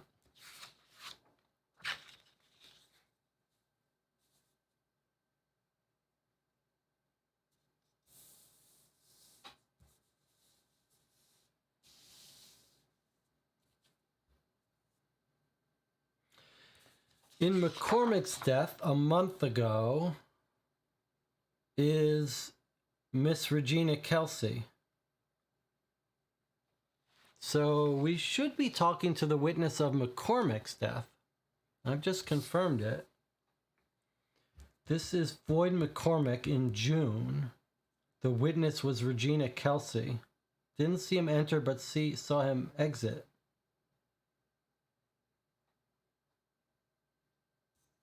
So I don't know why she's talking to us about two men. Okay, let's continue though. Then it happened so fast. It was as if they jumped. At least from where I could see, but why would... Maybe she saw both. Why would two men... The sounds were unforgettable. Did you remember anything else? She looks at you, and you can see her considering, weighing, doing the arithmetic. It can be exhausting, no, you say, and her eyes flash a question, so you continue. Getting the measure of the world, putting the chaos into order, it can be very, very tiring. Her eyes open up, and there's almost a smile. Yes, detective. In my experience, it's those special minds, the ones who can't stop trying even if they wanted to find the sense, the pattern, who sometimes discover a truth that others could never see. Please know this, Miss Kelsey. I am all ears for any of your observations. Both her index fingers are tapping in rhythm upon the center point of both the caps of her knees. Okay, she says. Well, there have been rumor around here of a ghost. A ghost, you say? I'm not sure of that, she says. Rather, I have not seen it myself, but I hear it has been seen at different times in different locations. And you think the ghost pushed them in? No, she says. I'm not sure of anything. That is why, well, I thought you understood. Of course, the world is intangible enough as it is. We all do all we can to make it real. Looking at her now, you're quite sure she's counting her breaths. It would be easier for her to count the stitches in her knitting and think of something both small and expansive. I'm sorry, I don't want to keep you. She looks at you and nods. Thank you, she says. I can only trust my own perspective so far, but I'm willing to offer this. If you are able to find others who say they have seen the ghost, I could perhaps then help you more. Okay, well, I shall do my best. You stand and rearrange your chair carefully. But before you go, one more question occurs to you. I'm sorry, you say, but after it happened, what was the first thing you consciously did? She sits back for a moment thinking, well, Patrick, you stare back at her blankly. The big man with the green hat. Oh, Patty, you say, confused by all the formality. The tapping on her knees continues. She nods to herself as if verifying internally. You're about to thank Miss Kelly, but something pops into your head. Do you know where the ghost has been seen? Not myself, she says. She states, but I know a few people that have seen it before. Oh, you say? Indeed, all of them used to work here at one time or another, no longer though, and for good reason. You let her continue. As I said, if they tell you the location they saw the ghost, you can come back here and I'll help you find it. You thank her respectfully and say goodbye. You can return to Regina once 3 ex-employees divulge the locations of 3 separate ghost sightings by subtracting the 2 lower room numbers from the higher of the 3. All right, well, let's make a new card here. Okay, so Regina, who's at 176,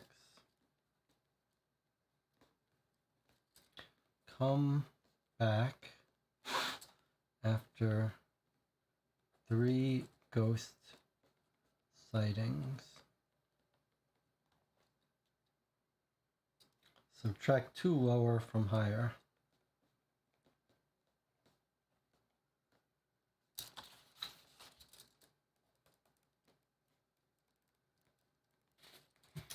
All right, now, the other thing that's weird.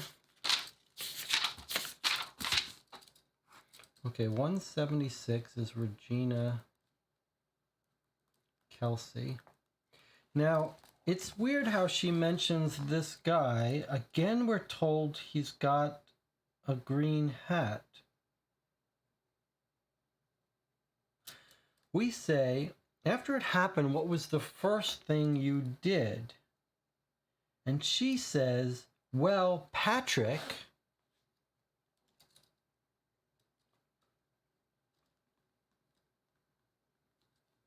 Patrick, the guy who sprayed us with the green hat, she tells us his real first name.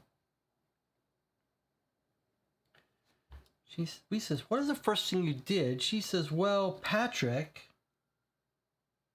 the man with the green hat. And we say, oh, Patty? And then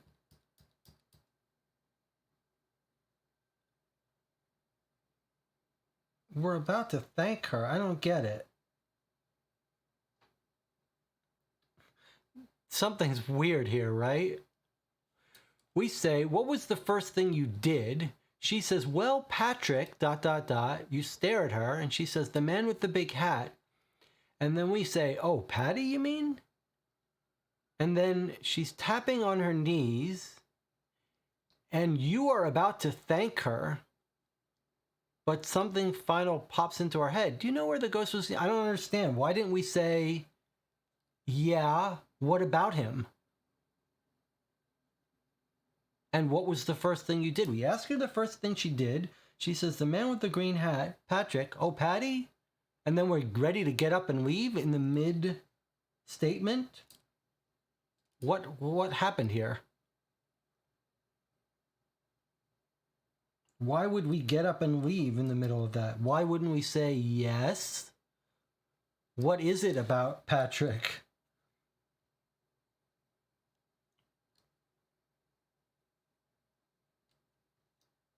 That's kind of bizarre.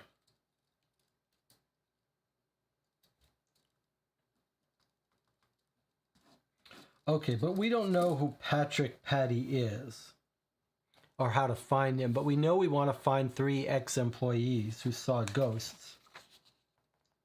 But we don't know how to find them. But it seems like Patrick might be the one to find and talk to. Do we know anything more about Patrick? He had a green hat.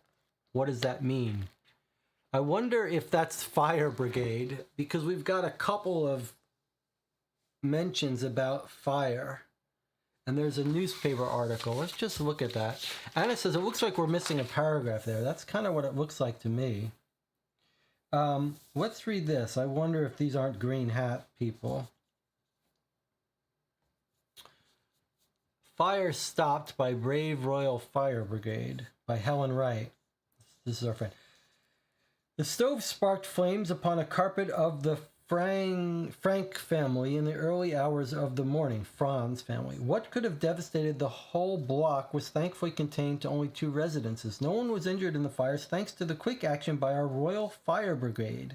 In a matter of an hour, the fire was snuffed completely. As a public safety reminder, the Royal Fire Brigade can be contacted at 216.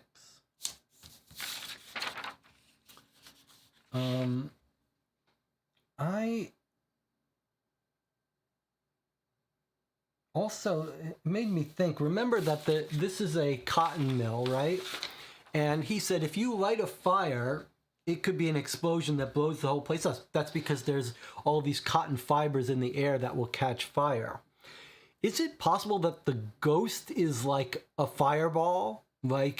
And that what blew them off that rail was a fireball? Like a little mini explosion? And I'm wondering if that's the sighting of the ghost is like a spark of fire.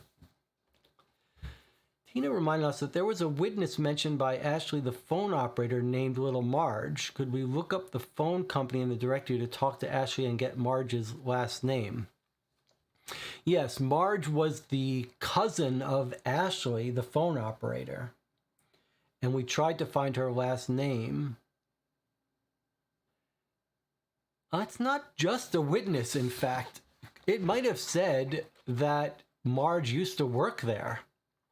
So she would definitely be one of the past employees, right? Didn't it say, it wasn't just that Marge was a witness, it's that Marge saw a ghost and she used to work there.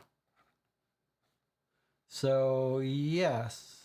Could we find the phone operators? It's a great question. And Ashley, we don't know Ashley's last name, but could we find the phone operator?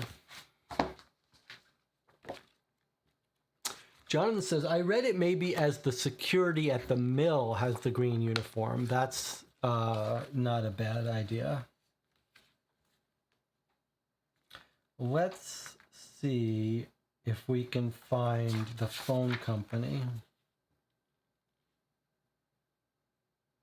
So maybe under telephone, or probably it would be telephone.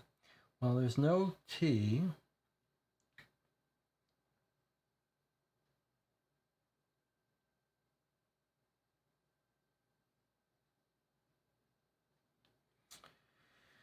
We looked for Ashley's last name so that we could find Marge, and we didn't see it in that entry, but I wonder if we shouldn't look more closely.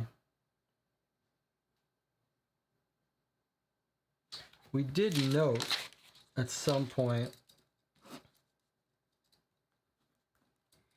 can we find telephone operator Ashley's cousin Marge? I'm just making a note for us. I like your idea that the green hats are the security. Okay, I don't see an entry in the yellow pages for telephone or phone under P. It might make sense for us, actually, since these aren't organized by subject, and since there's only 3 pages of them, not even 3 pages, let's quickly scan through these yellow pages to make sure, to acquaint ourselves with what's out there. So I'm just going to scan these. We can read them together. Accountants, paper manufacturers, hotels, asylum, auctioneers, gentlemen's club, brewery, botanicals, confectioner, Christian cab, billiards, biscuits, gowns, builders, bookbinding, boots, hairdressing, Charing Cross, City Coroner, we went there, the coal mines, we haven't been there yet. The other bug in that witness was that she saw 2 people, whereas she was supposed to be the witness to the first guy a month ago. That seems like a bug in that entry. Upholsterer, Congregational Chapel, asbestos, destitute sailors, surgeon, dentist, bootmakers, petroleum, flowers, confectioner, chemist, stationer, more billiards, modern school for boys, modern school for girls, cobbler, fruiterer, newsagent, surgeon, hospital, cemetery, church, pawnbroker, hotel, a milliner, insurance, home for consumptive females, laundress, rubber, anvils and vices, pickle factory, surgical instruments, bookseller, accountants, tavern, concert hall, bakery, a Finch mechanic, whatever that is. Or maybe that's just his name. Let's see. Hatter and Heuser, farm, ironmonger, candlesticks, potato salesman, plumber, wheelwright, music teacher, music, psychology, furniture maker, chimney sweeps, accountants, solicitors, baker, private detective, school, umbrella man, fire brigade. I think the fire brigade is somewhere where we're going to want to go, by the way. It's the most dangerous thing to the factory. Butcher, Catholic Church,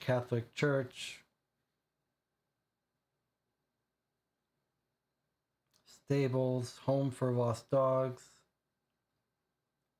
painting, Virtue's House of Horrors, whatever that is, gentleman's club, snooker, butcher, Waterloo Station, tobacconist, yarn sales, and the workers' union.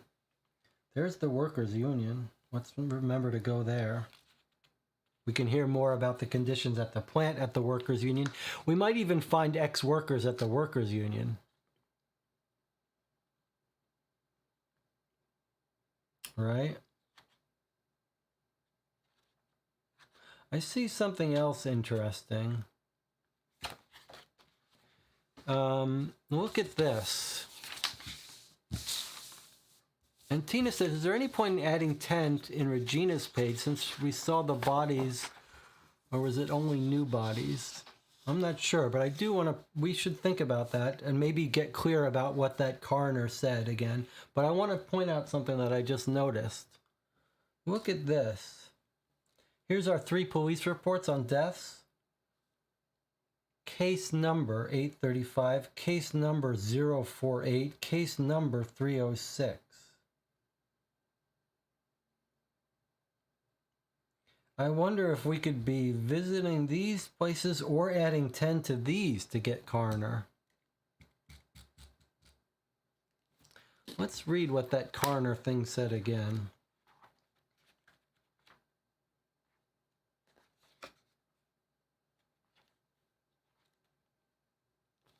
Coroner says, if you have more questions for Augie down the road, add 10 to the number of any lead in which you discuss a death or a dead body. Any lead in which you discuss a death or a dead body. So we did discuss with Regina a death. So she was 176. Let's add 110 to that, gives us 186. Is there an entry for 186? No, there's no entry for that. So we try that. Let's try these. Let's see if there are lead entries for you. But 835 was already an entry, right? Was that not the Walker residence? 835 was the Walker residence. And that's the death of Edmund Walker. So Reginald Gamp was 48. Where's our Gamp list? Okay. On our list in the directory, Gamp Reginald was at 48. So this case number is the home of this person. And 306 is the home for McCormick, which we already knew. So actually, in the directory, we found what location 306 was where McCormick lives, location 48 was where Reginald Gamp lived, and 835 was where Edmund Walker lived. So these are redundant pieces of information to go find them. I don't know, that seems like overkill, a little bit of overdetermined stuff, but they're not independent stuff. But an interesting question would be whether we should be adding 10 to those. We already went to 835, so I'm going to see if there's a 935 entry. No 935. Okay, it might have to be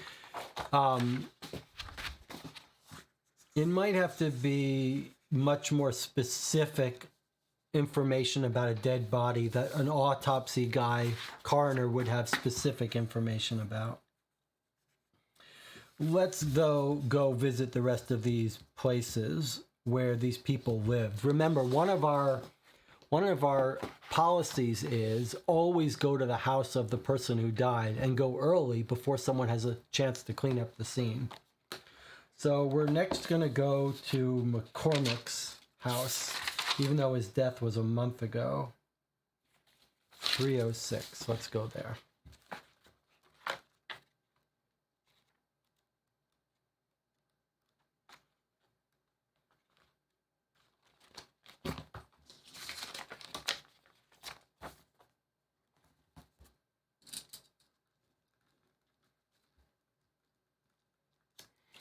Okay, remember McCormick died a month ago. What are the conditions? What was the situation of his death? Where are we? This is Regina Kelly. She was supposed to want to see it. He fell head first, and the evidence was that he never so much as tripped before. Try adding 10 to Walker's widow's entry. I was adding 100. Okay, good point. Let me just check that before I do. That would make it 845, not 835. Okay, there's no 845. And did I do the same thing earlier? We went to Regina 176, so she would be 186 if we wanted to talk about her. Yeah, no 186. Okay. Okay. Time to go to 306. Let's see what the widow McCormick says, if there is one. Miss McCormick lets you in without much fuss. She looks about to offer you something and then just sits instead. Who would you be again? I have some questions about your late husband. Tears begin to flow freely down her cheek. How long had your husband been working at Cole and Company, Miss McCormick? Oh, he'd been there for some 4 years, and all that time never once made a mistake. Not even a piece of coal out of place. Then she chokes back a sob. I'm sorry, I just can't talk about this. You try to reassure her. I know it's difficult, Miss McCormick, but anything you can offer may help a great deal. She looks around before continuing. I'm not sure you understand, Detective. I can't talk about it. To dig a little deeper, visit Helen at 286. Or perhaps follow some other dropped threads.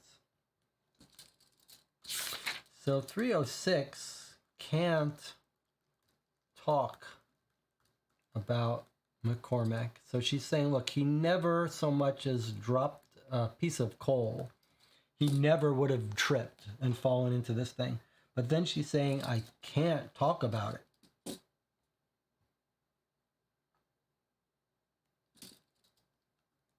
And it says to dig a little deeper, visit Helen, or perhaps follow some other threads. So Helen was our newspaper writer.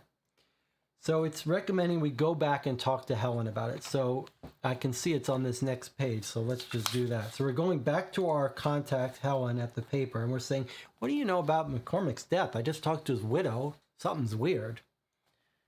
What can you tell me about the death of Floyd McCormick? You see by the expression on Helen's face that you won't be learning much. Who's Floyd McCormick? She starts to rummage through a drawer, but suddenly stops. I'm quite sure I've never heard of him. He's the poor chap who got pushed into the Red Ward a month ago. She shakes her head at you. That's not my beat, Detective.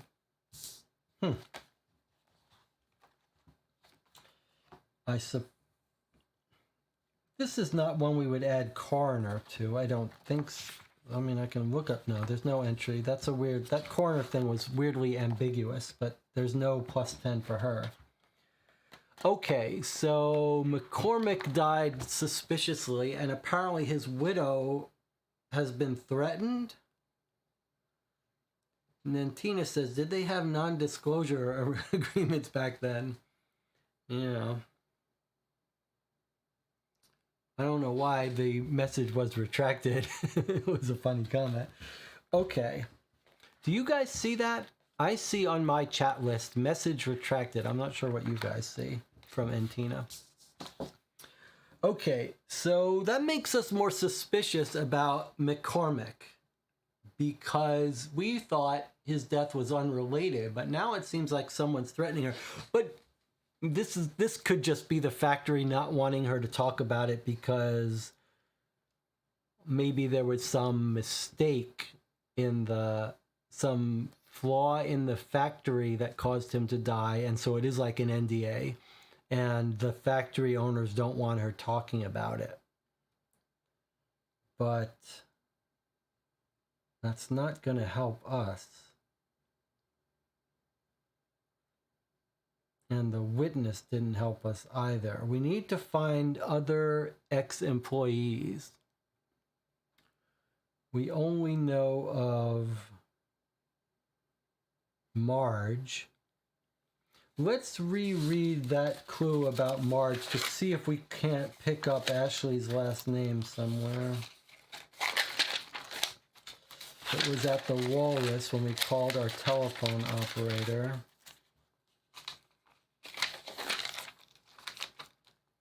$224. Let's just read that. Let's see if we can't find our Ashley's information. So we go into the bar, we pick up the phone, we crank it, we hear a familiar voice, a gravelly voice. This is how she answers the telegraph office. What are we doing now? All right, what are we doing now? Who does she want? What do you want? Sounds like we're talking to Ashley, you say. Hey, Detective Inspector, says the voice. Detective will do. How are you? All put out. You should hear it, but we can talk when I see you. Of course, you say. Where are you back from this time? We say various places, top secret, in fact, top to bottom secret. Oh, says Ashley. Speaking of secrets, listen to this. My little Marge, not my sis, the other one. Okay, so what do we know? We know she's got a sister Marge and a niece Marge, maybe. She works at the mill, the old bright mill. She saw it happen. What'd she see? The whole thing. I guess she didn't quit. Maybe she still works there. She saw the boss man tore asunder. There's a pause. You called for something else, and we say, yeah, I want to talk to the walkers. And then she says, oh, have I made a mess of it? She says, a discontinued number, 2 lines, and she gives us the information. Okay, but we don't know anything more about Ashley. We just know that there are 2 Marges now. Let's look in our paper. The Jonathan says maybe we visit the Gamps next. I think that's right. Let's just quickly look in the paper, in the little small items, and make sure we don't see a Marge here in one of these. Billiard, booksellers, private detective. You could go to a private detective and hire them to find Marge. Bakery, Oliver Childers, the plumber, Trotter and Haynes glue factory, bookshop, Robert Hitchens, Robert Chambers, H.G. Wells. These are all famous writers. Locksmith, K. Taylor's Adjustments, Ships Ahoy Marina, Ruddy Harrison the dentist, Goodwin Pawn, St. Gail's Shirt Factory, Fanny Harvey's Decorating. So we didn't find any Marge.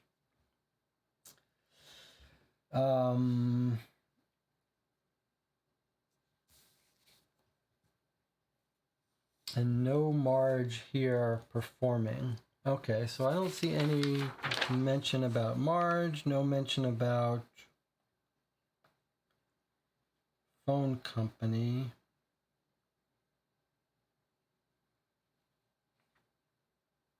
All right. Let's go to our Gamp residences and see what they can tell us. Reginald Gamp is at 48, and then we've got some more relatives of his. All right, let's go to 48.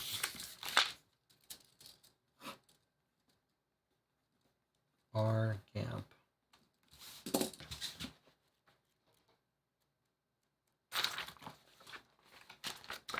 Oh, let's take a break for a minute, however, and see who has stopped by. Shaughnessy Bishop Stall.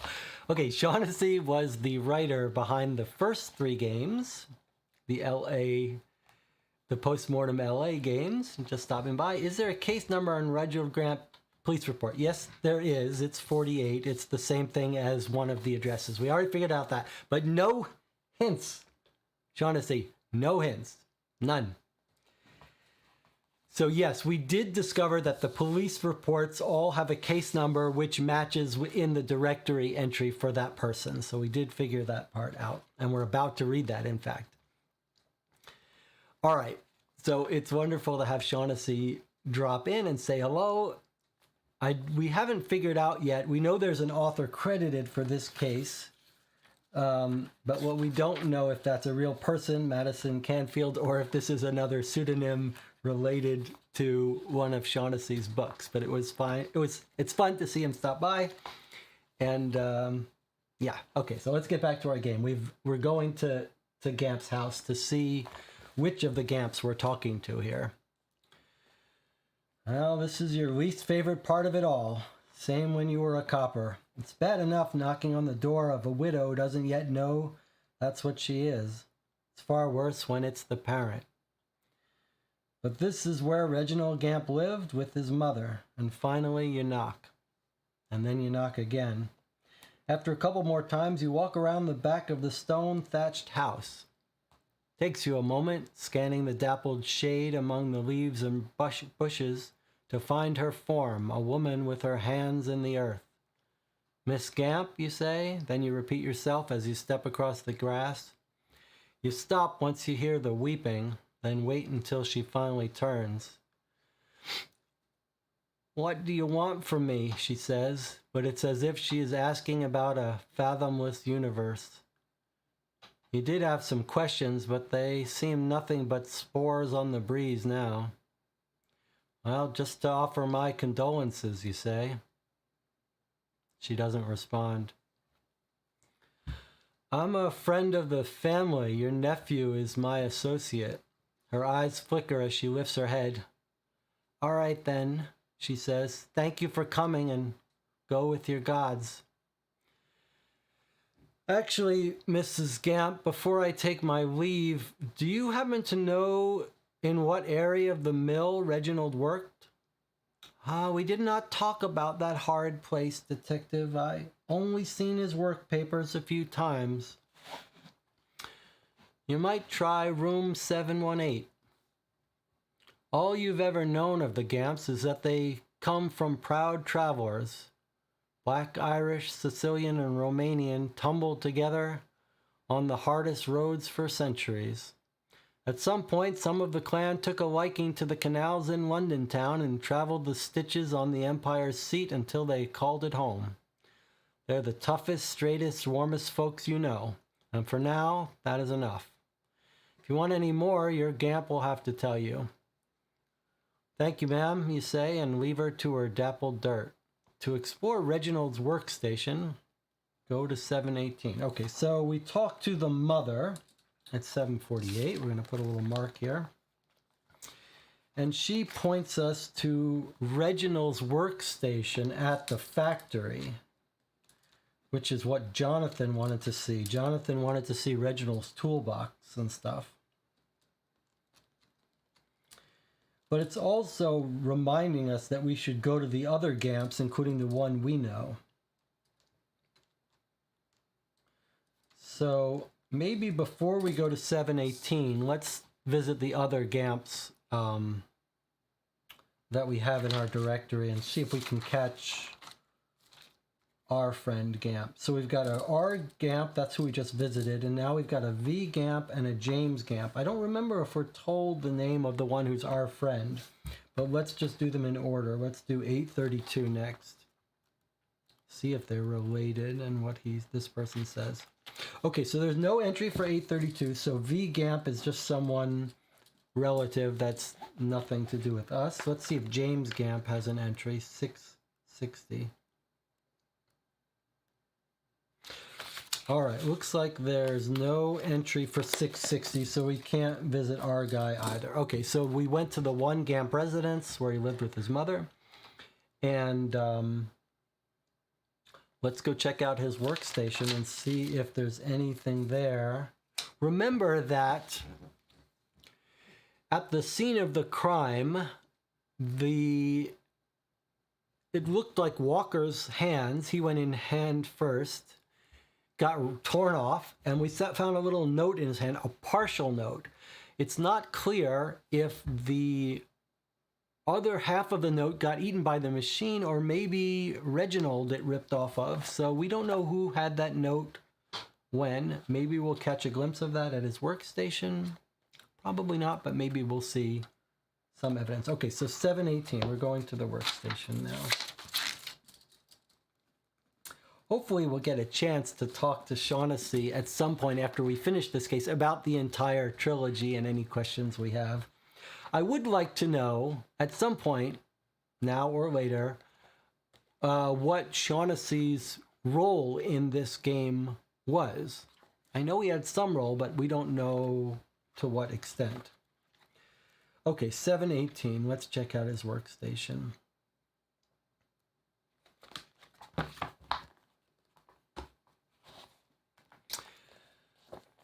718. This is a desolate, lonely part of the mill, with little more than darkened rooms and quiet machines to guide you. There isn't much to indicate what Reginald actually did at the mill.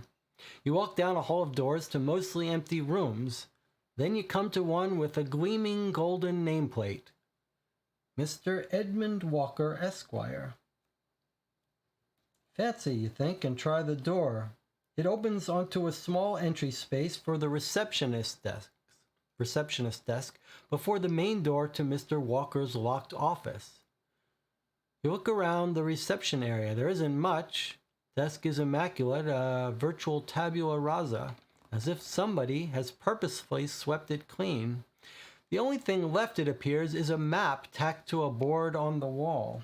Ooh, it sounds like we might get a map here. So we've come here to find Reginald's workstation, but instead we've come across Edmund Walker's main office. And we're at the receptionist desk, and Mr. Walker's office is locked.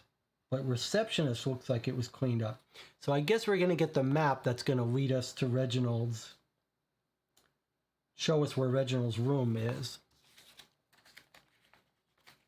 So we should think of this as the receptionist's area. Okay, evidence F, it's told us to open. All right, let's open F. Another piece of evidence. This is exciting. All right, let's see what we've got here. It sounds like we're going to get a map, which is the one thing we were missing in the beginning of the game. It's not going to be a map of London. It's a map of the mill, I guess. Don't want to cut the map. Okay. Reception at mill. Says open F. All right. In fact, it is a map. They made us work for this map. Actually, well, I don't want to say anything about the LA cases because some people watching here may not have played those.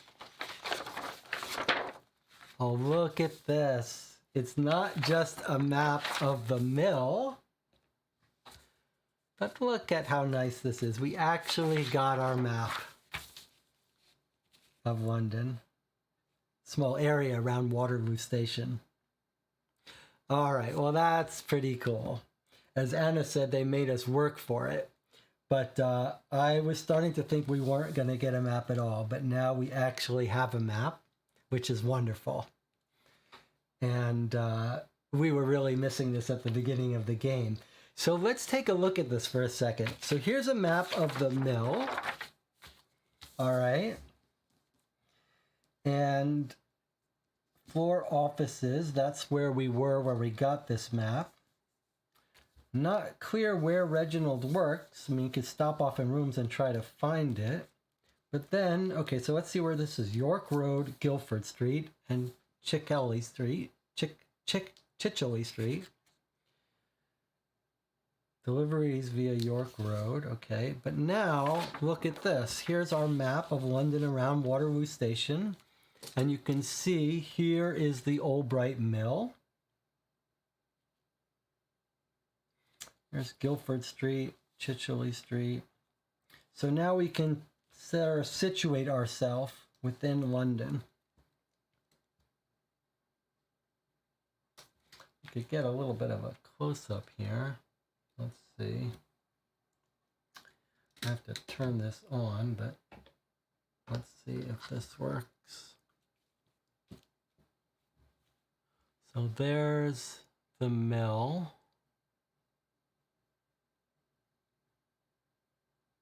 Waterloo Station.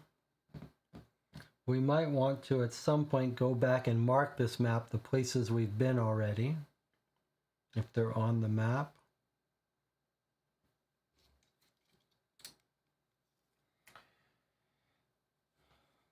I don't know if all of these are going to be in the directory as well. Probably, though. They're all labeled. Every place on this map looks like it's labeled with its what it is. A little hard perhaps for you to read. All right, let's just look at this legend here. It says leads found in the directory, contacts found in the directory. Okay, so it seems to be suggesting that all of the leads we can visit. And then we've got some starred entries. The London Library, that's one of our contacts. The London Standard, that was our Helen, the reporter. We've been there. General Register Office, that's GRO, General Register's Office. So maybe that might help us find people. Although we're not sure exactly what a register office is, but we'll find out if we go there. There's the coroner that we went to.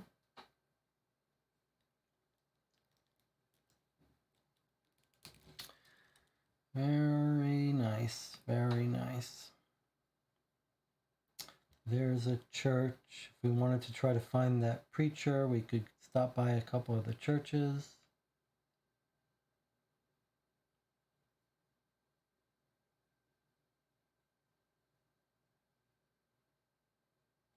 Okay.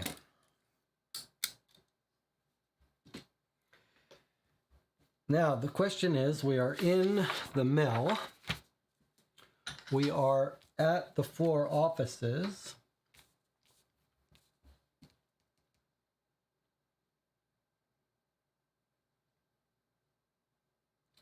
What did Reginald do?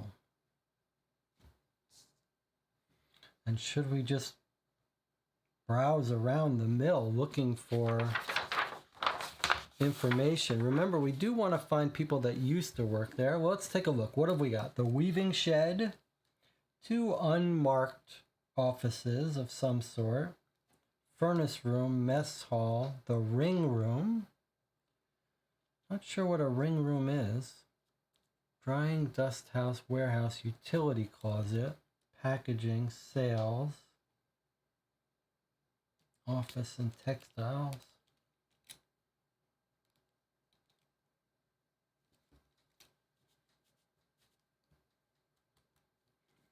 Interesting.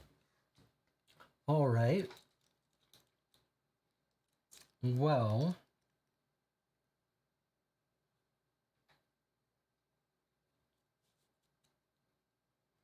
where should we start?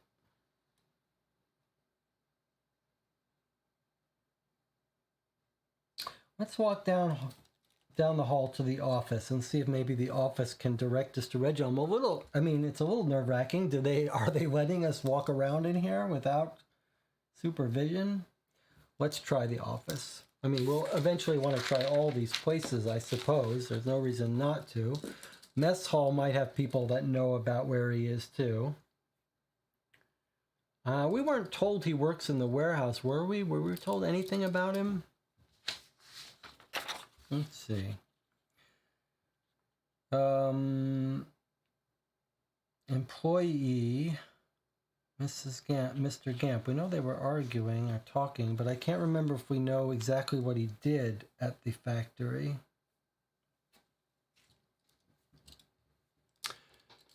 Utility seems like where a repairman might work, says Jonathan. Do we know that's what he was doing? Was he repairing something? Do you remember where we were told exactly what he was doing? I'm trying to remember. It's not in the newspaper.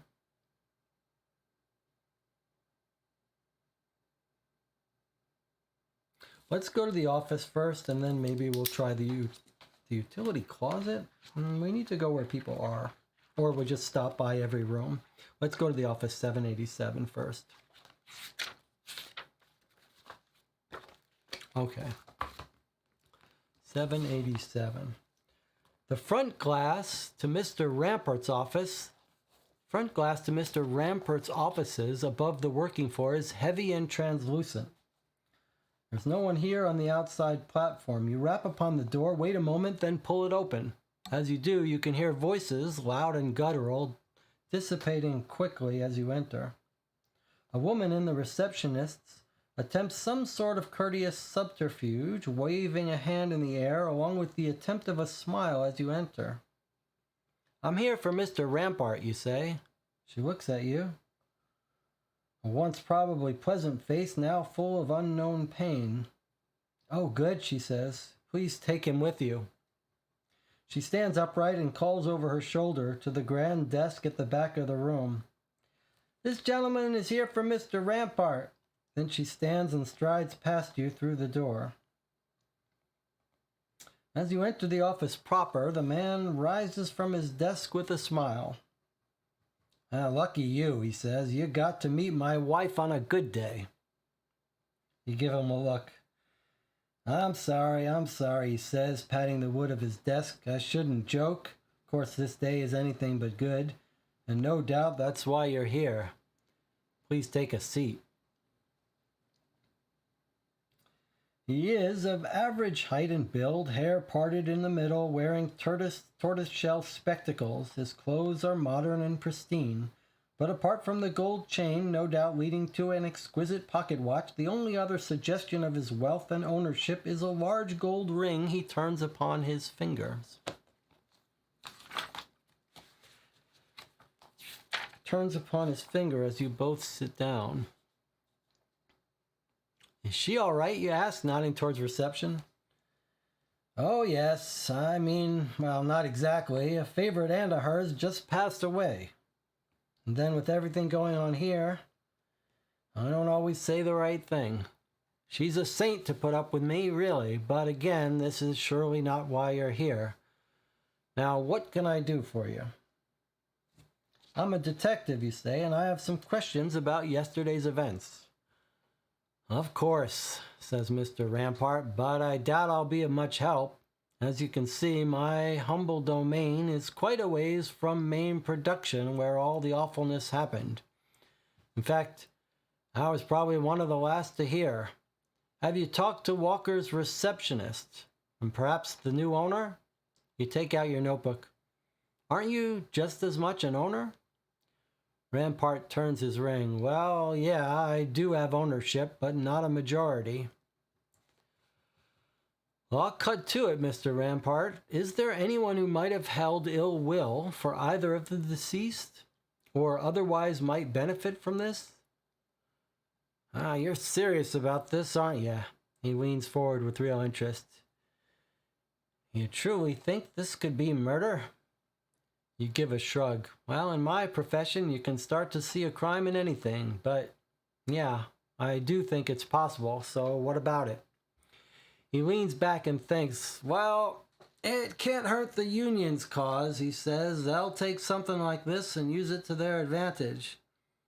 Work conditions, safety, and all that. Just look at what's going on out there. Not that I blame them, really. I understand the argument, but yeah, you could certainly say they benefit. Or a competitor, perhaps? That just seems far-fetched. Other than that, I just can't imagine. I'm sorry, Detective. You nod, flip your notebook closed, and get to your feet. Well, I might come by again if you don't mind, in case anything else occurs to you. Of course, he says, and stands as you exit the office. Now is a good time as any to follow up with the workers' union. Okay, so the game is sort of hinting it wants us to have visited the workers' union by now or now. They were on our list already of places to visit, so I guess in keeping with the storyline, it wants us to go there. Why don't we take a break first, and then we'll resume and go to the workers' union. It is a little odd. We meant to visit Reginald's office, and we haven't found our way there yet. That's a little weird, but we'll return back to it. Jonathan just reminds us, we were asking, do we know more about Gamp? Jonathan says, Gamp's death was mentioned, he was packing up his tools, so I think the implication is he was repairing some of the machines. Okay, makes sense. It's a little weird here, too. We've got the cotton mill, but instead of factory floor, we've got the courtyard. So that's a little confusing. Or maybe courtyard is the generic term, like the courtyard where the factory floor is. Maybe that's the place to go down to. But we'll take a break. We'll come back and we'll visit the Union, and we'll see if we can't find Reginald's office.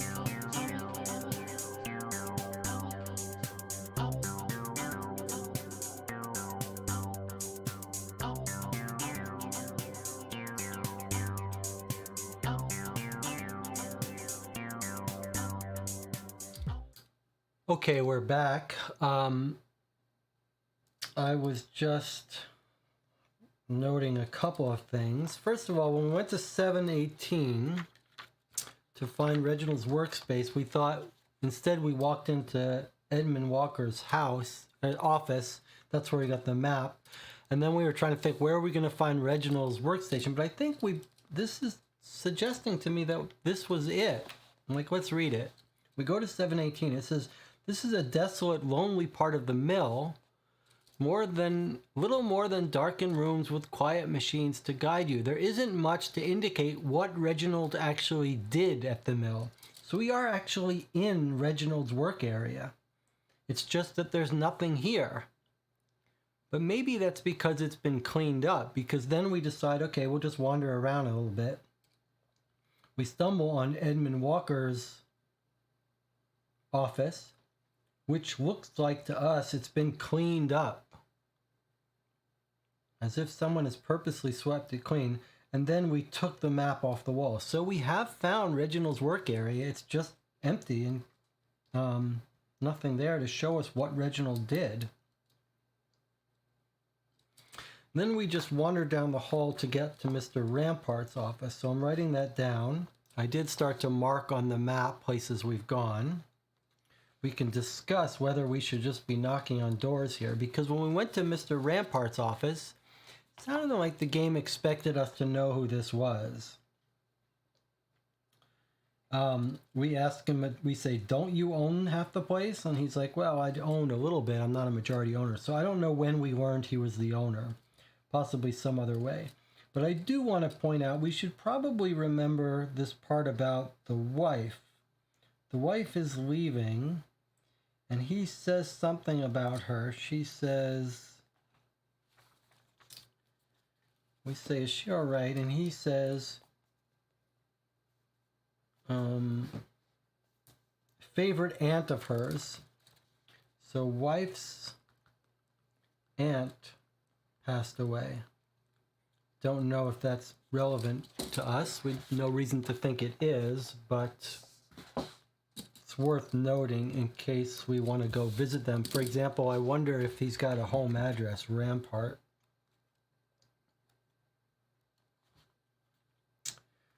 Yes, he's got a home address, R. Rampart. So it's possible that there's a tie-in later. We could talk to the wife. The wife might know a little bit about what's going on at the company that he's not telling us. Let's write down her address in this case we want to stop in and see if he's telling us the truth about her.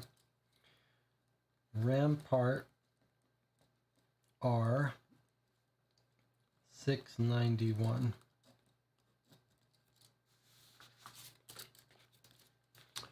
All right, back to our game. The book was suggesting now is a good time as any to go visit the workers' union, which was on our plans anyway. This is just saying this is a good time to do it, so let's do it now. The workers' union, which we found in the directory on the yellow pages, commerce, was the workers' union 277.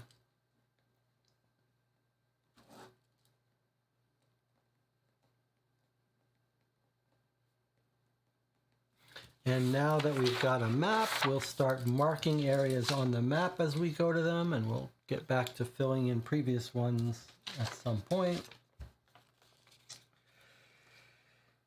277. Right there. The workers' union. Okay, and what are we looking for here? Conditions of the plant, anything about past workers, etc. Ex-workers, we'd love to hear more about the ghost. Okay, here's 277.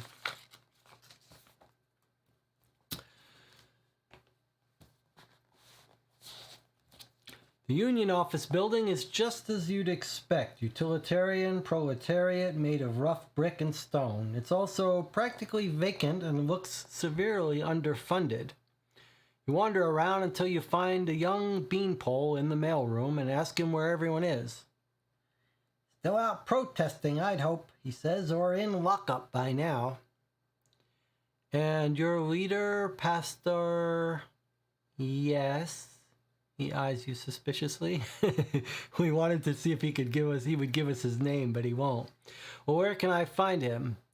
Well, if he's not at the protests, then probably the cemetery. He goes there in the afternoon to talk to his daughter. You nod.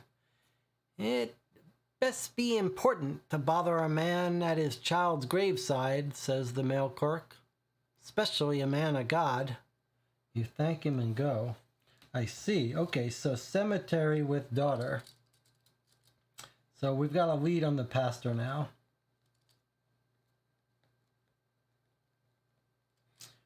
To talk to his daughter. I think he means to talk to his dead daughter. A man at his child's graveside.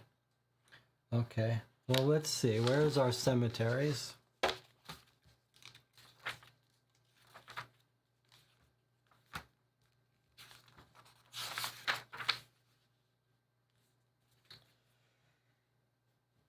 Looks like we're going to have to find it because it's not under C. These aren't by category, so we're going to have to find cemetery in these pages somewhere. Or we might be able to find it on the map.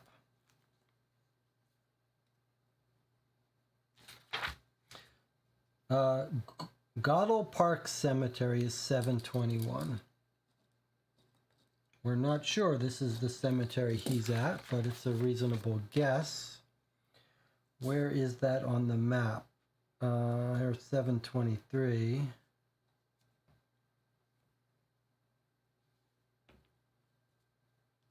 $725.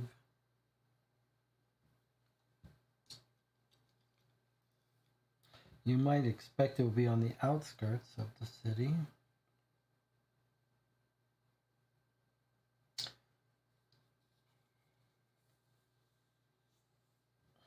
These numberings look a little random for some reason. This looks like an error too. Look at this. 711, 711, two 711 entries. One book and whistle, bookbinder, book and whistle, bird and whistle. Bird and whistle, bird and whistle. Okay, so maybe they own two shops. Okay. 721 on the outskirts of the city. There's our cemetery. Okay, let's go and see if we can't talk to the pastor about what's going on. Maybe he can put us in contact with some ex-workers.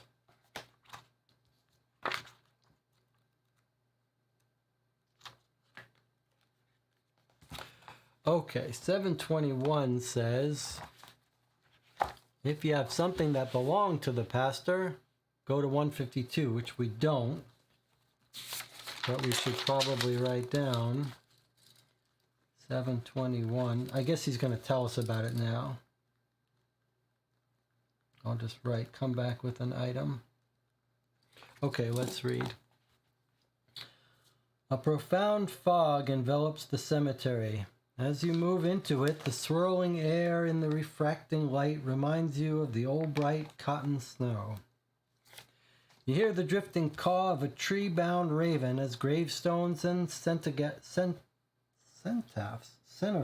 take form. I don't know what a cenotaph is. Can someone look that up for us? Gravestones and cenotaphs take form, then come into focus around you. And now you're surrounded by engravings and statues carved in stone and weathered by hundreds of desolate years. The crowned head of a lion, a Celtic cross, a large open book, a skeleton holding a chalice, a bearded half-naked man with a spear sticking out of his side. You walk further and deeper into the land of the dead. A flash of color catches your eye, and you move among the headstones towards it. Finally, you arrive at 3 simple granite grave markers. There are bouquets of lilies, lilacs, and lavender surrounding them. The moisture in the air wicks the scent of the flowers into a flurry. You kneel down and read. Agatha Emily Harrison, 1882 to 1896. Departed far too soon, now in the hands of our sweet Lord, she will always be remembered by her loving father and cherished brother. Lord, hear our prayers.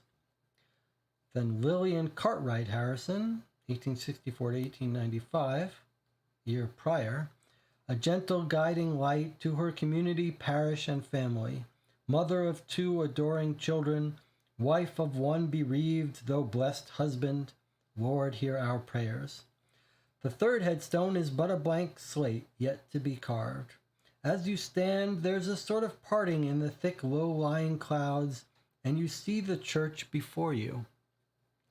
Okay, that's kind of cool. Okay, so what we're being told here is recent flowers on the grave, so that is suggesting that this is what our pastor came to visit. We see Agatha, who was only 14 years old when she died, had a brother, and then the mother of the Harrisons has a grave right next to her. She died at age 31, and there's a mention of her parish. More suggestions that this is the preacher's wife who's also dead, which is why he's sort of maybe not losing his faith, but ready to work for the union. So I believe this is our pastor's wife and daughter. And it's saying that when the fog parted, we could see the church. So the pastor's church, probably right nearby. And that's the end of this entry. If we look at the map, we can see that there is a church right here, right nearby. It's St. Joseph's Church, 746. So 746 is St. Joseph's Church. And we have to remember, it said to come back when we find something of the preachers, but I guess we're going to be told what that might be. Anna says, it's the word that we didn't know there, is an empty tomb or a monument erected in honor of a person or group of people whose remains are elsewhere. Ah, that's cool. Honor of people whose remains are elsewhere. That's what a cenotaph is. Cenotaph. All right, let's go to the church, which is at 746.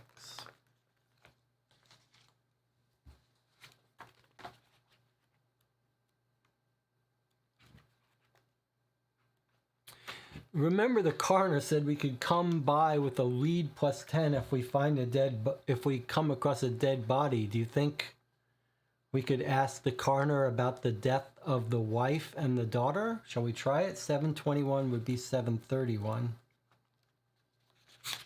No entry. Okay, let's go to 746.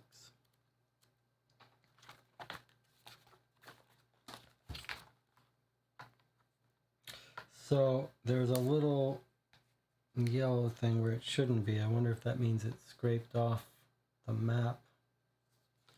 All right, 746.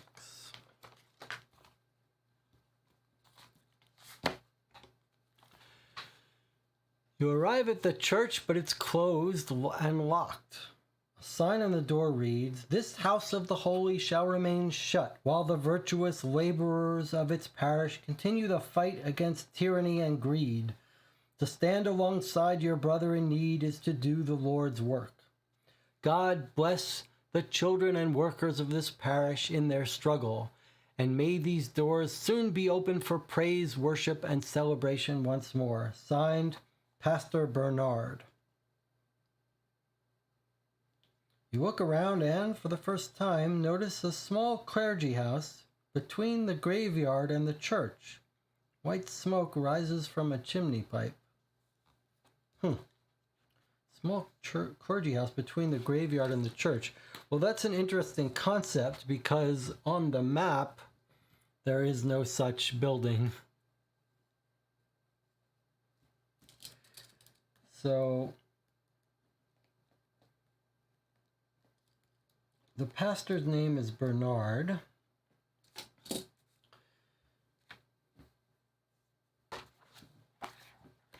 It wanted us to come back when we had something for the preacher. I thought he was going to tell us what that is. Let's see if the directory will point us, if he's got an entry in the directory, or do we need to go back and read that gravestone to see what he might want?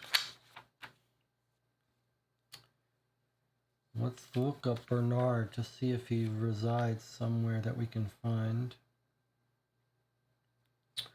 Okay, well, there's no entry for Bernard in the residential white pages because he probably lives in his own clergy house.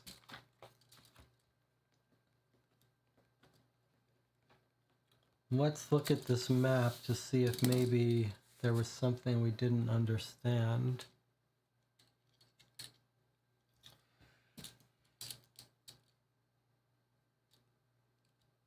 There's the church, there's the cemetery, there's an insurance agent right next to the church. No other buildings named here. This is urinal. I'm not sure I understand what that's about. Bernard Harrison is in the directory. Ah, very clever, Jonathan. So that I was just looking up his first name, but you remembered that we actually got his last name from the gravestones. So his real name is Harrison. Okay, good catch. So on the gravestones, it was the wife who's Harrison and the daughter is Harrison. So then the question is, Pastor Bernard is Bernard Harrison. If we look him up, good catch, Jonathan. If we look him up, we do have a Bernard Harrison, 644.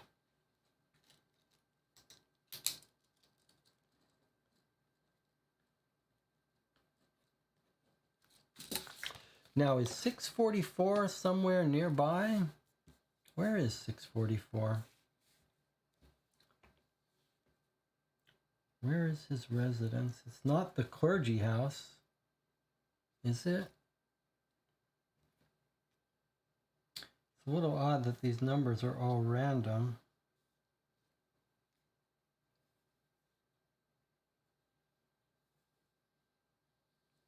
Makes it very hard to find places.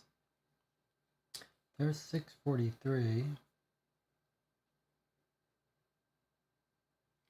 I don't know why this was done with these random numbers.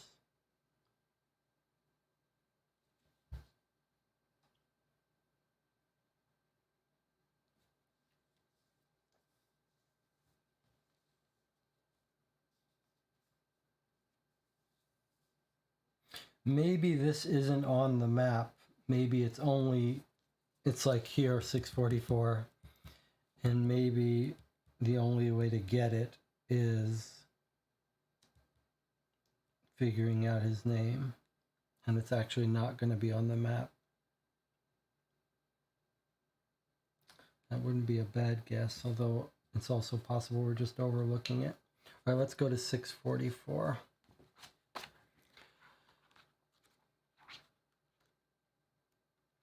Oh, looks like we got a long entry here.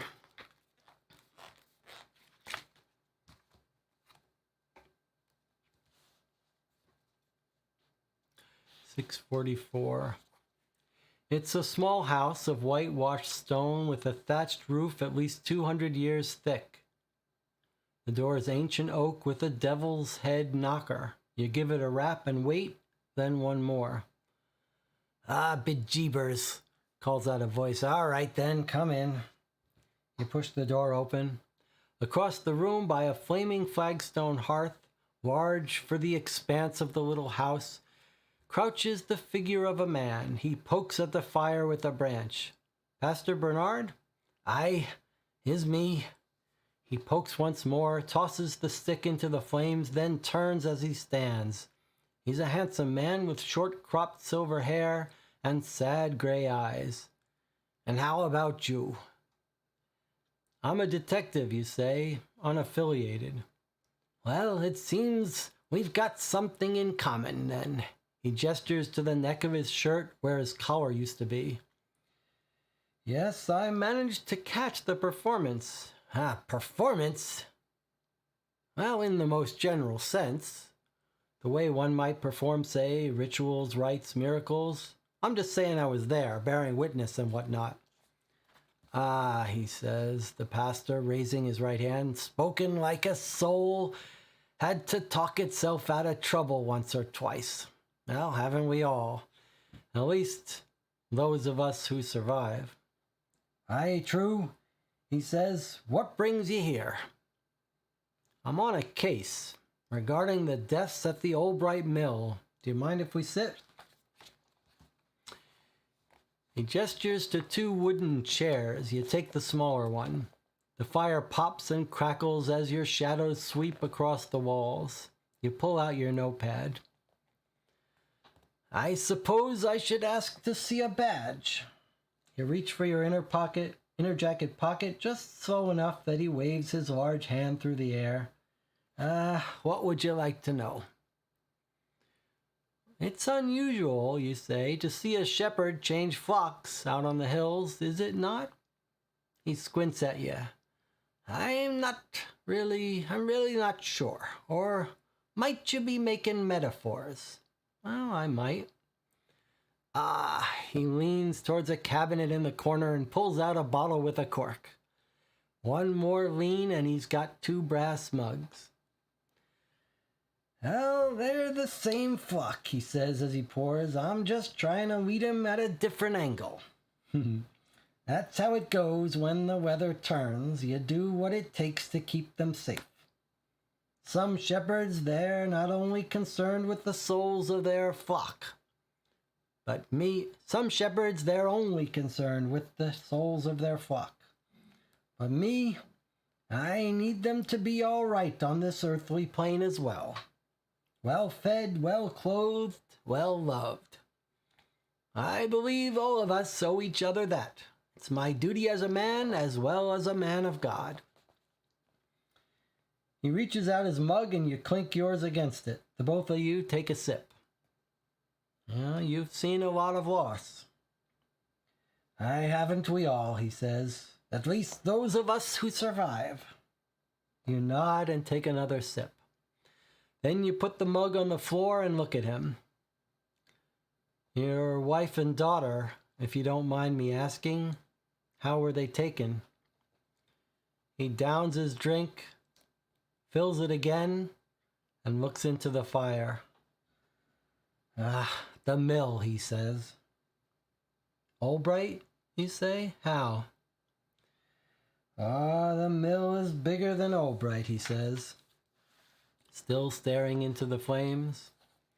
The mill is bigger than all of us. He turns to you, and ours is but to serve. He has so blatantly avoided your questions and yet also seems so vulnerable you're unsure how to proceed. You take a sip. In the cemetery, there's a third headstone yet to be carved. That would be yours?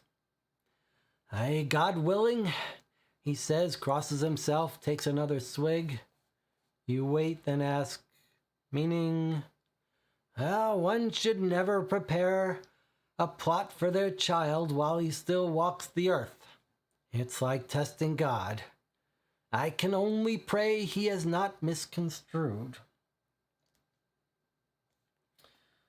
Whether you believe or know much about belief, this can't strike you as anything but odd coming from a pastor, even one who's lost his collar.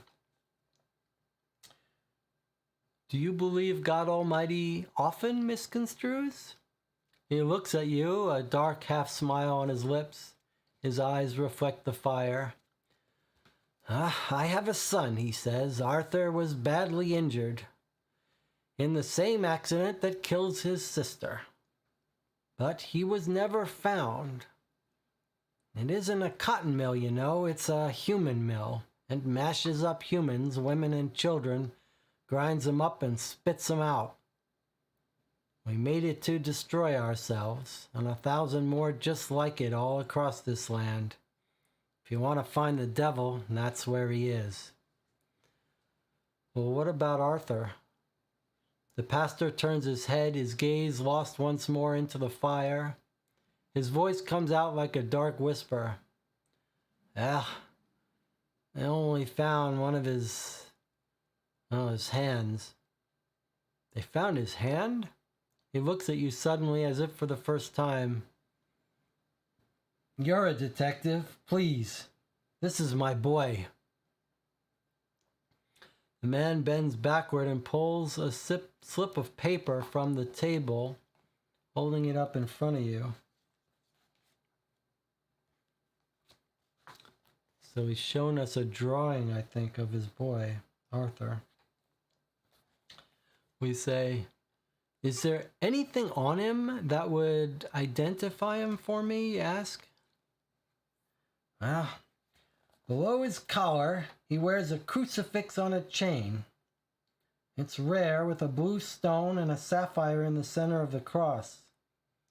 It was mine, and before that, my father's. He covers his eyes and mouth with the photo in his large hands, and a muffled howl pours out from between his fingers. You wait until the echo is gone, and then some, finishing your drink before you speak. I'll try to help find your son. But I have one question. He wipes his face with his hands and straightens up to look at you. How, from all you've told me, could you ever watch as your family walked into that mill? The pastor nods and looks you in the eyes. Well, that is the question, he says, and there is an answer. But first you must find my boy.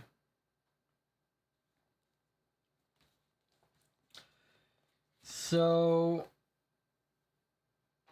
his gravestone that he had in the church made was not for him, it was for his boy who's missing and has lost a son. In the same accident that killed his sister. All right, so maybe this is us going back to the coroner to find this boy, but so Arthur Harrison Injured in the same accident that killed his sister. Okay, so we know the date of that then. The date of that would have been from the gravestones we found at 721. To remind us, Agatha died in 1896, so that's what we're looking for. Someone who was injured in 1896 and lost a hand.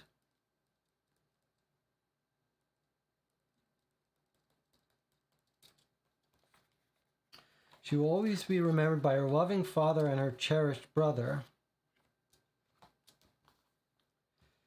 Arthur was badly injured, but he was never found. It wasn't a cotton mill, it's a human mill. Badly injured, but never found. What could that mean? Are we looking for his dead body? So we were talking, can we go back to the coroner now and ask about, was this dead body found, a kid missing a hand with the crucifix? So that's what we're going to try to do. So we've heard about a dead body at 644 in the house. Oh, I've got another yellow mark, so apparently I keep scraping, I must be scraping off locations on this map, so maybe I need to move this map out of the way while we read.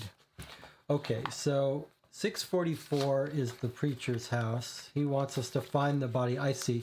He wants us to find the body so it can be buried, is what this is. All right, so we're going to go back to the coroner. So we're going to do six. Remember, the coroner said add 10 when we have a lead with a body or death. So we're going to try to go to 654. We're going to see if the coroner knows about this body.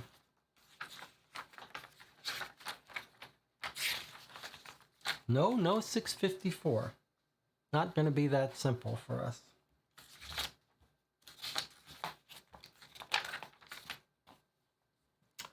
Okay, not going to be that simple.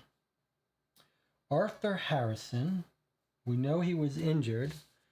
So we've got the registrar, though. I wonder if the registrar has some details, or the mill office. Did we read that? And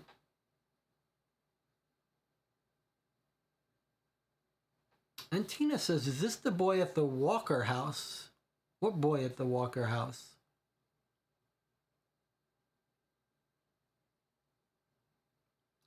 There's someone at the door, but we haven't encountered someone with a missing hand, and we think he's dead. I suspect he's dead. Well, gravely injured but never found. I think that means he's dead. Said the jacket was small. That's not going to be enough for us. But maybe the mill will have records of his death. I don't understand why this guy wouldn't have found his son. I think maybe our best bet would be covered up.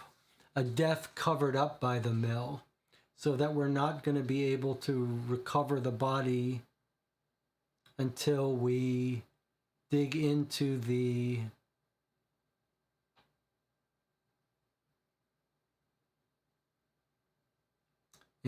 records of the mill. Interesting. It wasn't clear to me exactly.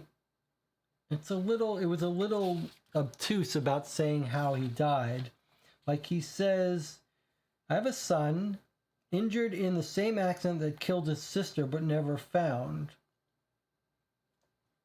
It isn't a cotton mill, it's a human mill. I see. He still seems to be talking about killed at this mill. So we need to find, this was in 1896. What's the current day? It's currently 1896. So actually it was this year? 1896 she was killed. 1896. So this year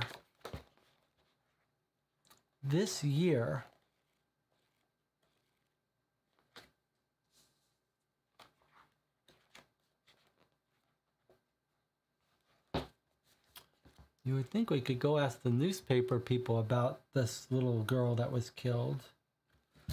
Let's look at that gravestone again. Agatha Emily Harrison, departed too soon, now in the hands of our Lord, always remembered. Then Lillian Cartwright Harrison.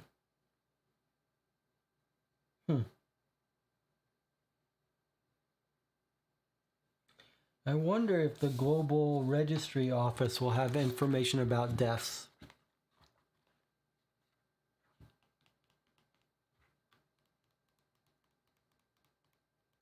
I think we need to go to the Global Register Office to see what they have there, if they have records of deaths and stuff.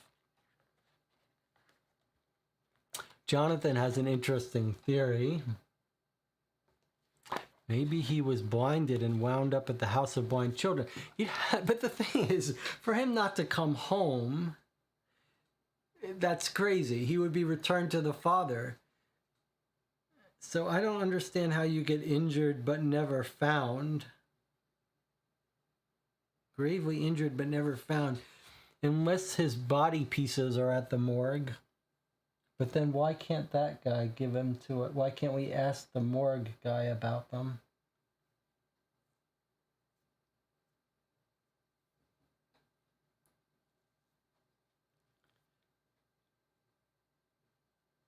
I mean, he's got the gravestone already built. I just don't understand how he could get gravely injured but still be walking around the earth. Lost a hand, but I guess he was still alive. But why was he never found? What does that mean, never found? Gravely injured but never found. I don't know what that would mean. He lost a hand but never found? Maybe he did lose his memory, got brain damage. That would put him in a hospital. We might want to check hospitals. But we have to find him. All right. I want to go to the General Register Office to see what kinds of information they have there in case they have records of people who died or disappeared. Let's see. It's number 15.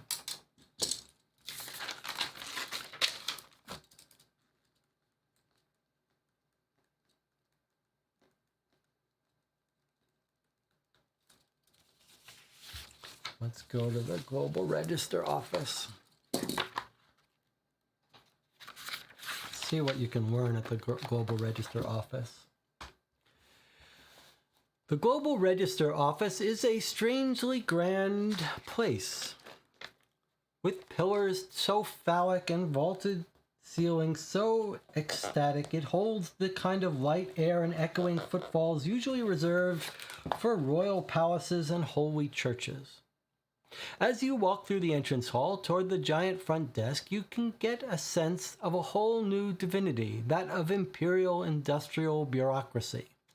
Behind the desk sits a woman, thumbing through a stack of papers. She's in a crisply pressed black dress with small, temple-less spectacles perched on the edge of her nose.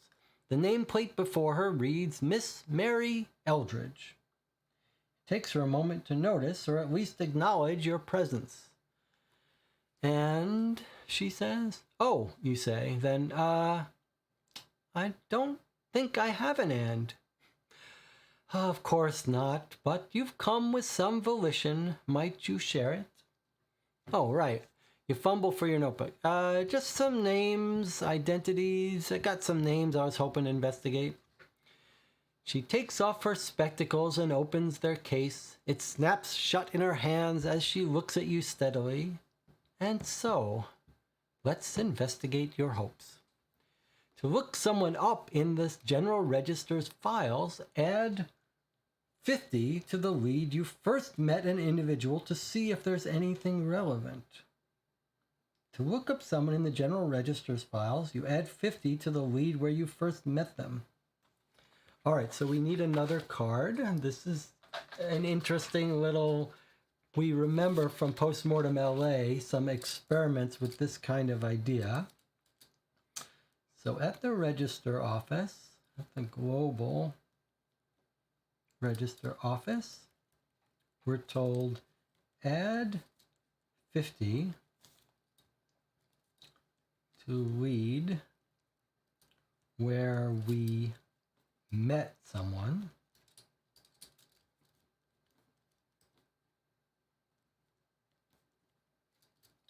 To check files on them. So you really got to remember the people you meet, because you might want to run this on them. We can run a record check on the wife. We could run a record check on the pastor. Very interesting. We may want to try to make a list between games of all the people.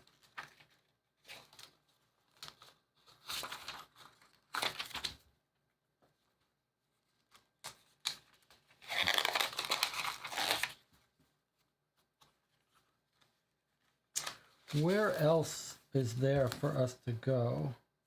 The Albright Mill was 65. Have we already? We've already been to the mill. That was when we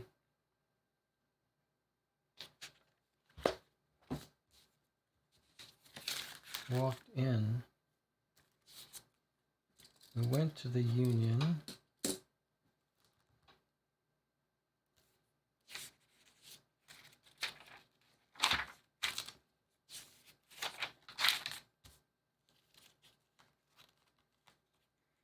I wonder if we could run a records check on the Ashley who answered the phone to try to find her sister that used to work there or still does work there. We could run a records check on Patty, the guy who did the hose at us, Patrick. Maybe.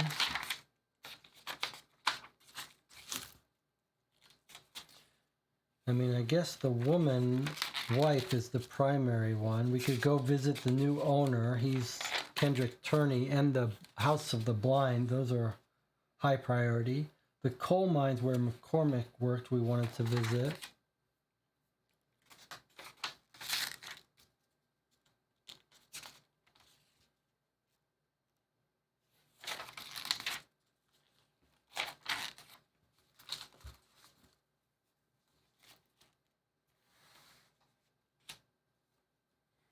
A little bit strange. And it says coal business, Turney's house, house for blind children.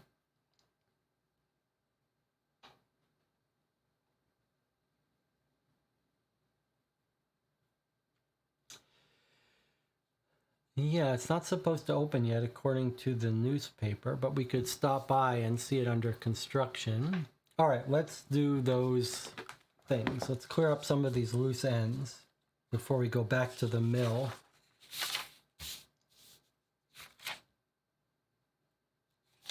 All right, let's tie up the loose ends with McCormick. So we know the company that he worked at.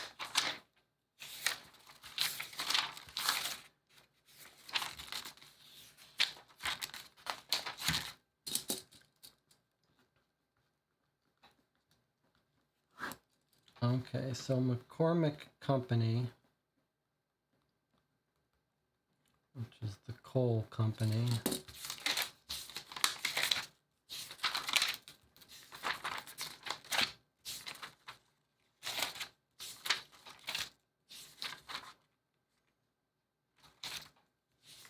.081. We don't know how he's involved, but it is a little fishy now. The daughter, the preacher's daughter. I'm a little confused about something. Well, we know the factories worked in, lots of kids work in there. So are we to understand that the preacher's daughter and son both got injured at the mill? Not necessarily. They didn't fall into that red Lord. That kills you and chews you up. But they got injured in a different piece of machinery. All right, let's go to 81 and see if we can get more information on McCormick.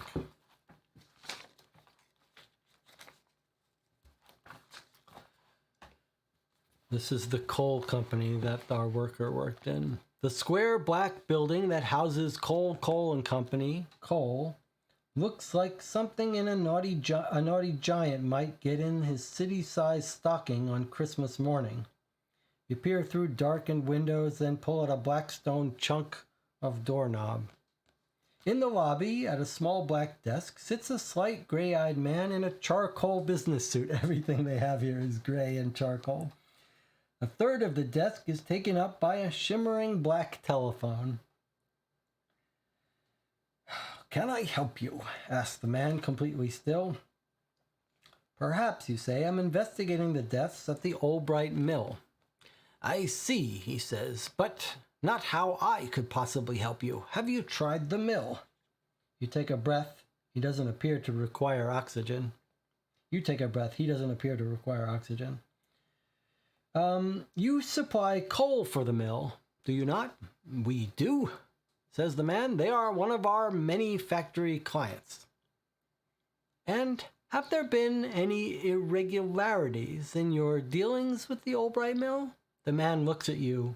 He is still not moved. You wait more than half a minute. Then you open your mouth to speak.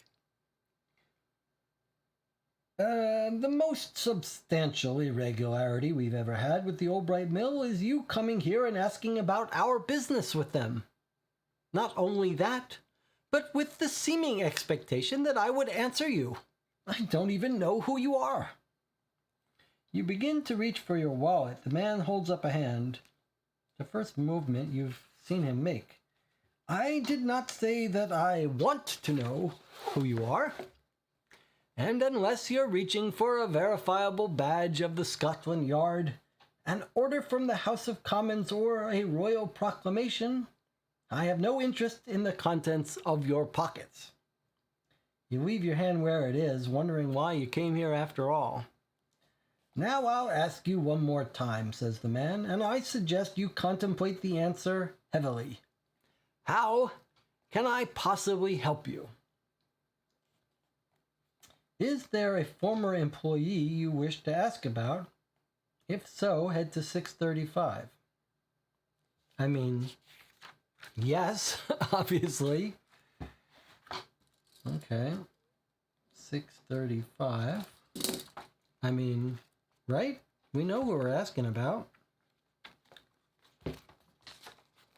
I suppose you could get here by accident. So we say, yeah, there is. Mr. Floyd McCormick, you say. A charcoal man at the coal black desk seems to flinch. Or you simply blinked. What about him?" says the man. "Well, according to my information, he was an employee of this company. And the only one, if my information is correct, who ever lost his life on the job outside of one of your mines." The small gray man takes a long, deep breath. "Oh, that is correct," he says. "But the job site where he lost his life was not here, but rather the Albright Mill during the course of a delivery. Is that also correct?" "It is," says the man and swallows down hard. He was a good friend and a friend of mine." "I'm sorry about that," you say. "Can you tell me what happened?" "I'm sorry, I cannot." His voice is wavering. "Well, how about this? I hear the Albright Mill was in arrears." He takes a breath. You can see his hands balling into fists. "Oh, that is true. Not only were they, but they still are. I cannot give you specifics for that. You would have to talk to the mill's accountants, though I'm sure they're not as friendly as I am." He hazards what might be an attempt at a smile. He's being a little sarcastic, then continues. "The point is, yes, the Albright Mill appears to be in financial jeopardy as we have stopped receiving communication from their representative." He shuffles through the single pile of well-organized notes on his desk. Let's see, Oscar or something like that, I believe. There's our Oscar. Or we think maybe his other name. He takes a pause, then he looks up at you. Though it would never affect our professionalism, I do believe some of us hold ill will for what happened to Floyd McCormack after what happened to that poor little girl. You thank him sincerely, offer your condolences, and depart from Cole and Company Cole. Okay, that was pretty cool thing there. Okay, so Oscar. It says Oscar or something like that. I think we were right in our theories that it's going to be like the son, and his name isn't Oscar, it's the name we found in the directory. And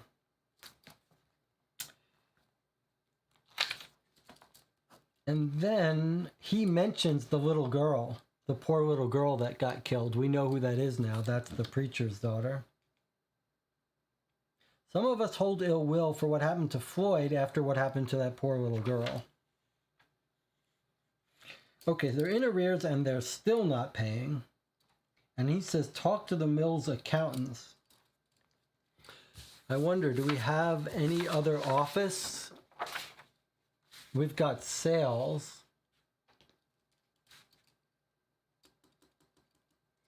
The sales office might know something about that, or the office we went to before. I was wondering if there would be a way for us to get information on Oscar. Let's make a special card for Oscar. So it was the Walker's residence. Osbert was his name. Osbert Walker.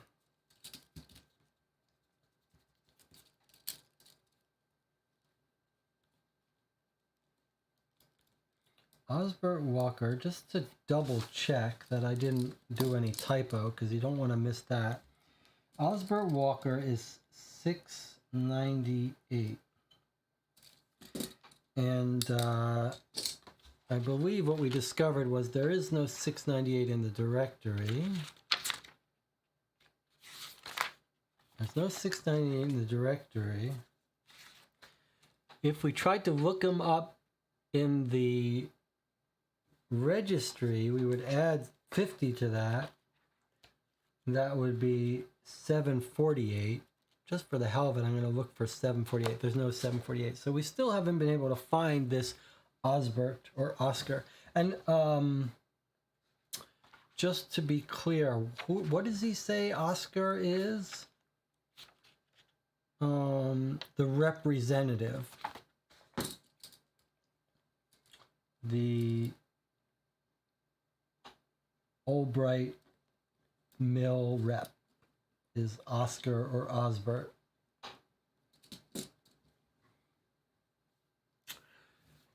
So we'd love to find this person.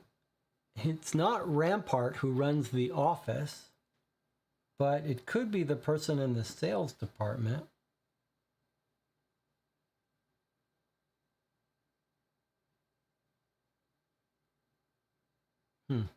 Interesting. And why won't he talk to us about all this? No one wants to talk about it. Can't give you specifics. You should talk to the accountants. They're as friendly. They're in financial trouble. Took a long pause. Never affect our professionalism. Some of us all hold ill will after what happened to the kids. All right. Well, we'll have to come back to that. It does make sense that we might pursue the new owner. We did see a bunch of accountants in the directory. I wonder if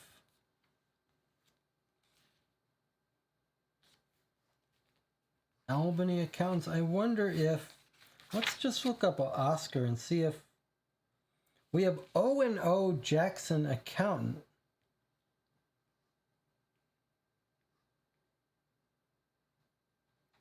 You think we should just stop by at O&O Jackson Accountant in case it's Oscar Accountant?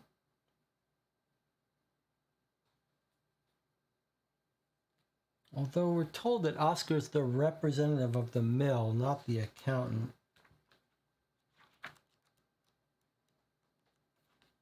So you could imagine just coming into an accountant. If we just go to a random accountant, we might be told something like, well, we're not the accountants of him, but here's how you would find out who is.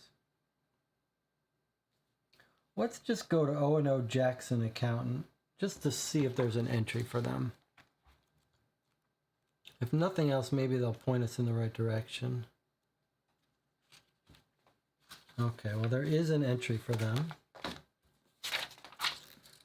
723 O&O Accountant.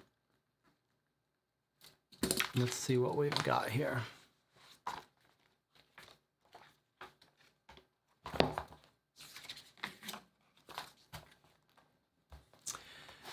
The etching on the glass reads, Magistrate Oscar Percival Jackson III, CPA, Certified Public Accountant, proud clerk in the service of the Queen and her subjects. I think we just found Oscar.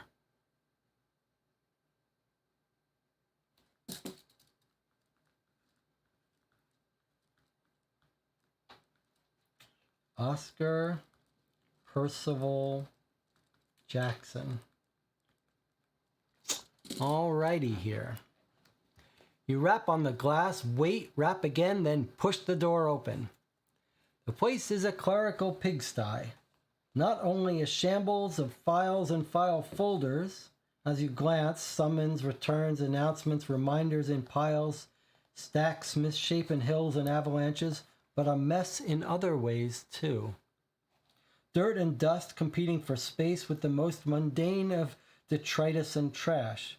It is not what you'd expect of the Walker's accountant as you wade among it. While you're trying to ascertain if there's some method to the madness, a door opens to your left, followed by a large flushing from the water closet. A tall, lean man walks into the room. Looks like I spit on the page. Head down, fiddling with his pants and waistcoat. You clear your throat, and he jumps back in surprise, his noggin nearly hitting the ceiling, shirt tails in all directions. The devil on bread, he says. What is all this? Has no one ever come to your office, you say? Maybe not the Queen, but at least one of her subjects? That's not... of course, he says, tucking himself in quickly. I just wasn't expecting... I'm a private investigator. This is a routine visit based on the passing of one of your clients. He furrows his brow, and you can see the systems clicking into gear, then finally whizzing. Ah, Mr. Walker, he says, that's what you're here about. This guy is fishy. Well, yes, in part, but there was also another man killed. I'm trying to build some understanding in a very short time in regards to the Albright Mill, and you being their chief accountant. Oh, true, true. What a horrible mess. It is, you agree, unsure if he's referring to his office or the state of the world in general. Either way, he seems to be finally calming. The two of you sit. I am sorry to say, he says, that I can only say so much, especially considering the Walker's present situation and increasingly complex business dealings. There is, after all, a necessary confidentiality and decorum at the core of my client relationships. I'm sure you understand. You nod seriously. He's already told you more than might have expected. Present situation and increasingly complex business dealings. Okay.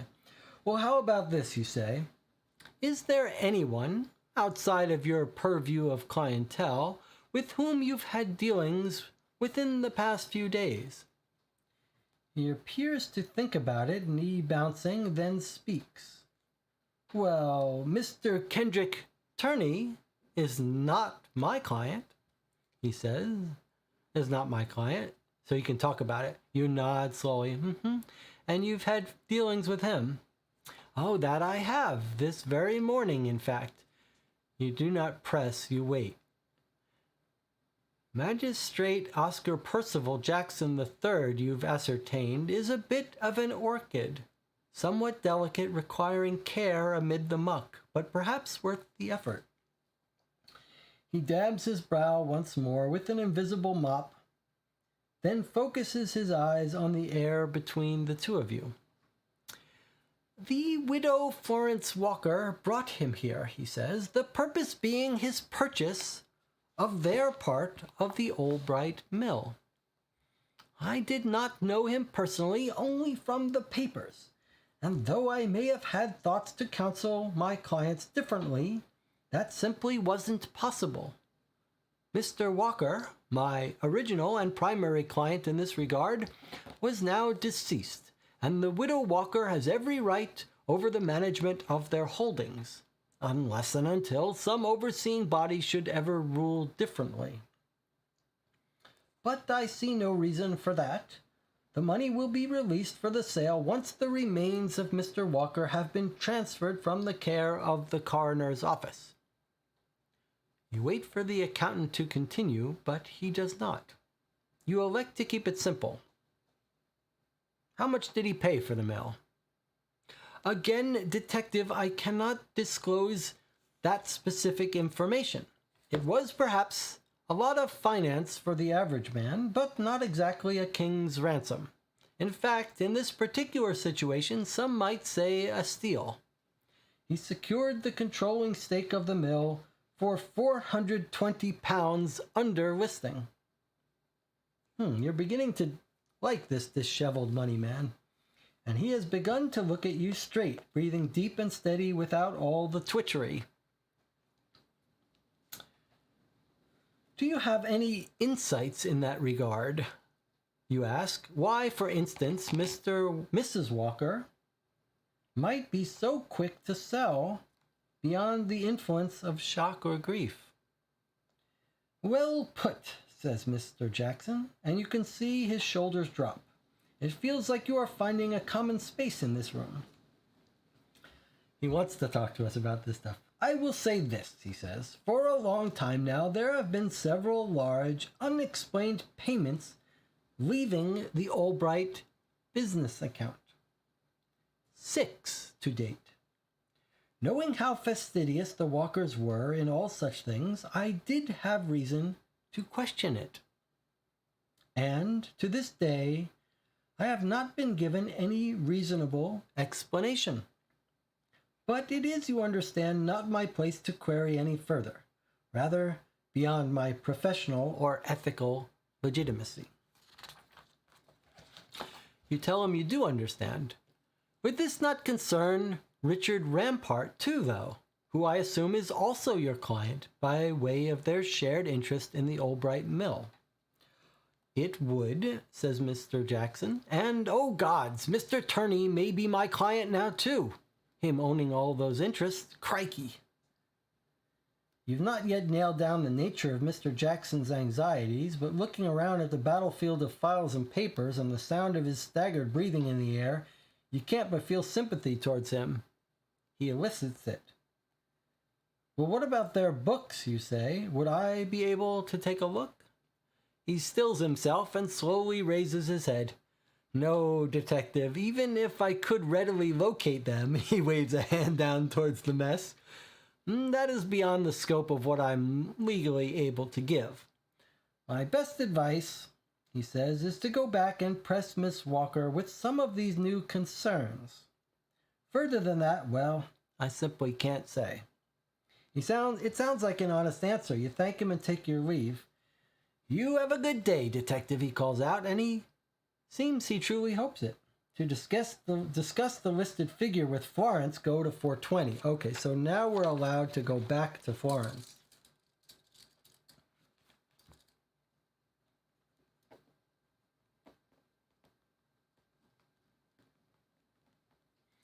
All right, well, there was a lot of information in this entry here.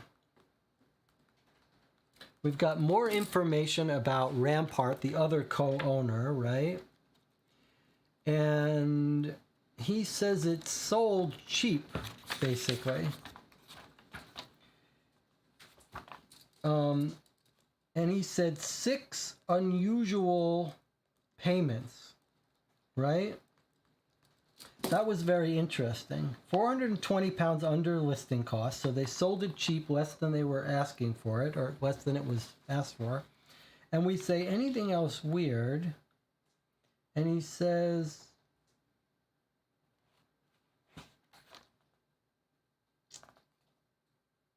what about their books? He can't open them up. Kendrick Turney isn't his client, so he could talk to us about it.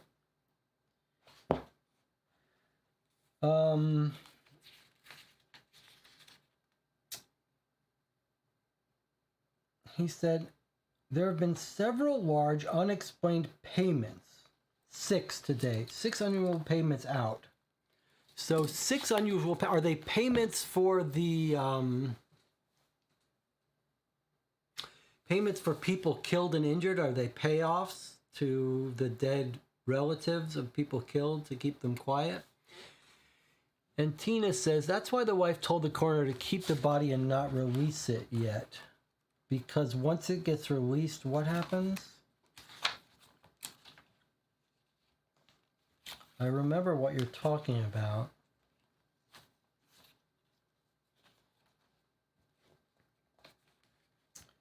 But remind me what only happens with the release of the body.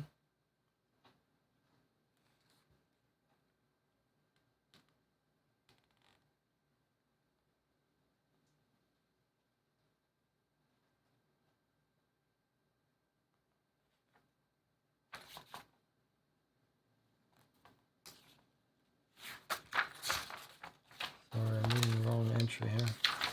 723, okay. It comes out. Kendrick Turney. She did say she wanted the body kept at the morgue. Now, why is that? The money will be released for the sale once the remains of Mr. Walker have been transferred from the care of the coroner's office.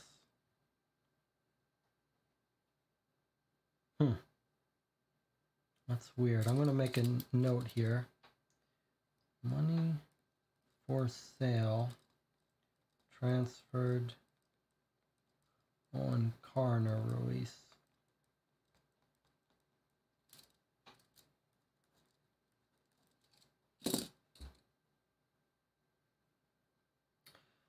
She brings him in. He agrees to buy it. Money released on the transfer. I wonder why that would be. All right, well, that guy actually turned out to be pretty helpful. All right, time for another break. I'll see you in 8 minutes.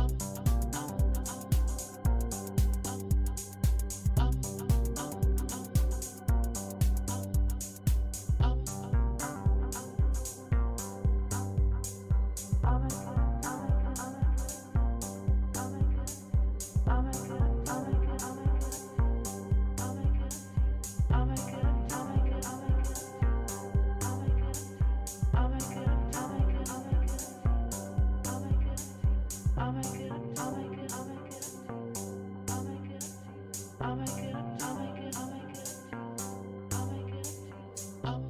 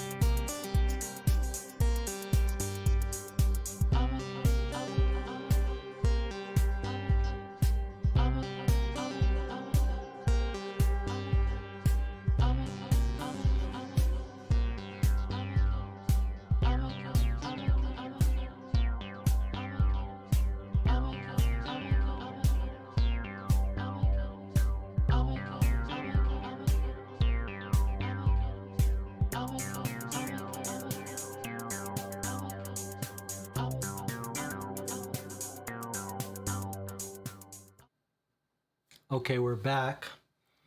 I was just talking in the channel that it's probably time to go meet this person who's bought the mill. We're naturally suspicious of him.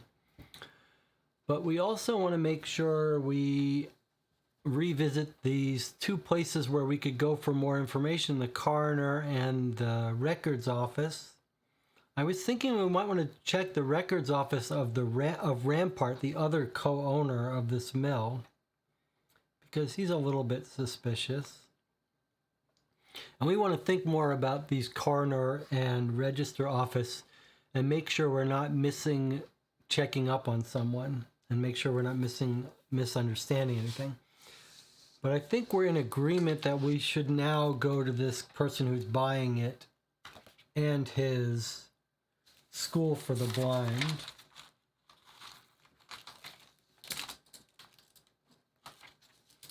So if we find our entries for him, Kendrick Turney, we've got his school for the blind, which isn't supposed to open till next month, and then we've got him in the directory. So let's go to the school for the blind first. School for the blind is $389. Let's see if there's an entry for it yet. Okay, so there's no entry for $389 yet, but that's probably because it's not built yet. But hopefully it'll be built on book 2, perhaps. Okay, so it's time to drop by his house, presumably. We're told he's a bit of a grifter.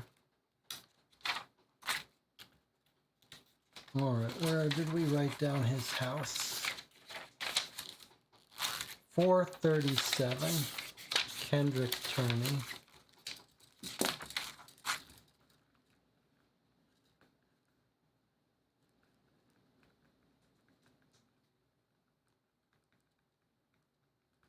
Okay, here we go.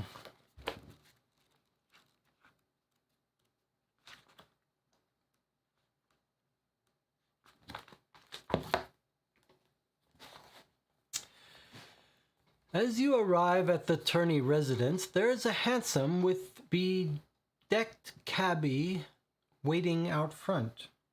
The Clydesdales, the one in the lead with a purple plume, huff steam into the air and bang their iron hoofs against the stone. It is a grandiose townhouse with white Corinthian pillars. You find the bell, the rope of velvet, and pull it. Before your hat is even in your hand, the door swings open. A slender man in glistening waistcoat and tails tucks a chain into his pocket, then lifts his head.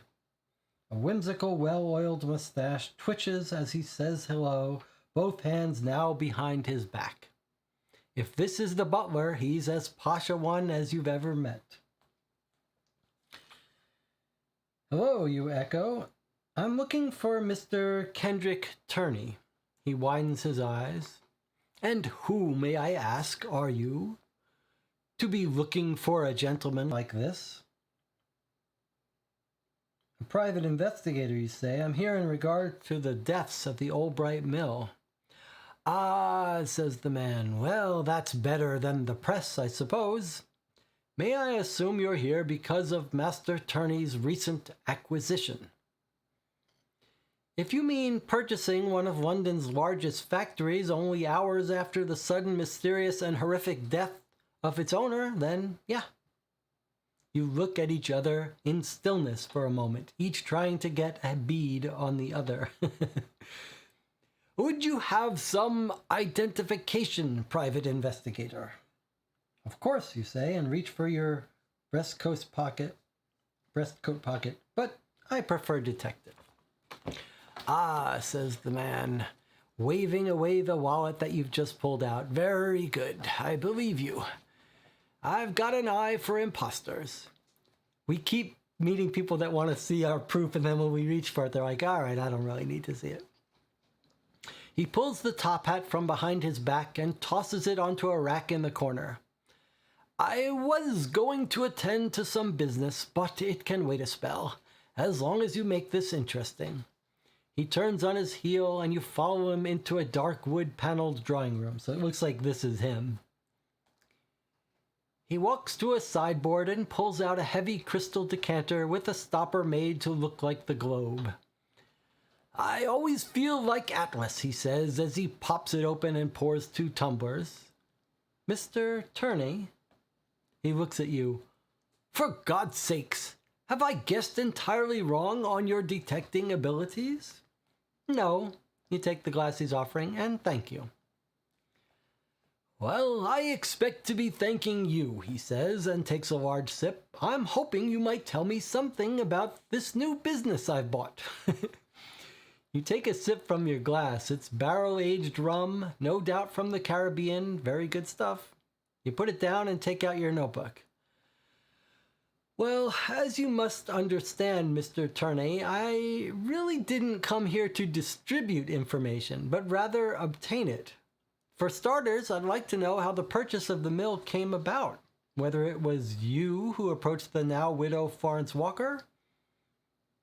And if so, when, or...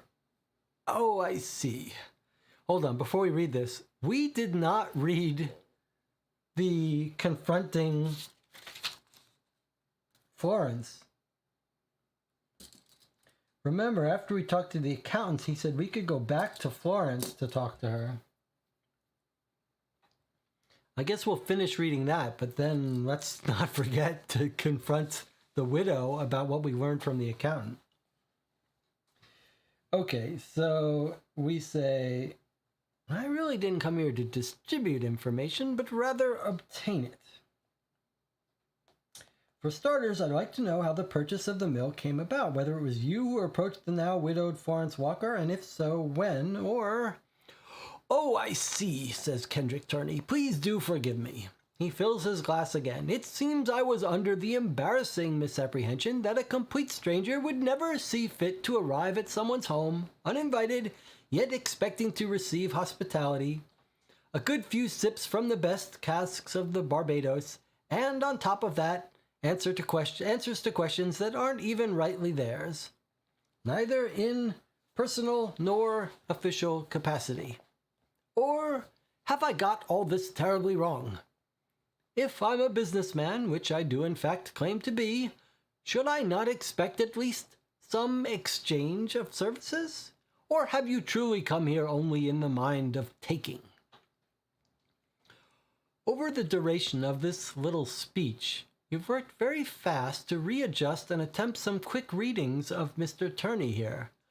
A businessman who appeals to deal in double talk and misdirection as much as any stocks and bonds, and puts you more in the mind of the skinflints of Soho and Tangiers than the gentlemen or even merchants of Park Lane. Fair enough, you say, and put down your glass. That is very good rum, and I thank you for it. I would also see it as more than fair should you wish to ask anything about this case in exchange for the question I've already given you, and I will do my best to answer it. So like we've recalibrated, we realize this is going to be a little exchange deal with someone who's more of a little dealer, wheeler and dealer. Ah, says Mr. Turney, all right then, but I haven't long. That business meeting does still await, as do my horses. In fact, I think I can hear those cloven beasts stamping as we talk. He moves to the window and glances through the curtains, then sits upon a chaise lounge with his new glass. So, to answer your question, Miss Walker came to me. She did so in shock, bereavement, and the worry of destitution. As I'm sure you've found by now, the mill was having some financial troubles. And those, as our callous yet efficient system of banking and governance allow, were thrust upon the widow Walker, no doubt hours after her husband's unfortunate demise. He leans back and takes another sip, looking somewhat unlike a man concerned with an impending business meeting. The widow came to me because she knew I had money and an interest in such things. I have an interest in many businesses within several industries in this great city. Detective, sometimes things suddenly come to a head, as they say, and this was one of those times. Yet it was a quick decision to make, but also one based on connections, study, and accumulated information, in possible anticipation of precisely this sort of instant. Not a gentleman being butchered by the workings of his own machine, of course, but a moment of sudden upheaval within the company. That's what I do, detective. I enjoy the business of speculation. It requires knowledge and risk. That said, with Miss Walker, there are other things too. I consider her a friend. The entire situation is just awful. As he takes another sip, you interject. So, have you not been yet to the mill in person? Since purchasing it, I mean? Oh, God, no, he says. From what I've heard, it's a ghastly place. Okay, well, that was interesting. What did we learn from him? He's a bit of a... he's not really upper class. He's more of a wheeler-dealer kind of guy. But he seems to be suggesting that this was sort of anticipated. And he says it was a quick decision to make, also one based on connections, study, and accumulated information. So it kind of sounds like he anticipated the possible sale.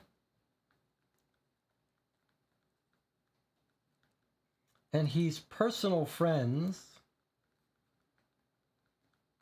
with Miss Walker. And he has connections, maybe with Mr. Rampart, the other co-owner who told him he might have an opportunity to buy it. Very interesting. And he doesn't have any real personal interest in going there. So it sounds like someone told him, you might be able to get this place for a steal. All right, if we want to look up records on him, we're told we add 50 to the lead where we meet someone. So that was 437, so 487 would be if we want to look them up. Let's see if there's an entry for 487. There is an entry for it. Let's see what it says. The file marked Kendrick Turney is far slimmer than most. You open the folder and discover a completely empty record. That's interesting.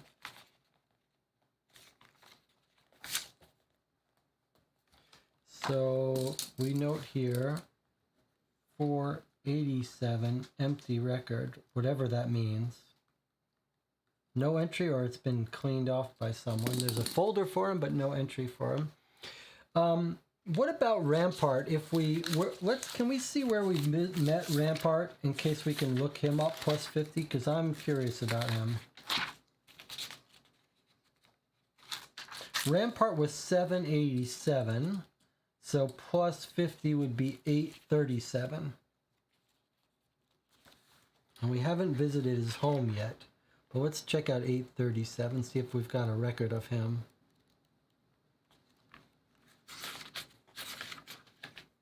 No record of him. All right, so we need to go back and visit the wife and confront her about these weird accountant stuff. She's not going to be happy with her accountant, Oscar.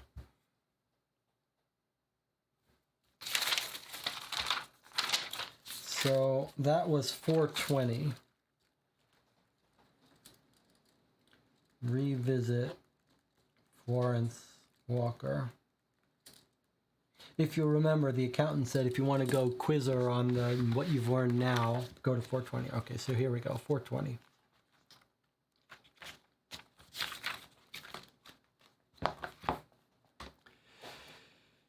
Having had luck with the pantry door before, you return to it. This time it's locked. You knock and knock and knock, certain the widow Walker is at home.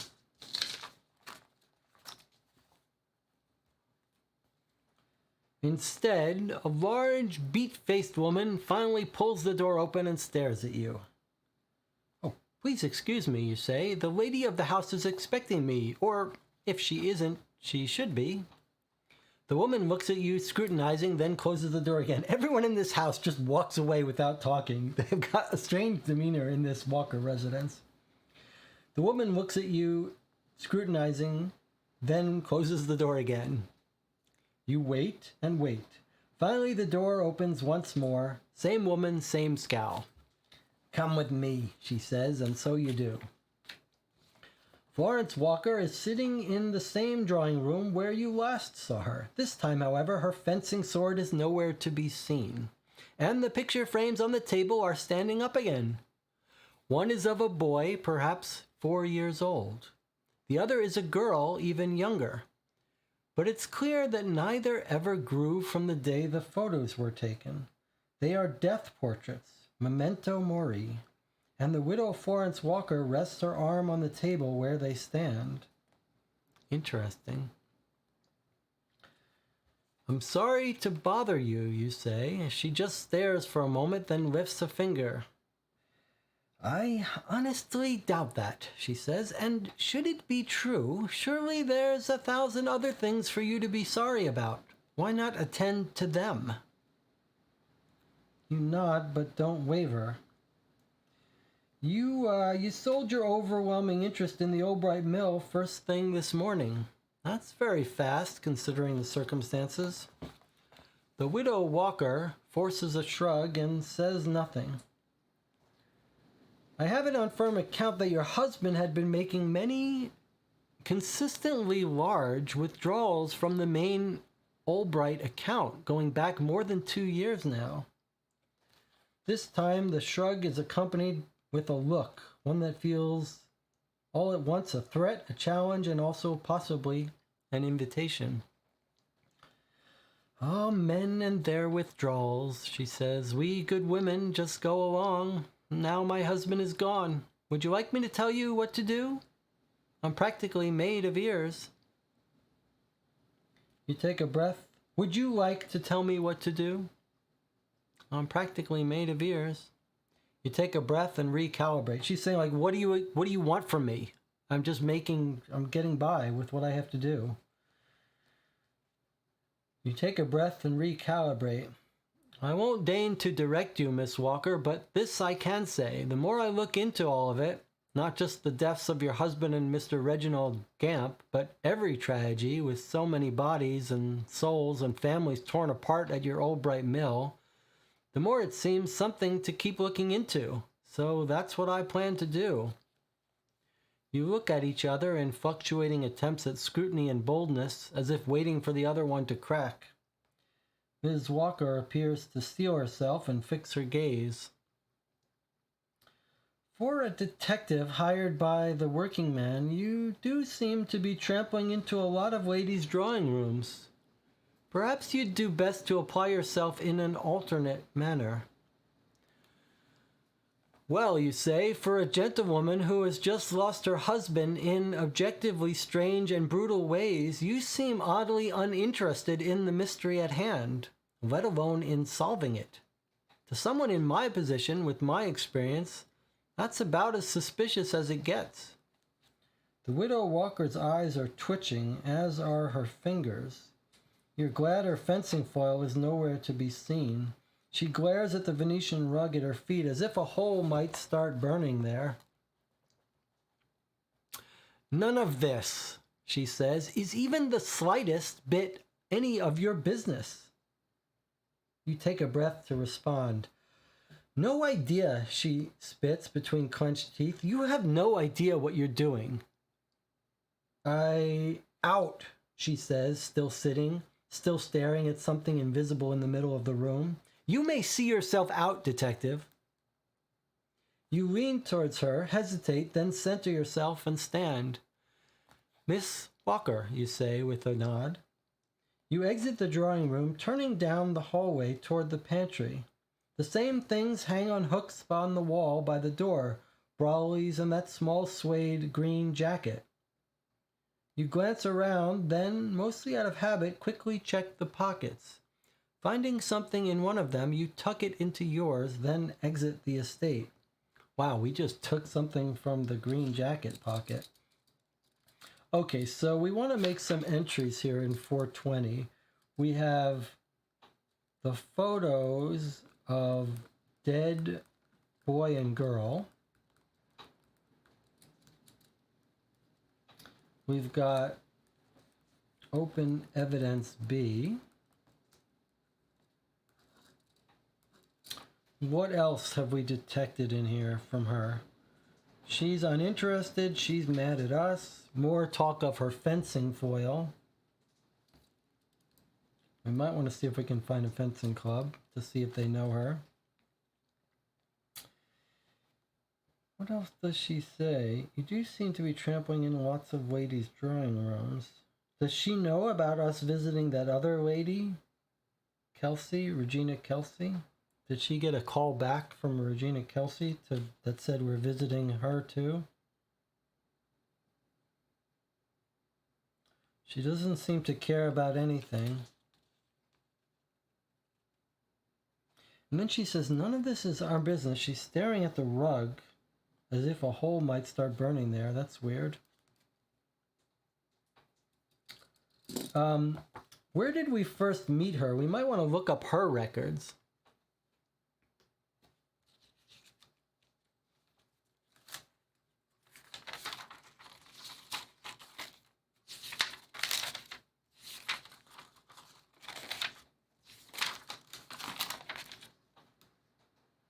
And the records of Regina Kelsey. We could do that later, I suppose. All right, we'll have to remember to visit those records of some of these other people, but let's open evidence B. So we found this in the green jacket. Remember, there's a green jacket guy protecting the factory, so this may be their son or something, someone who also works at the factory, or is this a green jacket from the husband? Like, who is this? Who owns this green jacket? A small suede green jacket.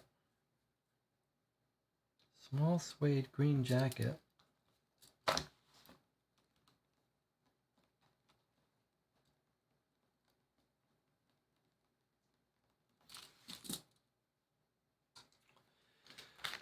Uh, 804 is where we first met her, is what Jonathan is saying. So if we were to look up 854, it would be looking up records about her. Let's just quickly see. It didn't look like it was correct, so I'm going to skip it. There was an entry, but it didn't look like it was what we thought it was.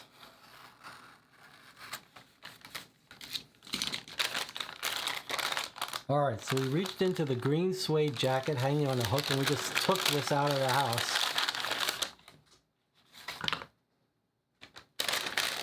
Let's see. Matches. Okay. This is looking a little bit more like my theory that someone is lighting fires in the place, causing little mini explosions, and that's what blew them off the rail, maybe. The Queen's Hand safety matches.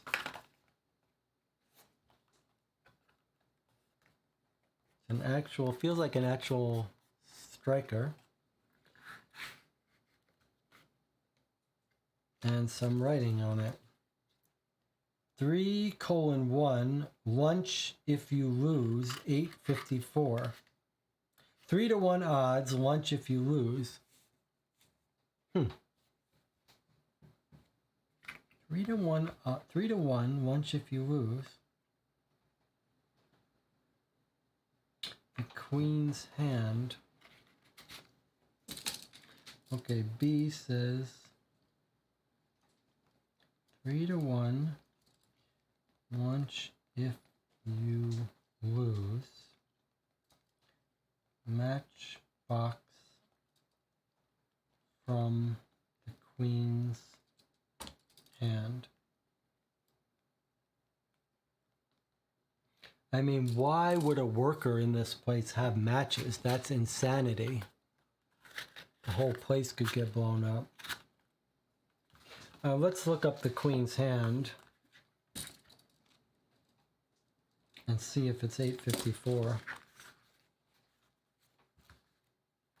or if it's something different. The queen's hand is 400.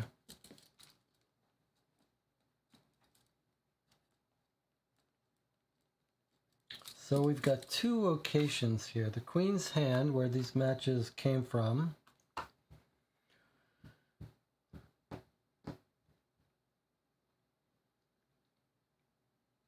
and the arrangement location, lunch if you lose, 854, which might be a restaurant of sorts.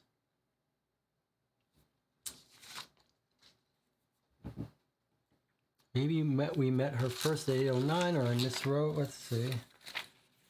The Walkers were 835 is where we got them in the directory. 801 was the residence from the phone. So if you wanted to add 50 to the Walkers, it would be 885 or 851.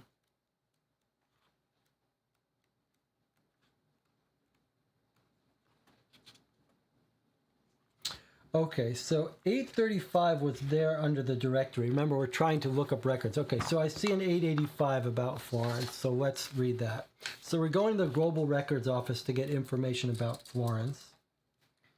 Plus 50 equals 885. Let's see what we read about Florence's records. You find Florence Walker, and here you discover multiple relevant documents.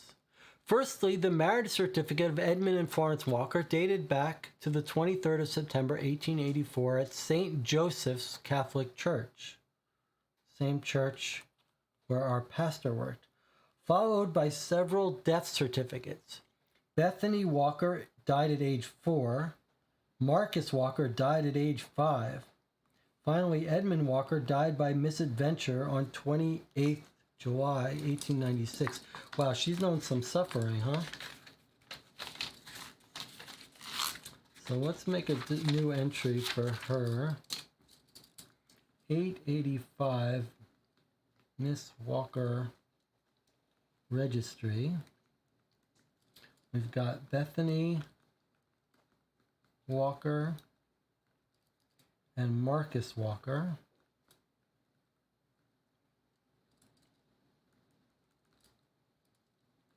Age 4, 1887. Age 5 in 1889.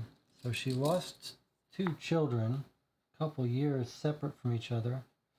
Surely they weren't working in the factory, though. Marcus Walker died 1889. That's our current year, right? No, 96 is our current year. Okay, so 7 years ago. So she's just known a lot of trauma in her life. Maybe that's why she's just so bitter. Married in 1884. Daughter and son died a couple years later. Now, if you wanted the coroner to look up this, we would add 10 plus this, so it would be 895. Is there an entry for that? No. Okay. I don't know how we use that information, though.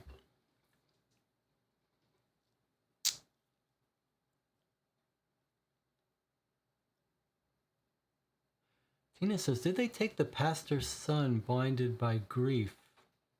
Same year. You're saying, did the Walker children die on the same years that the pastor's children died?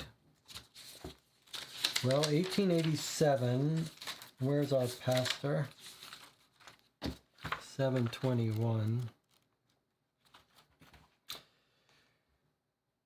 No, the pastor's children died 1896, which was this year, and 1895 was the mother. So they died recently, whereas the Walker kids died several years ago.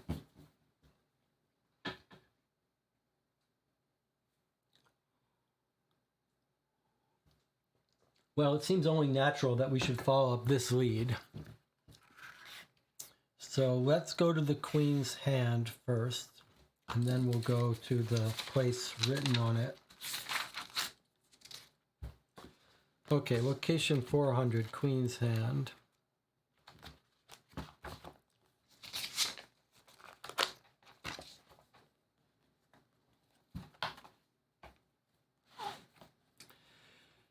To the best of your recollection, you've never stepped into the Queen's Hand before. Sure, the Queen's head, arms, taps, crossings, warders, vaults, and corners, the Queen Anne's, the Queen Charlotte's, Queen Eleanor's, Elizabeth's and Beth's, the Queen and Castle, the Queen of Broadgate, of Hoxton, of the Lock, the Queen of Spades, of Hearts, of your heart, the Queen's heart, and even the Queen's knees, though that one is a secret for very good reasons. But here is the Queen's Hand, and it's open, so you step inside. "Pour you something?" says the barkeep, gesturing to the wall behind her, where a dozen libations are listed in chalk, along with their price, under an uppercase underlined billations.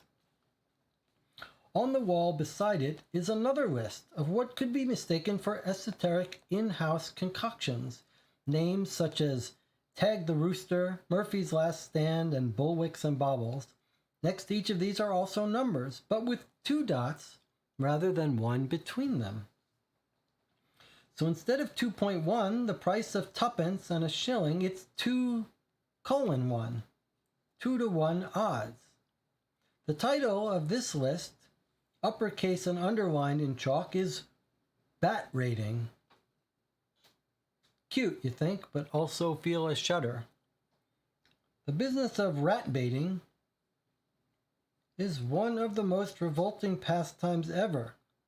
You've done what you could to avoid it until now, but your instincts and possibly some leads have led you straight to here, so you'd better follow through.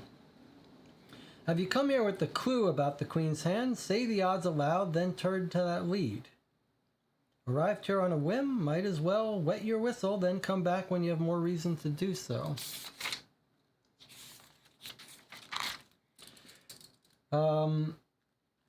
Okay.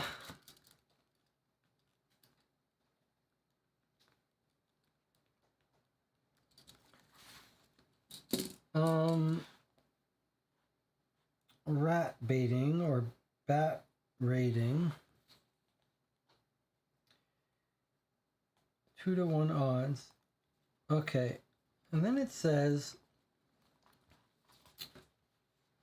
come here with the clue about the Queen's Hand. Well, we've got a clue here that says 3-to-1, lunch if you lose, 854. And then it says, say the odds aloud, then turn to that lead. I see. 3-to-1. 3-to-1. If you say it out loud, you get 3-to-1. Okay. So 321 is where we're going to go. 3-to-1, 321.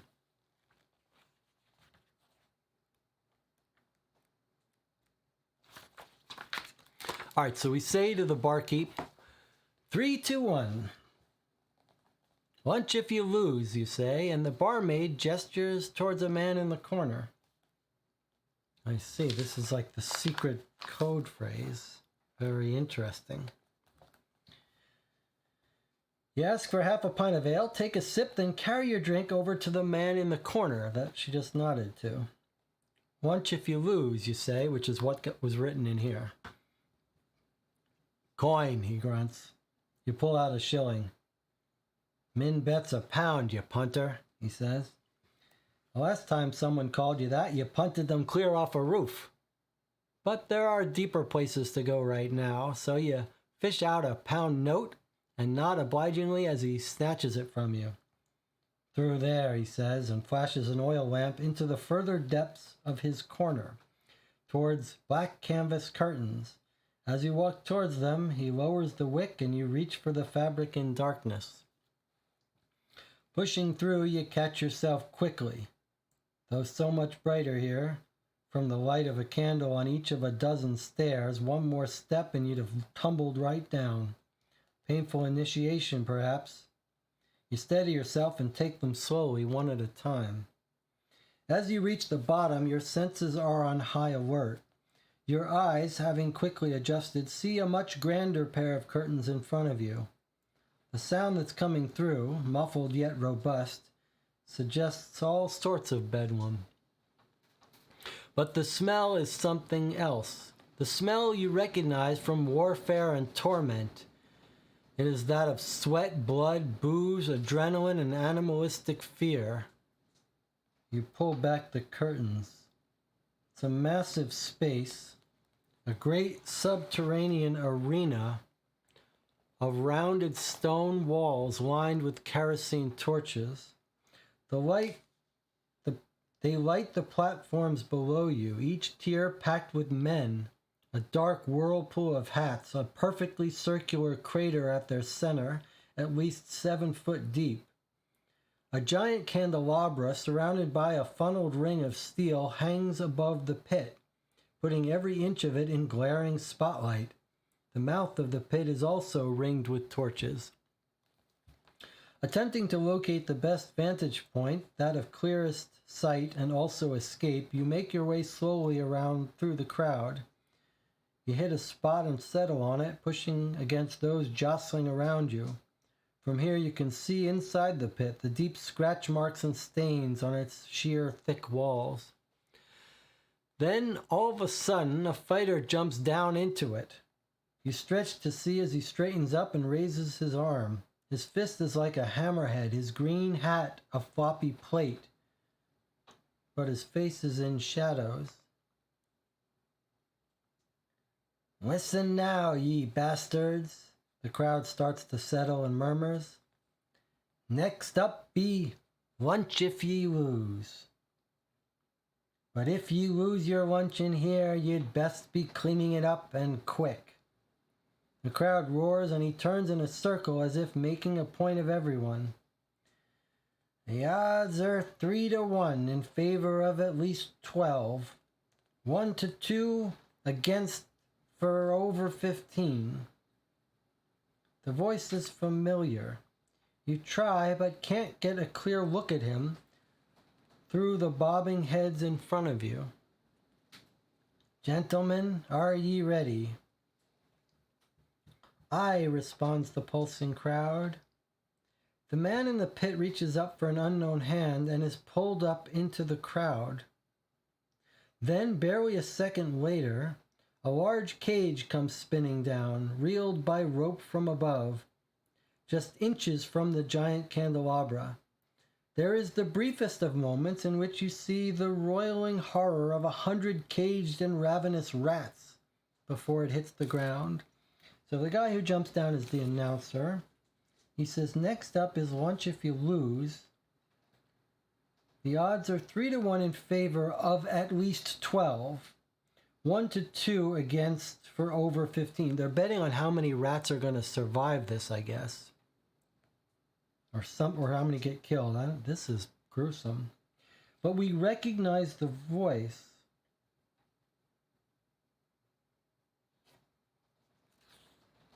We recognize the voice. The voice is familiar, but we can't get a clear look at him, but he's got a green hat. Green hat, familiar voice. Is this our guy who controlled the hose at the factory? He had a green hat, right? Is this our factory hose guy? We should check the fire department. I think he could be working for them. Patrick, that's right. What's his name? Patty or Patrick? Okay. Cage is lowered with ravenous rats before it hits the ground and bursts open. As the cage is winched back upwards, the sound is what overtakes, not just that of rats in the pit scattering and scurrying and the men above them shouting and slobbering, but the one now cutting through it all, that of an unearthly canine howl. You will never know if he was driven, forced somehow to make the dive, or simply thrown from the edge. But lunch if you lose is airborne when you see him. A scruffy greyhound mix. Oh, it's a dog, I think. This is terrible. How many is he going to kill? before he gets killed or something. I don't know. I don't like the sound of this. A scruffy greyhound mix. He crashes into the sawdust and dirt at the bottom of the pit with an angry, scrabbling, possibly injured yelp. In the moments before the no doubt startled and starved rats reconvene and turn towards the now spinning, gnarling young dog, you ready yourself to jump down in there, moving towards an open spot of railing. Then two things happen. You see right in front of you the back of a slim figure in a green jacket. You know it from somewhere, but before you can ruminate, you're grabbed by the shoulder from behind. You dip as you turn, ready to strike, but there are two of them, both with chins as if carved out of stone, framed by half-foot mutton chops. They're saying something, but it doesn't matter. All you can hear is the howling and desperate resistance of lunch if you lose, as they take you by each arm and drag you through the crowd away from the massacre. At one point you try to make a break, but something heavy comes down upon your head. Then the crowd is far behind you and a door opens up into darkness. You try to say something, a joke or a question, you're not even sure. But as lamplights flicker on, the heaviness hits again, then every light goes out. Hoping for consciousness, turn to lead 523. Okay, so then we see a guy with a green jacket.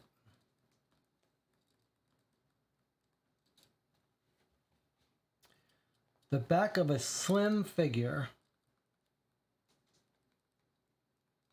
So is this the jacket that we took these matches out of? Presumably. So someone working at the Walker residence, I think, is what we were led to believe. One of the workers at the Walker residence is doing this. Okay, 523. That was a nasty scene. Could it be Florence? No, it's not Florence. It's a guy, surely. All right, let's see if we can get consciousness.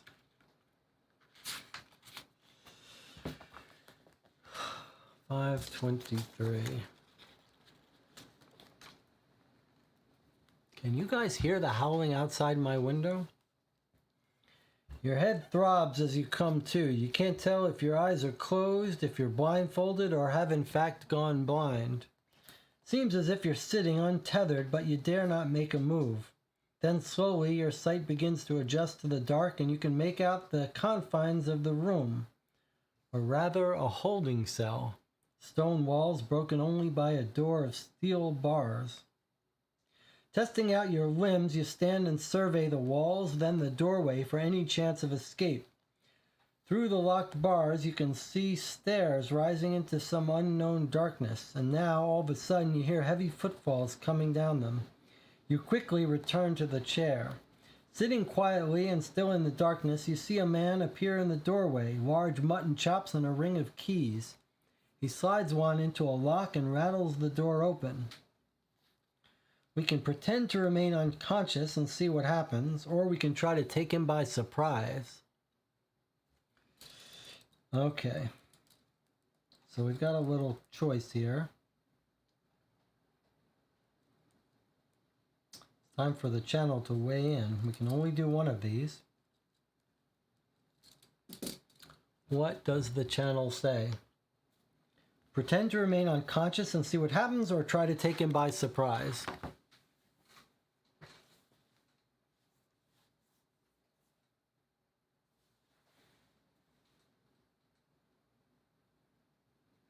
Thoughts? There's some speculation in the channel about whether this guy with the green jacket was Patrick.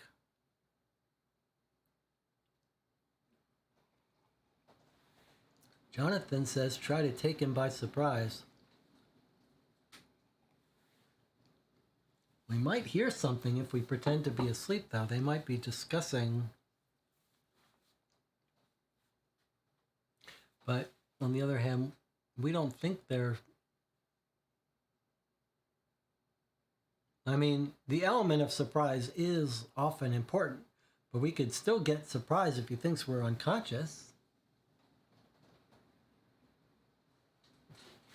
Where does it say he is? He's coming down. He slides one into a lock and rattles the door open.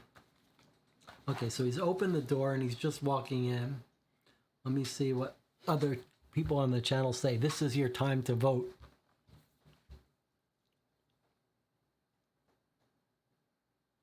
Jonathan has voted for try to take him.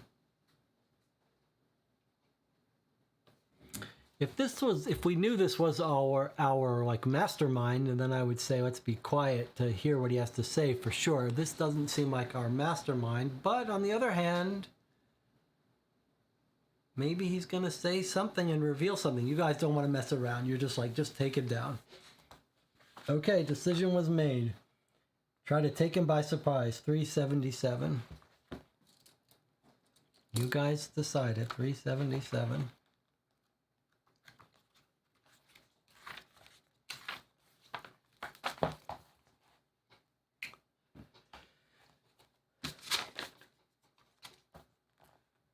Mutton Chop's eyes are not yet accustomed to the dark and can't see that yours are slightly open, watching him cross the floor towards you, the bars of the door still unlocked behind him. He pulls a length of rope from his jacket, and as he bends down to tie your ankles to the chair, you bring a full-force knee up into his nose. You hear the bloody crunch and bolt for the door. As you race up the stairs past other holding cells full of dogs, they charge at the bars and start barking crazily as if woken from some doped-up darkness. It's clear from the stench and the canine prisoners that you're still somewhere deep below the Queen's Hand pub. A figure appears at the top of the stairs, Mutton Chop number 2, and now you can hear his nose-broken counterpart huffing up the steps behind you. Quickly scanning the stairwell, you see a waist-high doorway in the wall to your left and dive through it into darkness.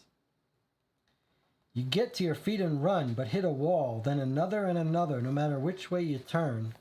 As your eyes adjust, you realize it is in fact only one wall, a circular one, about 7 feet high, and you're in the middle of it.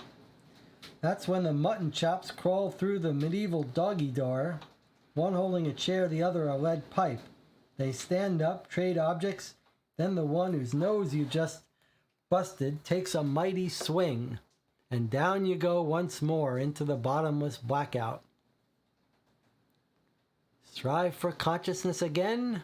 Or could you just embrace the void? What is that supposed to mean? Do we just die? Is it all over for us?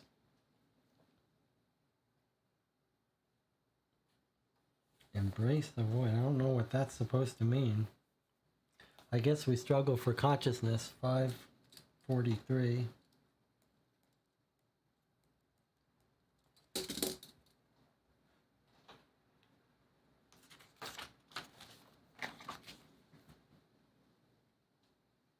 Yeah, I don't know. It doesn't seem like there's anything else we could do. Okay, 543. As you come to consciousness once more, it feels like the world has slipped sideways, or maybe your brain has, or perhaps both, but in different directions. You see sideways, hobnailed boots, the sideways cuffs of dirty pants. "Think he's wakin'," mutters a voice, one of the Mutton Chops. Then the hobnails step sideways towards you, and suddenly it's like you're rising, but not in a pleasant, natural way, raptural way. You find the blood rushing from your head, both inside and out of your skull, as the world turns right ways once more. It also fills with blood streaking down and across your eyes. Well, we're in bad shape. It is in trying to wipe the blood away that you look at the chair you sit upon, your ankles bound to the legs, wrists to armrests. It's hard to ascertain in this position how much of you is broken and how much merely bound. "I wish I could say it's nice to see you again, detective," says a different voice, but one you recognize. The one who'd pumped up the crowd from the pit right before they threw the dog in. And as before, you remember the voice from somewhere, too. "Well, it'd be nice to see it all," you say. You sure of that? Says the voice. Then you hear the sound of a match being struck, and light blares out all around you. As your eyes adjust to the levels of blood and flash, you see through the red and the world starts to take shape. The mutton chops are lighting one torch after another until the man standing over you comes finally into sight. It's Patty. What in hell, you say? Huh, says Patty. That's exactly what I'd like to know. What are you sniffing around here for, detective? First at the mill, then here. I don't know, you say. Honestly, I had no idea this was your place. Is this your place? Something just led me here. You expect me to believe that? So it was Patty, as we thought. I'm not expecting much at all right now, you say. Feels like one of those situations where the less one hopes for, the better. As if in answer, a light appears from above. The giant iron-ringed candelabra descending, fully lit from some unknown dark heaven. Then, from some unknown bright hell, two giant cages full of rats swing into view alongside the chandelier. You don't want to look up, but you can't help it. You broke my man Barney's nose, you know, says Patty. Now I know he weren't that pretty to begin with, but don't tell him that. He's all choked up about it. In fact, we had to stop him from killing you with the pipe. You look around and see that it's just Patty and the one chop now, so I let him man the levers instead. Patty calls up into the pitch-black amphitheater. You'll be holding them vermin till I tell you, Barney. The scratching and squealing above you is becoming deafening. So you got one last chance to tell me something, detective, before me and Barney's brother here leave you to the critters. He points upward, and this gang ain't been fed a week. I don't know, you say, starting to sweat buckets. The adrenaline is staving off whatever pain from whatever injuries you've already sustained, but it's not enough to break you free. You push against the ropes. I don't know what to tell you. Ditto, says Patty and shrugs. Hey, Barney, wait a minute, you say. I got the lead to this place from Miss Walker. Well, not her exactly, but her jacket. Well, not her jacket, but... This is really getting boring, says Patty, and Barney ain't exactly a man of patience. Patty gestures to the other chop, and they turn to leave. I don't wait, there was a jacket. I know it, a boy's green jacket. A rope ladder swings down, and Patty grabs a hold. Boring, says Patty, really, really boring. A jacket, you shout, a green jacket. Surely that means something. But Brother Chop has started to climb, and one of the cages is now in full descent, the rats shrieking, squealing, and scratching as they come from above. You struggle against the ropes, but they will not budge. Do we plead with Patty or call out to Barney? Barney is the guy we punched in the nose, who's upstairs. He doesn't seem to care about the green jacket.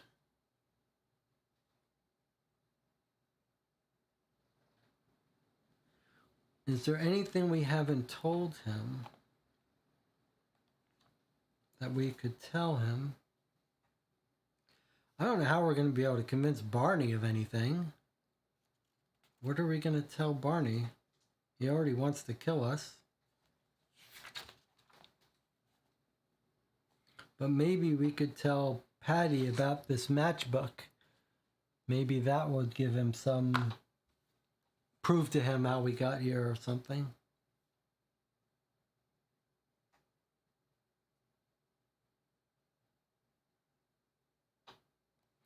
We say a green jacket, surely that means something, and he doesn't even care.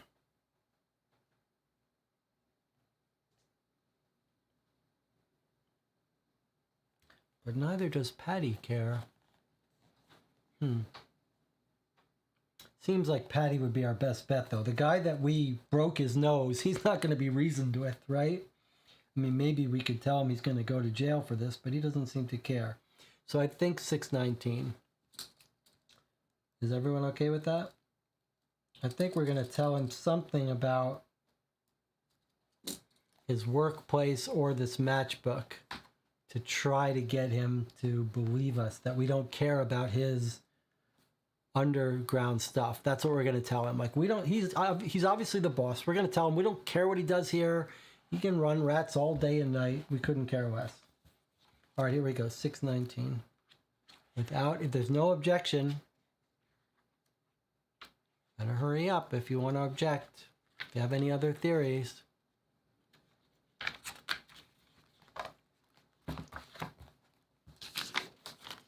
All right, we're going to plead with Patty to come to his senses. Up there somewhere, Mutton Chop Barney has his mutton hand on the goddamn lever.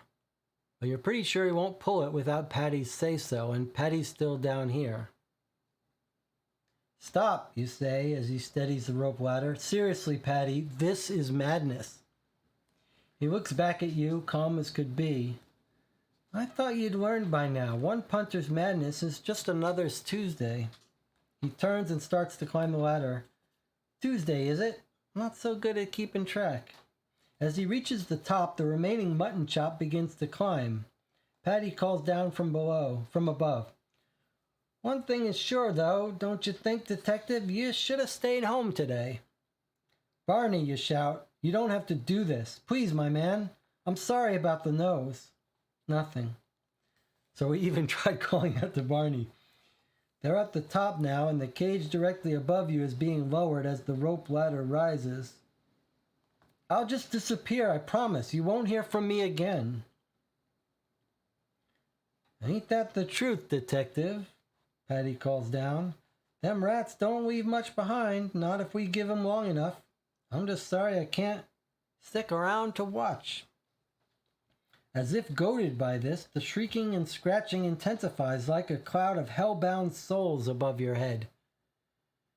For Christ's sake, Barney, don't pull that lever. I'll give you anything. Money, friendship. Just tell me what you want. You are not happy with the pleading, but you can smell the rodent saliva, feel it dripping on you, mixing with the blood on your face as you shout out. The rope and winch creak in the darkness above. Torches and candelabra flicker as the cage sways in the air. You can see the screaming scratch marks of 1,000 frantic hounds on the stone walls above you, around you. Then a distant sliding thud comes from above, like that of a lever dropping. You must not look up, yet you do, into the swarming, tooth-filled mouth of hell that opens above you and drops its 100 starving souls onto your bare, shaking head. As they rain down upon you, you'll hear a sort of otherworldly howl, then realize it's coming from you, your chest and lungs as your body writhes beneath the sea of savage rats. Then, all of a sudden, it's like the howl from your chest is in the air above. The sound becomes a shape, a dark, sleek shadow driving down from the edge of the pit towards you. It lands at your side amidst the frantic rodent army, and its howl becomes a mighty, primal growl. The rats leap from your face and chest, scattering to the edges of the pit. You look around, and there, back arched, teeth barred, magnificent in the bloody torch glow, is Lunch If You Lose. Somehow he survived the pit, the rats, and has now come back for more. For you. His still fresh wounds, the missing bits of ear and fur, make his visage even more heroic. But then suddenly he turns, biting and snarling at your arm, as if he swooped down for total vengeance, not only on the rats, but the filth of humanity too. And you are his first veritable victim. Then, just as suddenly, he stops. You look down and see that he's chewed through the rope and freed your right hand. It takes a second to get over the shock, and by then the rats are encroaching again. Lunch if you lose barks and snaps as they circle the both of you, scuttering, regrouping. Despite the hound's heroic tenacity, he's only bought you so much time and freedom. You better do something with it, and quick.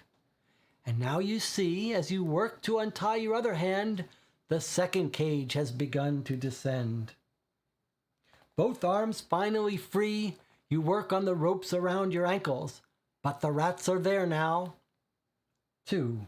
The two of you, detective and hound, have now stirred them into a greater frenzy. Lunch if you lose is yipping and howling as the vermin redouble their effort. The second cage is passing the candelabra like a descending demon over the face of the moon. But then, just below it, something else breaks through. A shout and an arm simultaneously reaching over the far side of the pit. "Detective," comes the voice, more clearly now. "Ours is not to die among vermin. Get up and grab hold." Grab the hand and skedaddle. Save the dog first, then hope for the best, or try for a way you both might escape.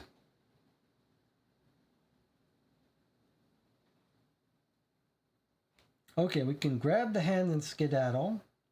Save the dog first, then hope for the best, or try to find a way you both might escape.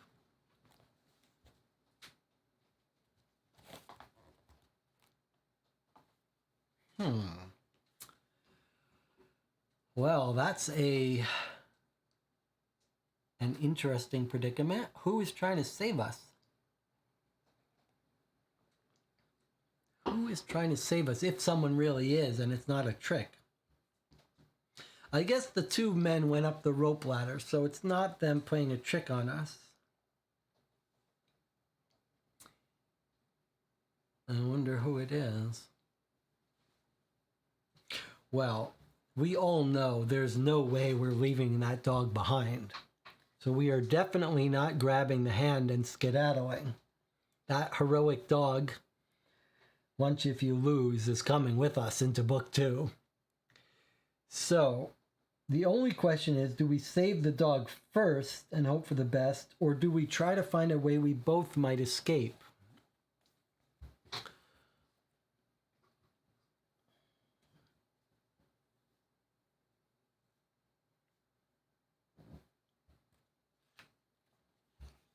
Where did the dog come from?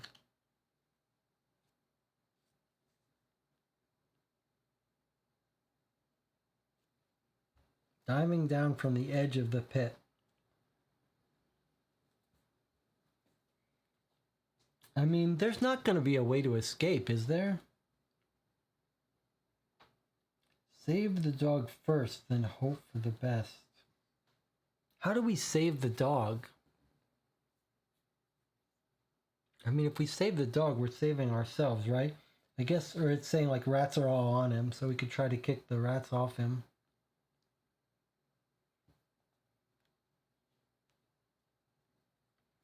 All right, let me tell you my logic here. That dog knows what he's doing. I see. John says, I think we're handing the dog to the outstretched hand. I see. Well, that sort of changes my logic. My logic was that dog knows what he's doing. Let's just help the dog out and let the dog take care of these rats. But Jonathan is saying, well, choice B, save the dog first, is handing up the dog over the wall. That's pretty dangerous. We're getting rid of the one creature that knows how to fight these rats. On the other hand, a human not tied down in an arena with rats, we stand a pretty good chance, right? Like, you can kick a rat pretty good, punch it. I'd just rather us fight the rats with the dog.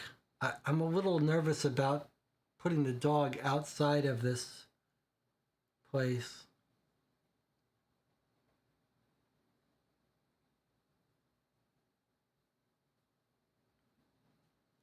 Have they taken our shoes? We don't know. Save the dog first. So you're saying we're going to lift the dog to this person Yeah, I think we lift the dog and then they lift us, right? Looking for a way to escape. No, this person is our best bet.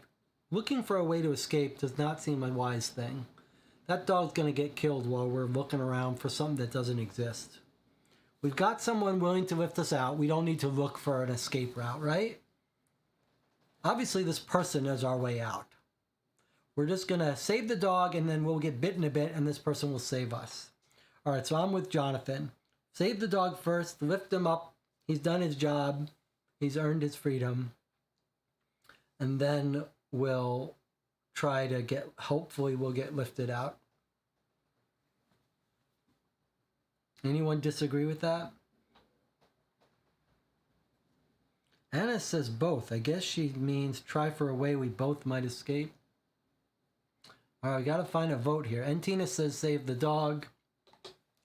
Anna says both, which I guess means look for a way for us both to escape. Jonathan says let's ensure that dog survives. I think we got to ensure that dog survives.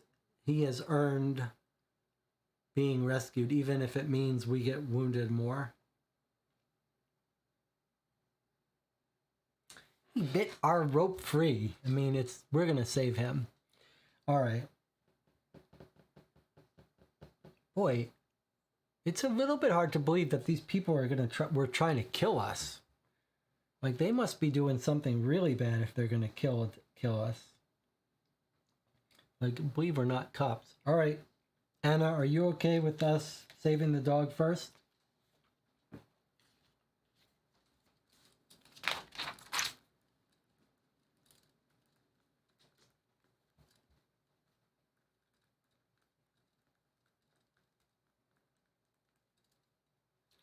$676 versus 245 versus 444. All right, doesn't seem like anyone's chiming in, so we're going to make an executive decision here to save the dog first. 245, here we go.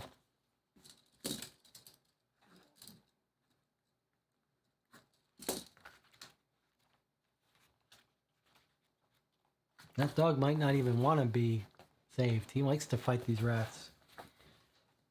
You break free of your bonds and run full tilt through the goddamn rats, straight at the curved wall, then stop. Above you, the outstretched hand is reaching down. Let me just make sure we did save the dog first. Okay, the outstretched hand is reaching down. We can't even recognize who it is. Once If You Lose is battling valiantly, but there's no doubt he is losing. He will be lunch and also dinner. You can hear his breath screeching to nothing. Imagine his brave body torn asunder in the next long moments. You turn, kicking frantically through the vermin, grab hold of him. Standing and stretching with all your might, you heave him through the air. Between flaming torches, toward the outstretched hand, it grabs hold and pulls. As the dog and arm withdraw into the darkness, you ready yourself to make the same leap. The hand juts out again. But just as it does, the second cage drops in spinning free fall, crashing down upon you. Oh my God. You hit the hard, teeming ground beneath a burst of freshly panicked rats and try like hell to spring up again, punching at the swarm in the air beyond. You thrust forward on your thighs, once then again, flailing with all your might and desperation until finally you're up. You hear a shout from above. Cage! Then make a leap for the nearest one. You stand atop it and grab the rope as the rats surge around you. And then it starts to rise. Up and up, inch by inch, you can hear the straining from above. Then a shout and a thud and the cage jolts downward. The sound of fighting, first of men, then dog, growling and snarling and pounding as you sway about on the cage.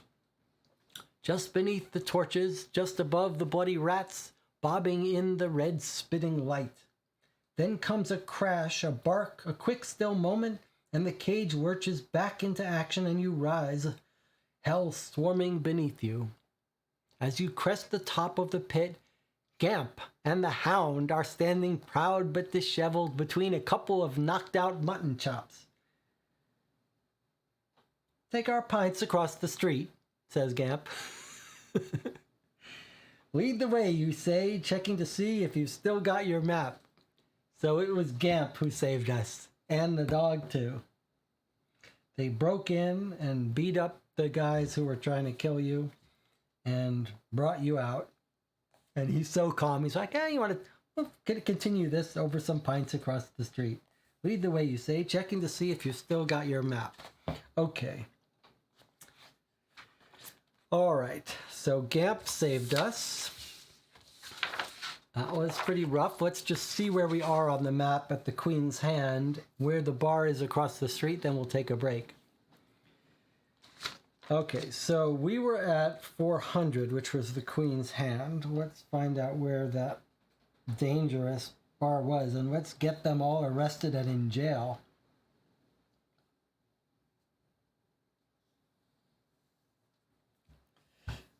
.400 Queen's Hand is what we're looking for. You would think that might be towards the center.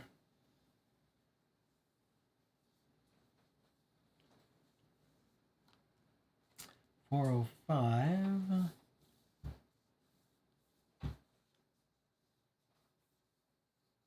.404.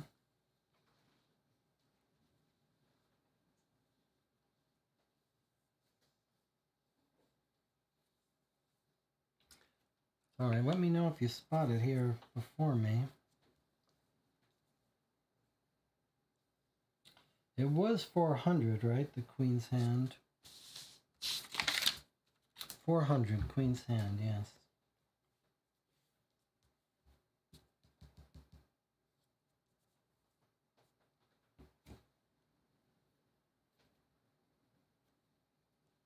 .400 Queen's Hand. Okay. So that's where we've been, and then across the street looks like 809 unlabeled, one of the only places on the map that's unlabeled. And we can't look up yellow pages by organization, so that's a shame, but you could do a quick scan for 809. We have to assume it's a bar or an inn, a pub. We could do a quick scan for it just to confirm.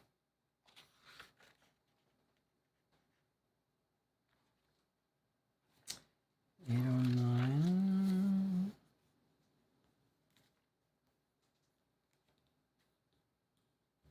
Would be nice if there was a category listing for these places.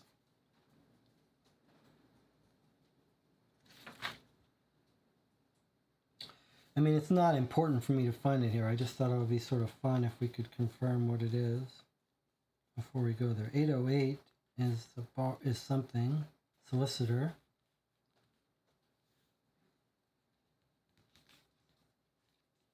Okay, well, I don't see it in here, but that's okay.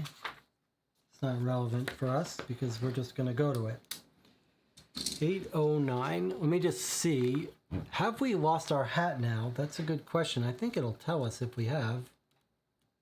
Let me just make sure 809 is the right place. Okay, 809 is a place. So we're going to take a break. We'll come back. We'll meet Gamp across the street at the bar, and hopefully we'll get to pet that little doggy. Thank him for saving us. See you in 8 minutes.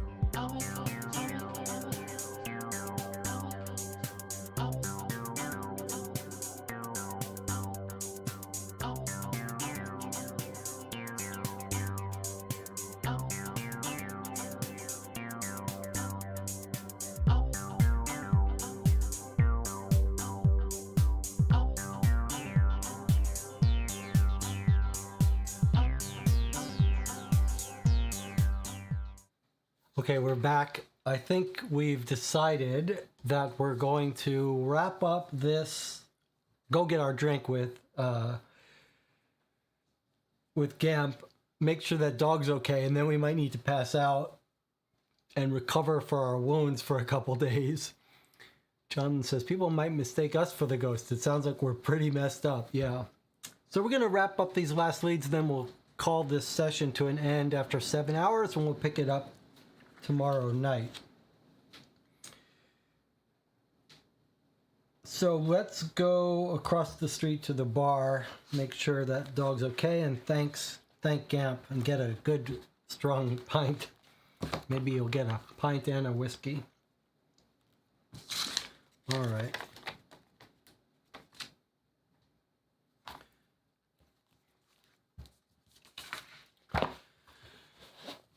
Finally, you drop down upon the curb opposite the Queen's Hand, from which Gamp has commandeered 3 pints just for starters. Who's the third one for? The hero, of course. He scratches Lunch's head. I talked to the barkeep about how many pints he's surely worked off already in lieu of fair wage. Worked his way to freedom and also ale, haven't you, boy? As Lunch slurps from one of the glasses, you clunk the other 2 together and drink. How'd you even find me, you say, after downing half the glass? Gamp glugs and wipes his mouth. It was that little birdie of yours. You put your glass down. She wasn't in there. You're not saying that. Gamp holds up his hands. Even Lunch, if you lose, stops drinking. Not so I know, he says. Just that friend of hers were. Enough to see you clubbed about the head and dragged right off. You're lucky they did. Gamp takes a long drink, then a lengthy swipe of his arm across his mouth. As he puts down his glass, it clinks against the cobblestone. What I think is this. You should worry about yourself right now. He jabs a thick thumb at the pub behind you. That ain't workaday stuff. You nod, taking over the job of holding Lunch if you lose his glass for him. Thanks for getting me out. Well, I got you in too, he says. I mean, I trust all of this is from Albright. Yeah, I think it is. You haul down the rest of your pint, your myriad of injuries, from countless cuts and scrapes to as of yet unknown breaks and bruises, hover around you like an impending future. The man who put us in the pit, you gave Lunch if you lose a scratch on the chest as he laps at his pint. He works at the mill too. So you followed him here, says Gamp. Nah, I followed this. You take the Queen's Hand matchbox out and unfold it. Took me a little bit to get here, though. What do you make of this number at the bottom? Gamp takes a look as you finish up your glass. Well, it ain't no address. I think that's an old Lower Marsh baiting code. Like an account number. Where'd you get this? That poor widow you sent me to, first thing this morning. Miss Walker? Sounds like you need to go back there. You nod, drink down the rest of your ale, then reach for something, look around and stop. What is it? Darn it all, you say as you stand. I believe I lost my hat. Okay, so there's the lost hat. And when we visit Miss Walker, if we don't have a hat, we get a different entry. So that's that. And Tina says, who's the woman? Do we know? What woman? What woman are you talking about?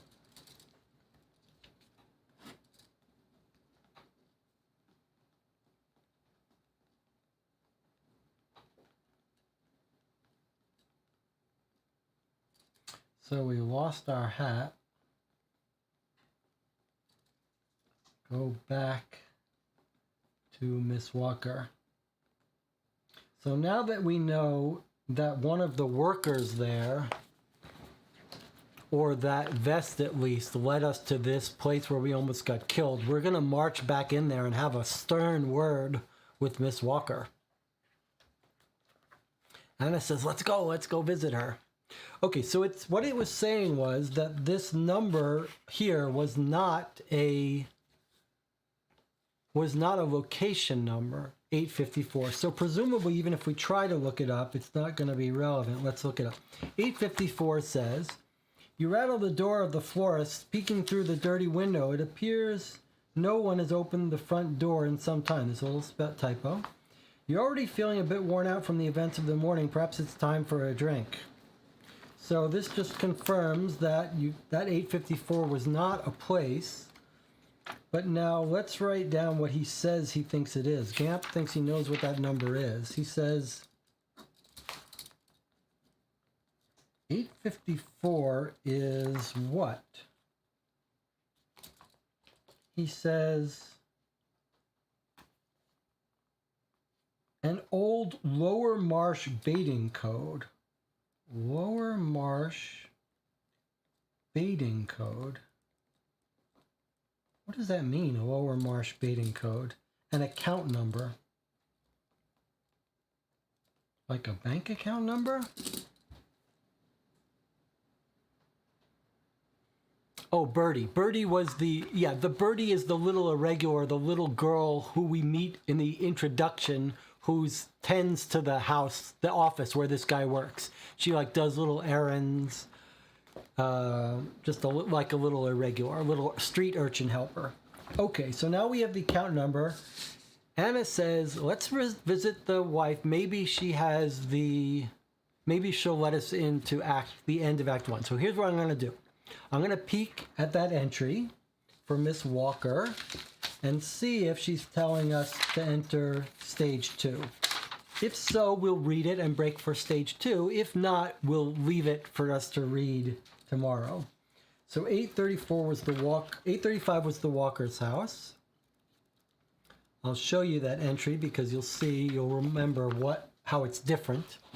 It says, if you're here for Lady Florence and have lost your hat, use the front door at 262. So we're going to go to 835 to 262. This is Florence. Now I'm going to peek at this. I'm going to see if this is ending Act 1. If so, we'll read it and stop. If not, we'll stop.